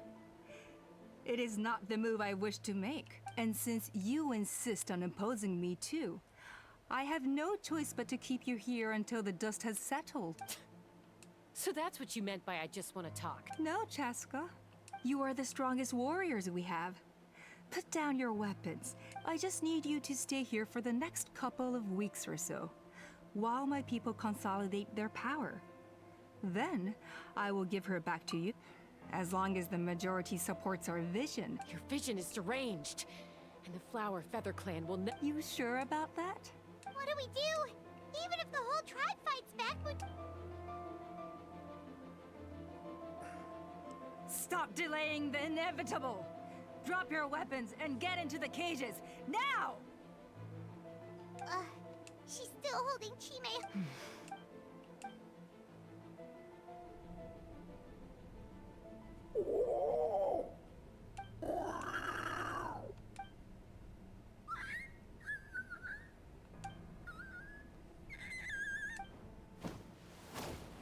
Koya? Huh? What are you yapping about? Stand down. Drop your weapon. No! The relic!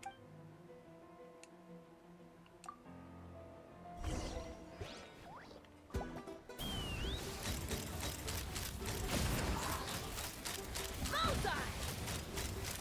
Open him up, Alpa. Smash We're the negotiating scorch. my... Hey, something's up with this relic!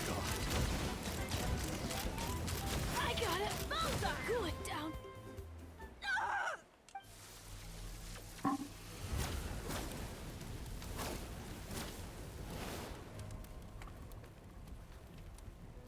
No! What is she doing? She'll bring us all down with her! But why? We stabilized the relic. Maybe it got damaged in the fight. If we don't think of something fast. No. They're directly beneath us. My beloved tribe!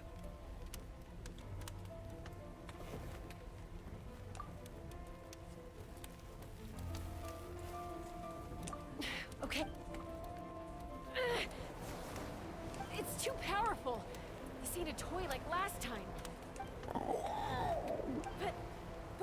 Get it far away before it explodes. Then the tribe will be safe.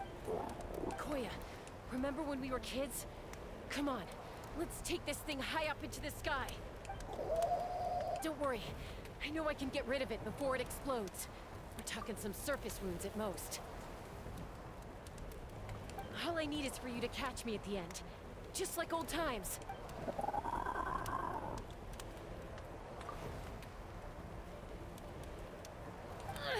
I can't hold it back.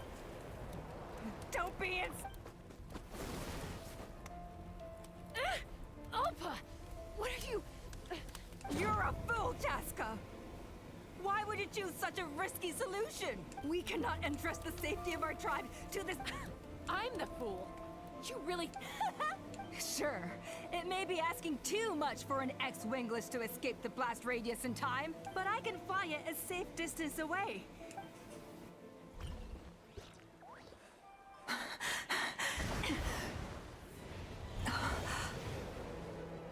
Here. This should be high enough to save the clan.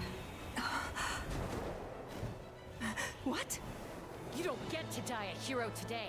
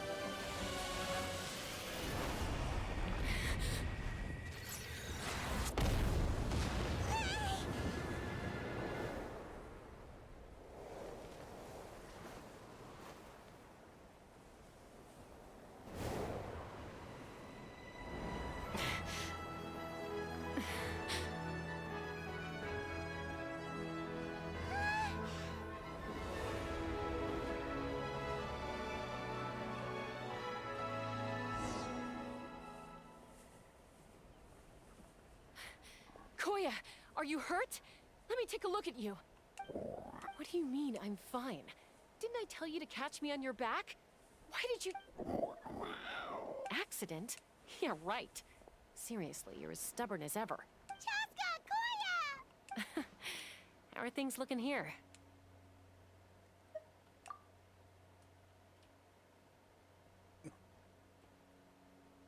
I think that's putting it mildly.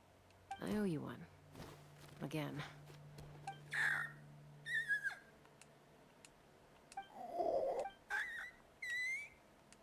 Oh, but be honest. Do you still think Kukasaurs can't form bonds? Mom, I'll figure out the refinement problem. I'll find a way. You don't need to worry about it. I just need some more time. That's all.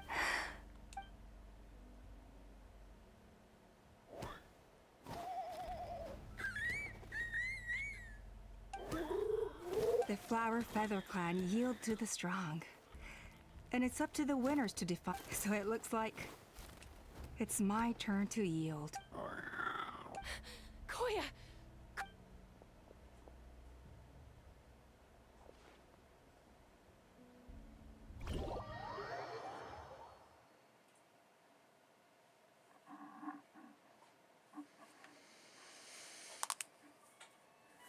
So, you're absolutely sure it's not because of the explosion?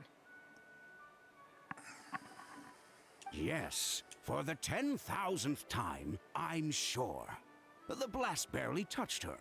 The moment she finally relaxed, all the built-up stress finally caught up with her. And no wonder. Honestly, she's just like you. Anyway, now you know how we feel when you go off risking life and limb. Your mother and I would both appreciate it if you lived less dangerously. You know she wrote to me from the Masters of the Night Wind, just to scold me for not doing enough to keep an eye on you. If she wasn't so busy with work, you can bet she'd come back here and chew us both out in person. I'll find an opportunity to apologize to her. You'd better. No more avoiding us, okay? And don't get me started. Got it. Got it. Huh? Koya, you're awake. I'll I'll go let everyone know.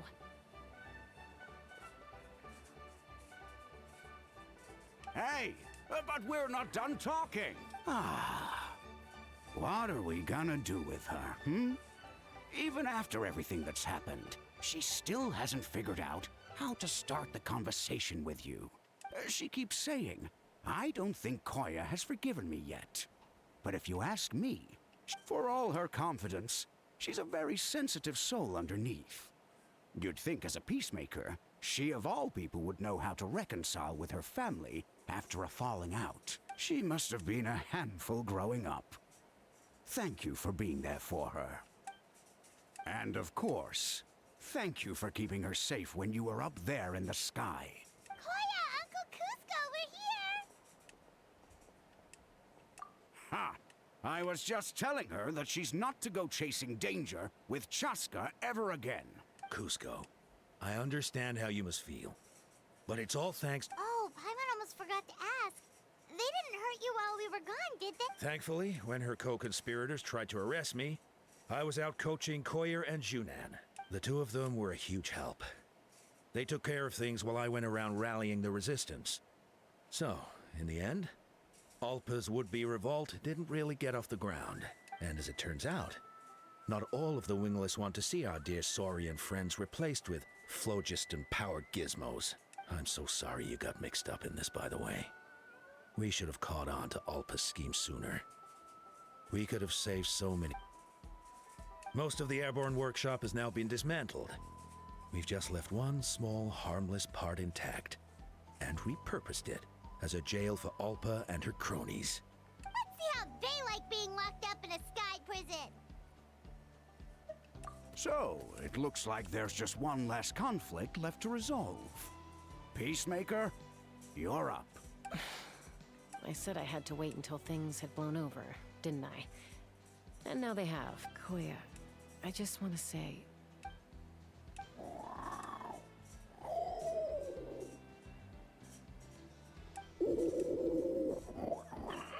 Huh? There's that family likeness coming through again. But that day, when we ran into each... Huh? So then, when did you finally make your peace with it? Oh, it's Chime and Chimbu.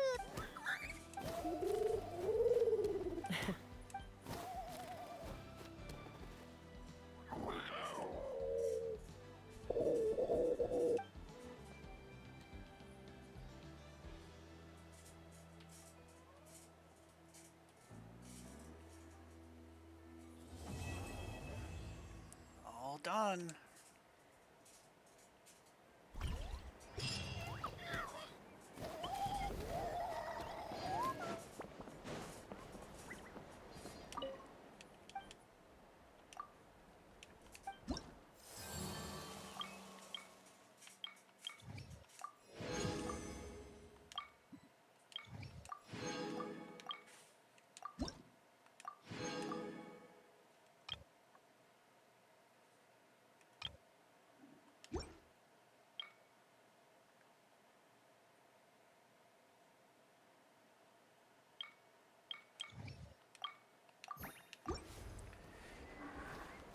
Alright.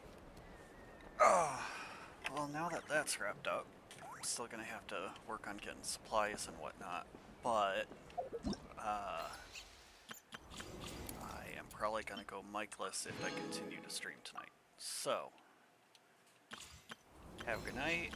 If you want to keep watching, have fun. Be prepared and stay safe.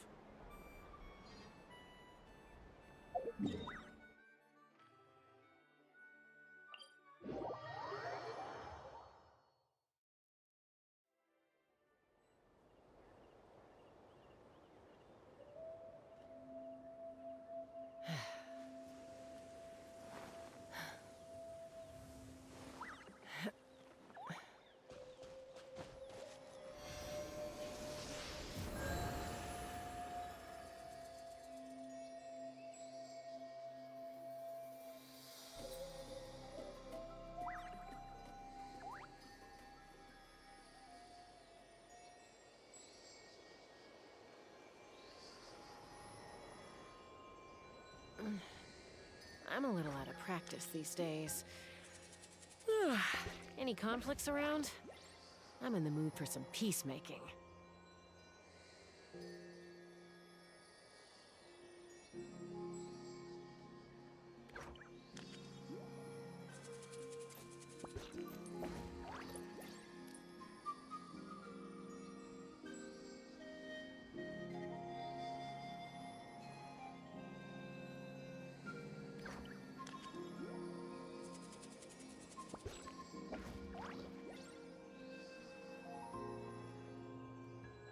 I'd have lost myself long ago if I allowed myself to be led by the whispers of the abyss.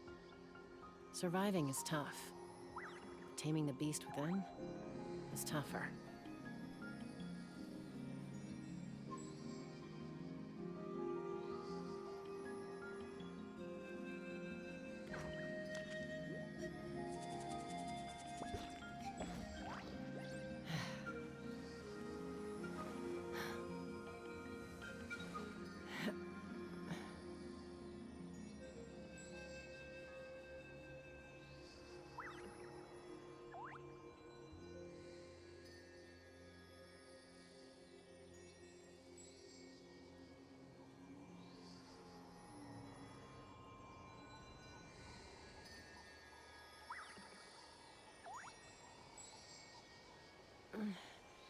I'm a little out of practice these days.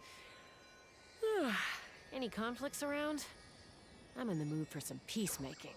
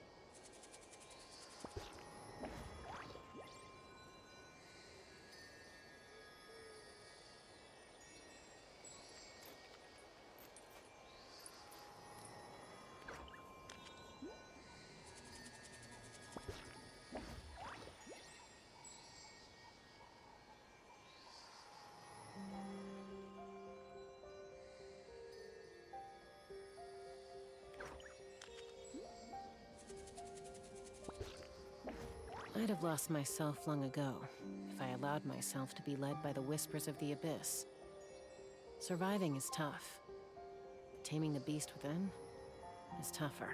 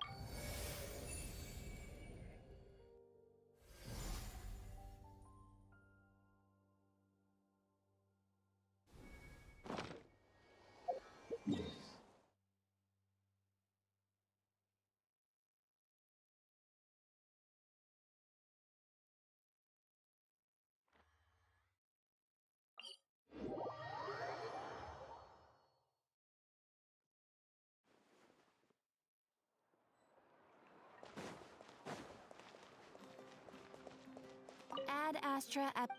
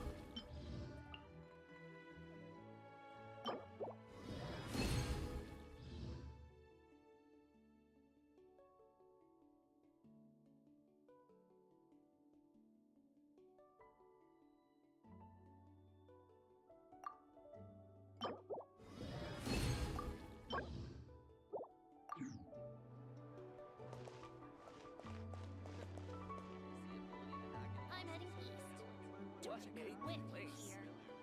is full of surprises. Best they don't see you.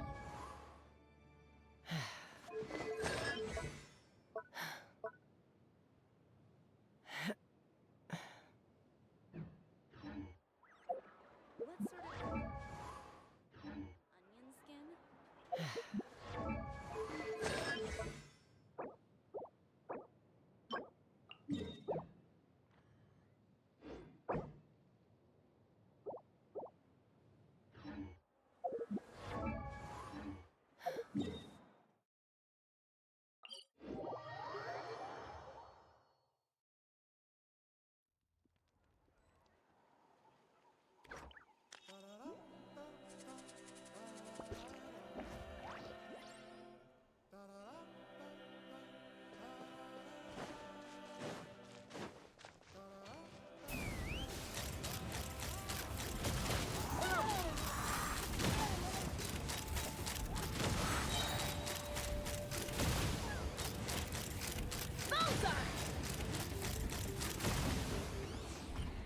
Locked on!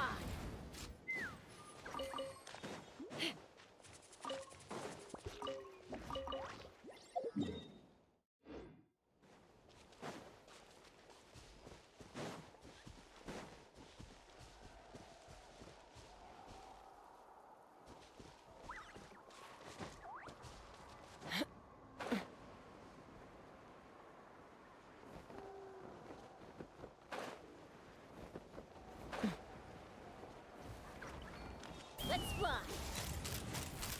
Locked on. Locked on. Locked on.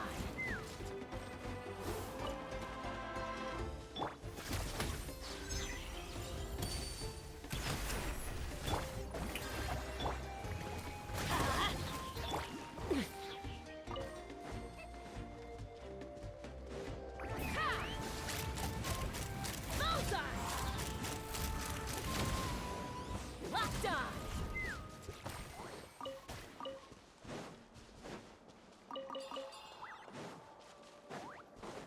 Let's fly! Bullseye!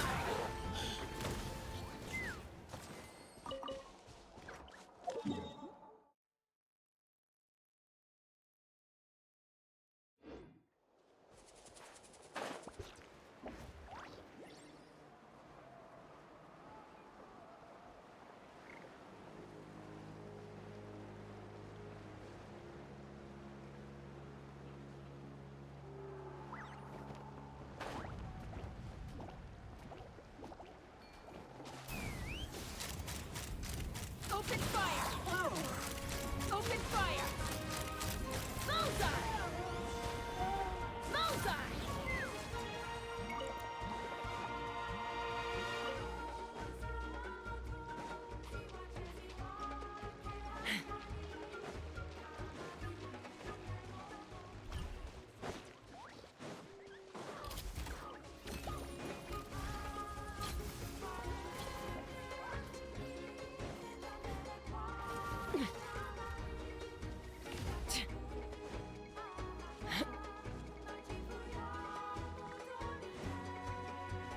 Take me up!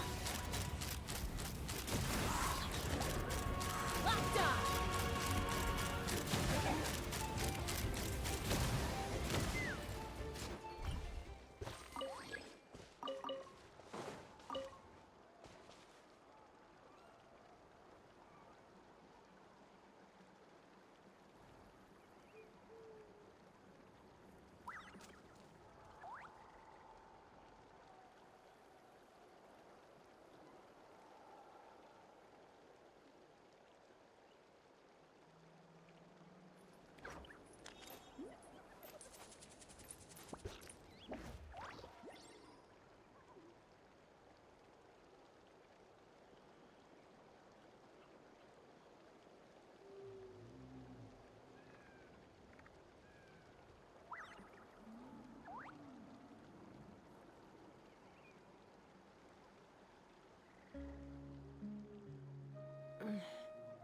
I'm a little out of practice these days.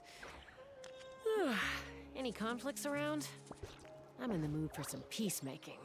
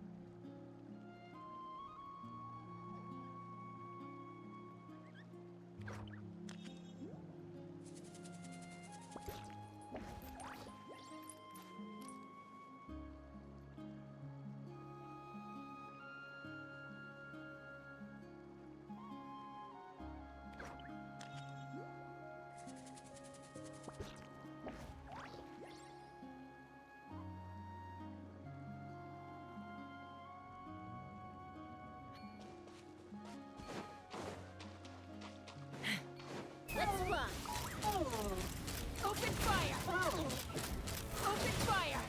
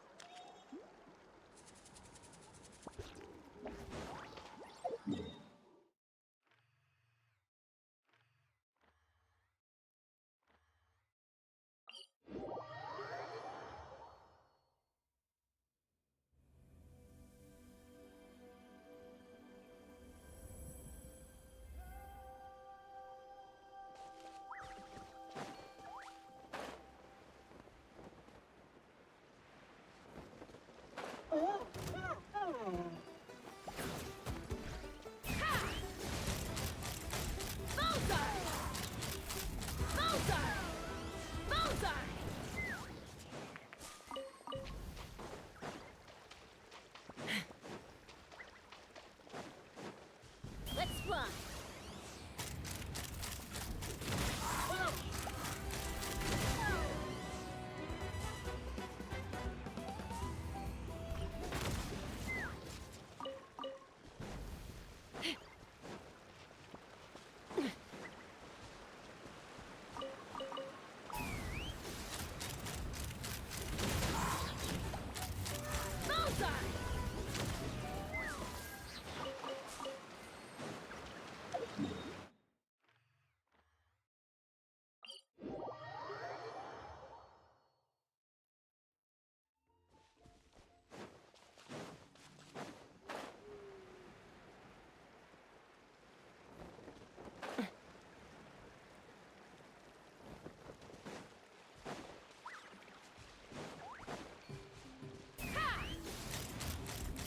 Open fire!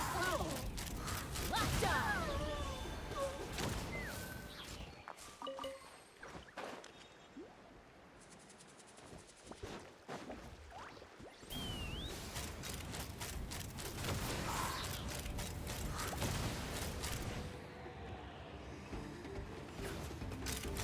Bullseye! Locked on!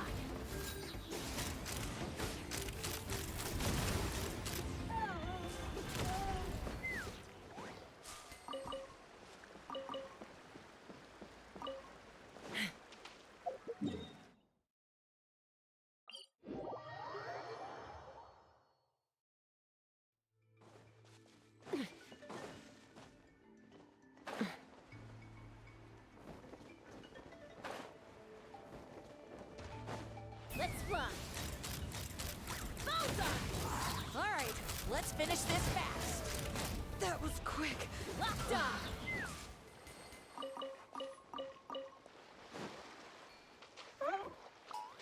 Alright, let's finish this fast!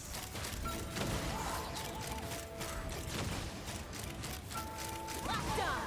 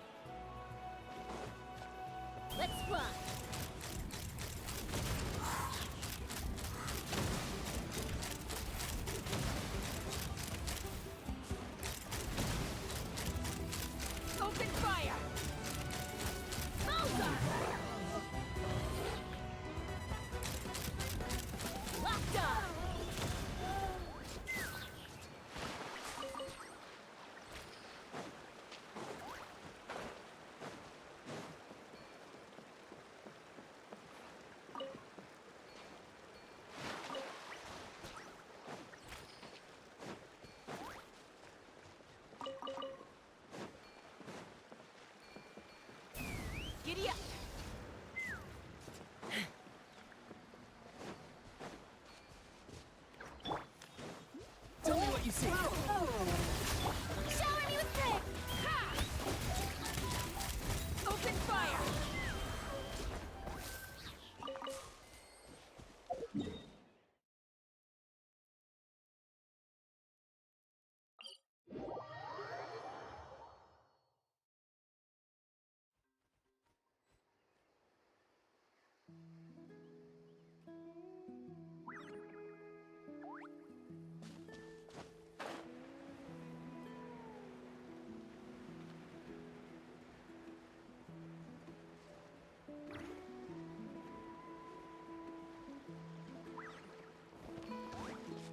Take me up! Open fire!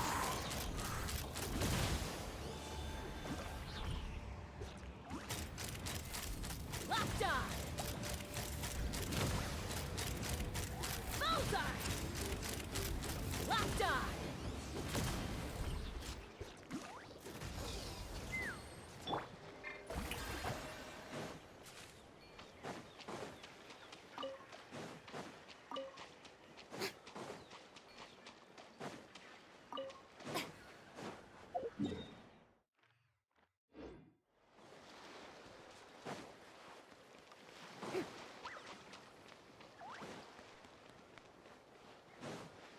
Strike a pose!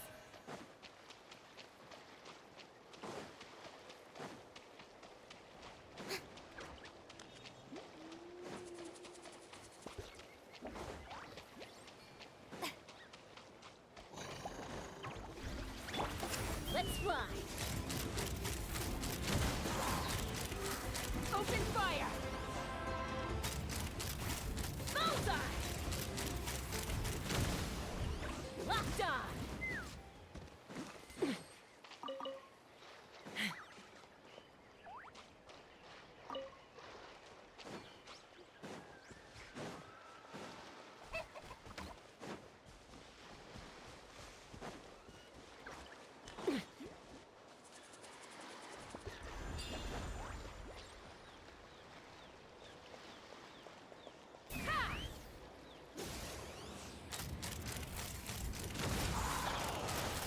Open fire!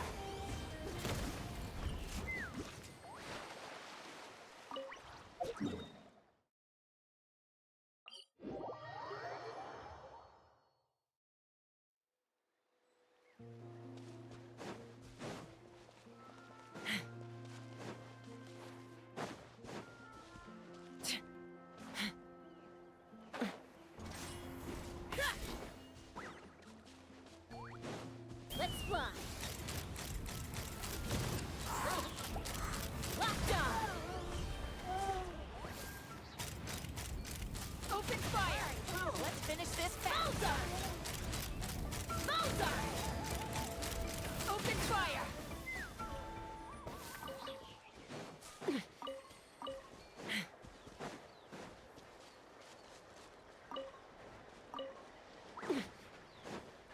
Take me up!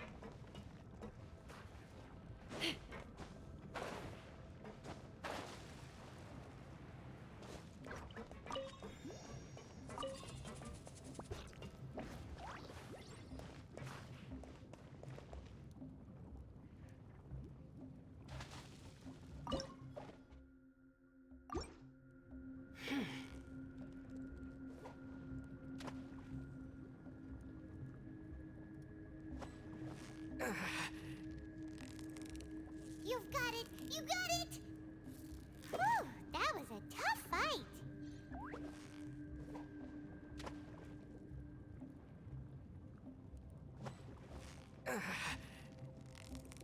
So close, so close! What is it? What is it? Is it another Paimon?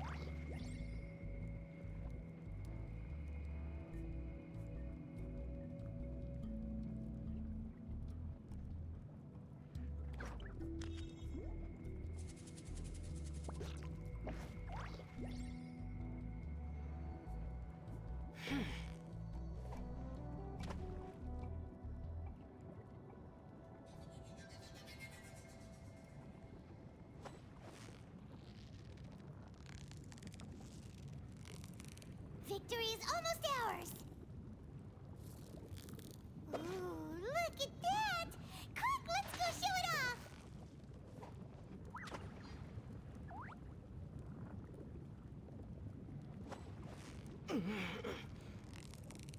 So close, so close! Wow, Paimon's stomach is rumbling already!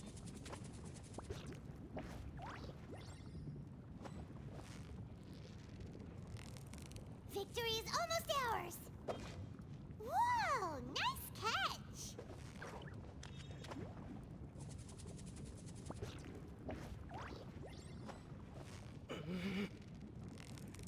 You've got it! You got it! Whoa, nice catch!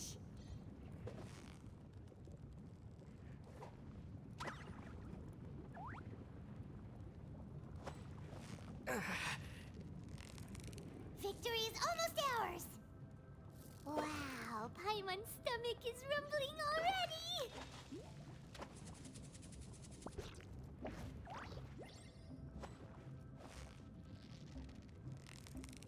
Steady now, it's the final stretch! Whoa, nice catch!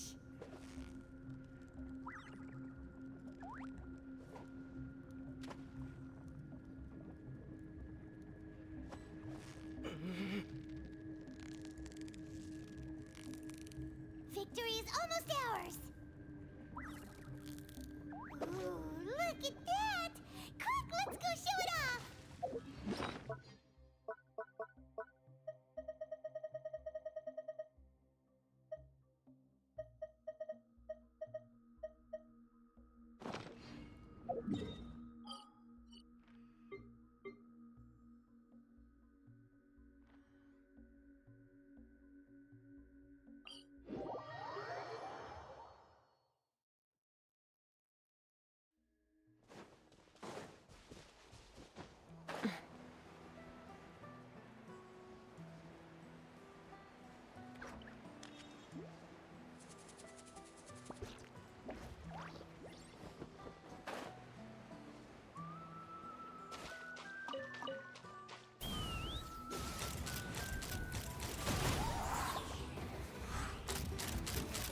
Locked on!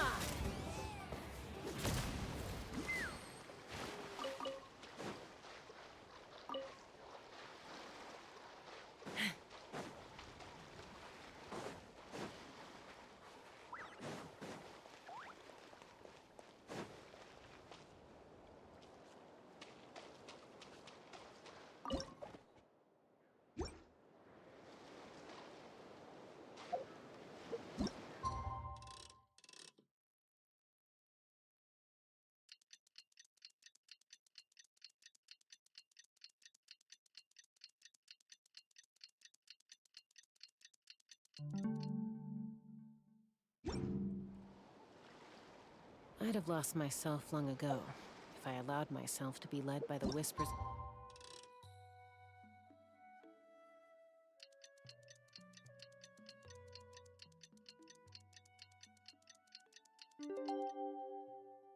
The abyss.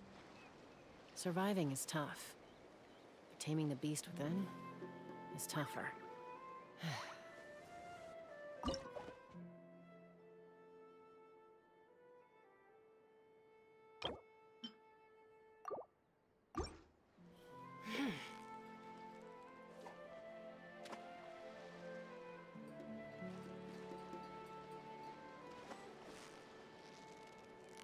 So close, so close!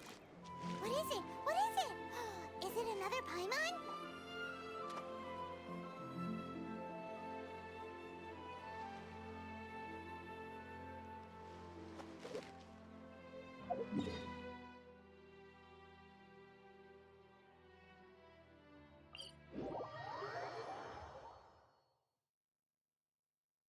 Rain. My hair and feathers are gonna get soaked. Time for some preening when I get back.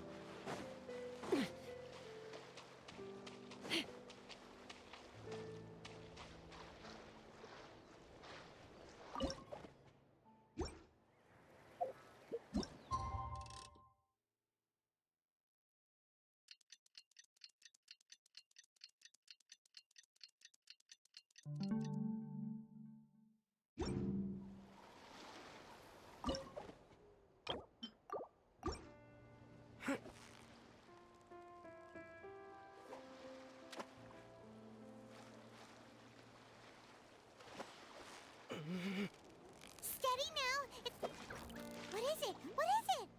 Is it another Paimon?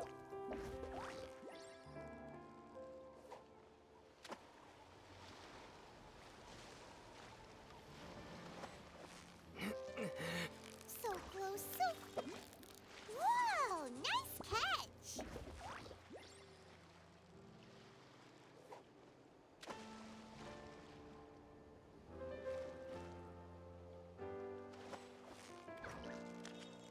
You've got it! What is it? What is it? Is it another Paimon?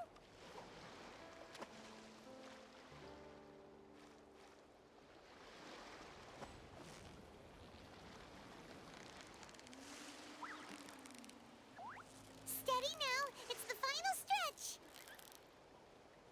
Paimon thinks you've earned yourself a new title! Favonius Fish Catching Extraordinaire!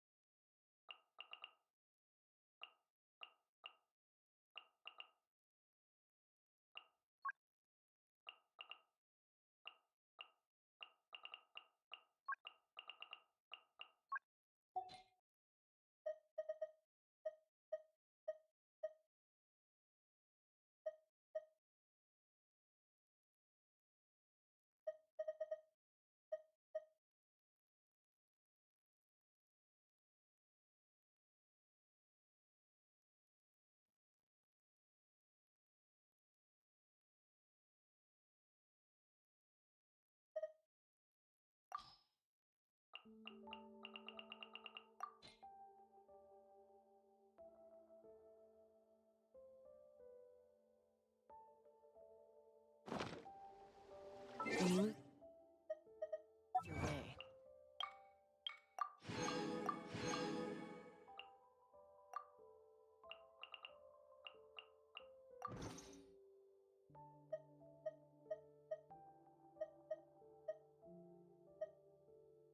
Gaining some altitude.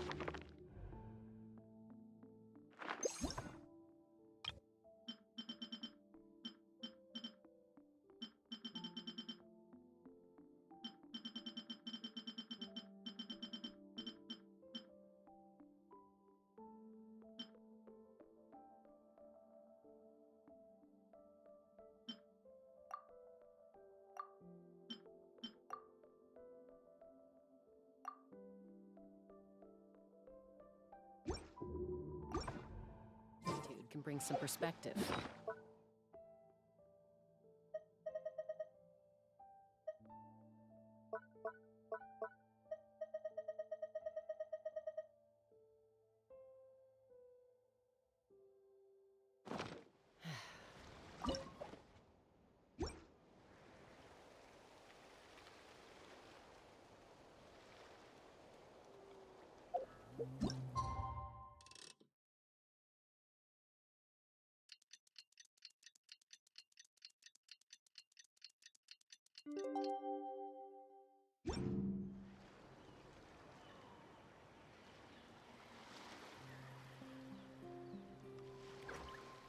I'd have lost myself long ago.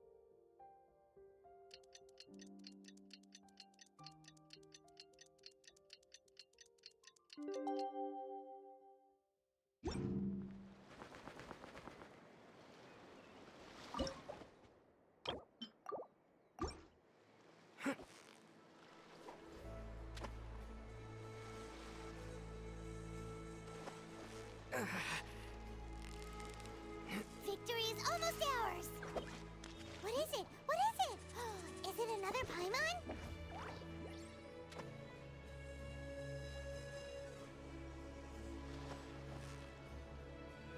Yeah, you need... Wow, Paimon's stomach is rumbling already!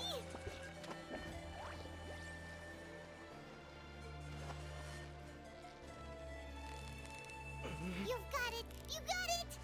You made that look easy!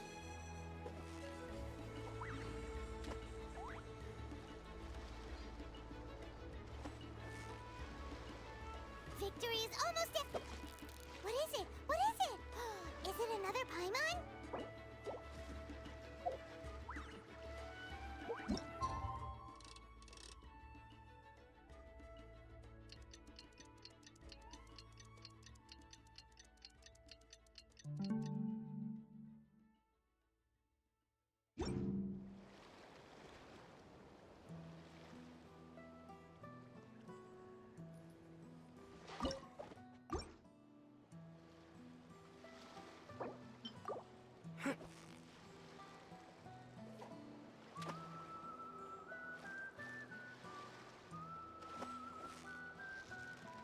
Yeah, you need... What is it? What is it? Is it another Paimon?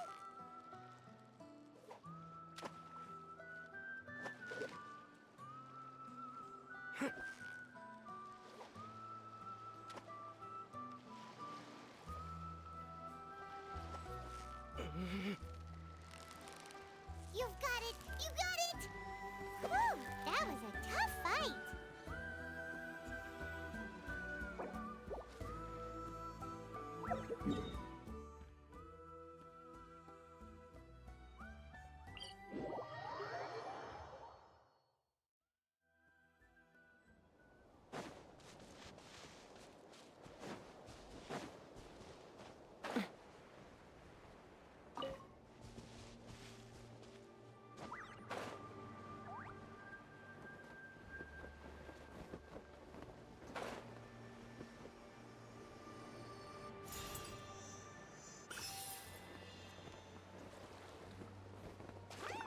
Let's try!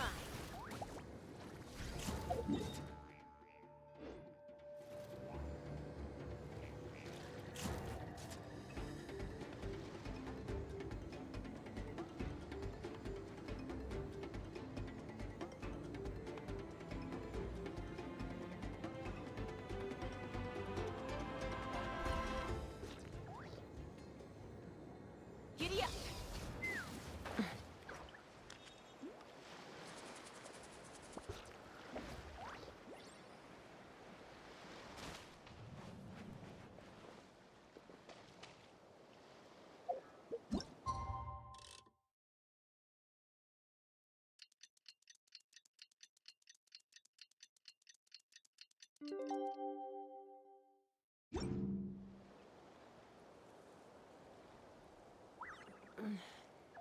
I'm a little out of practice these days. Any conflict?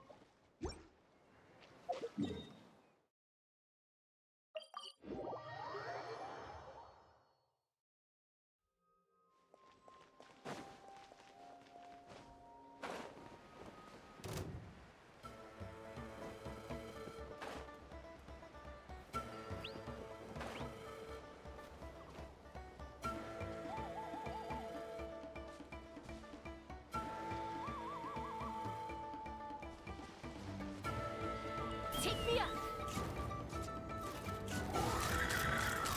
Bullseye!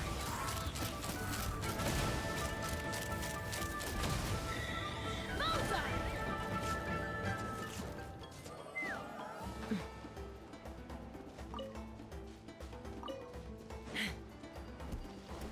Ha!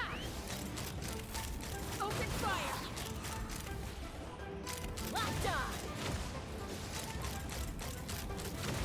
Bullseye!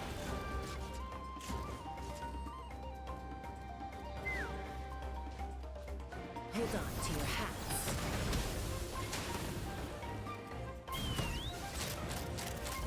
Locked on! Bullseye!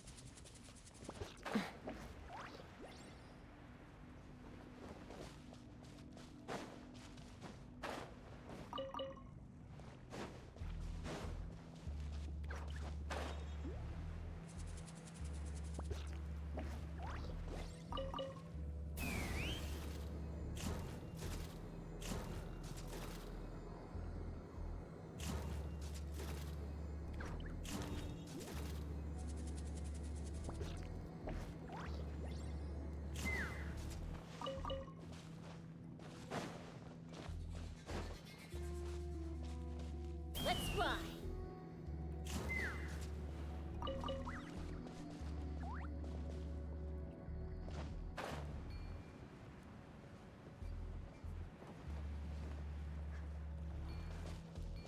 Take me up. Bullseye. Bullseye. Locked on. Locked on. Locked on. Bullseye. Bullseye.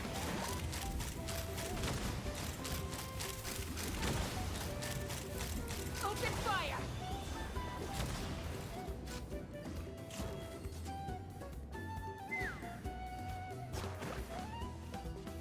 Farewell. Shower me with the...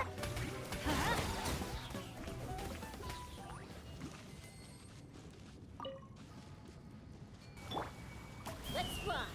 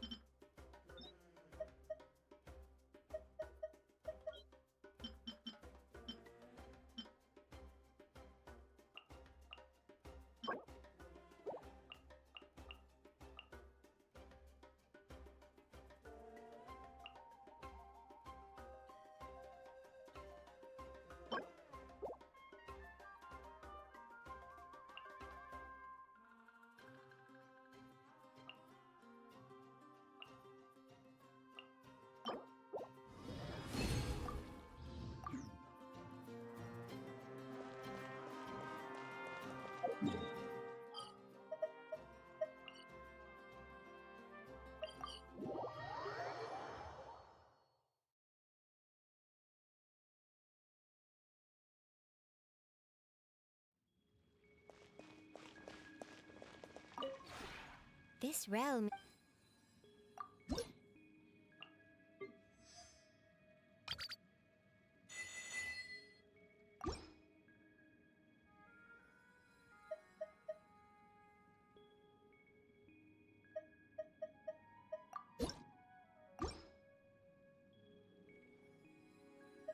If you ever have any questions about...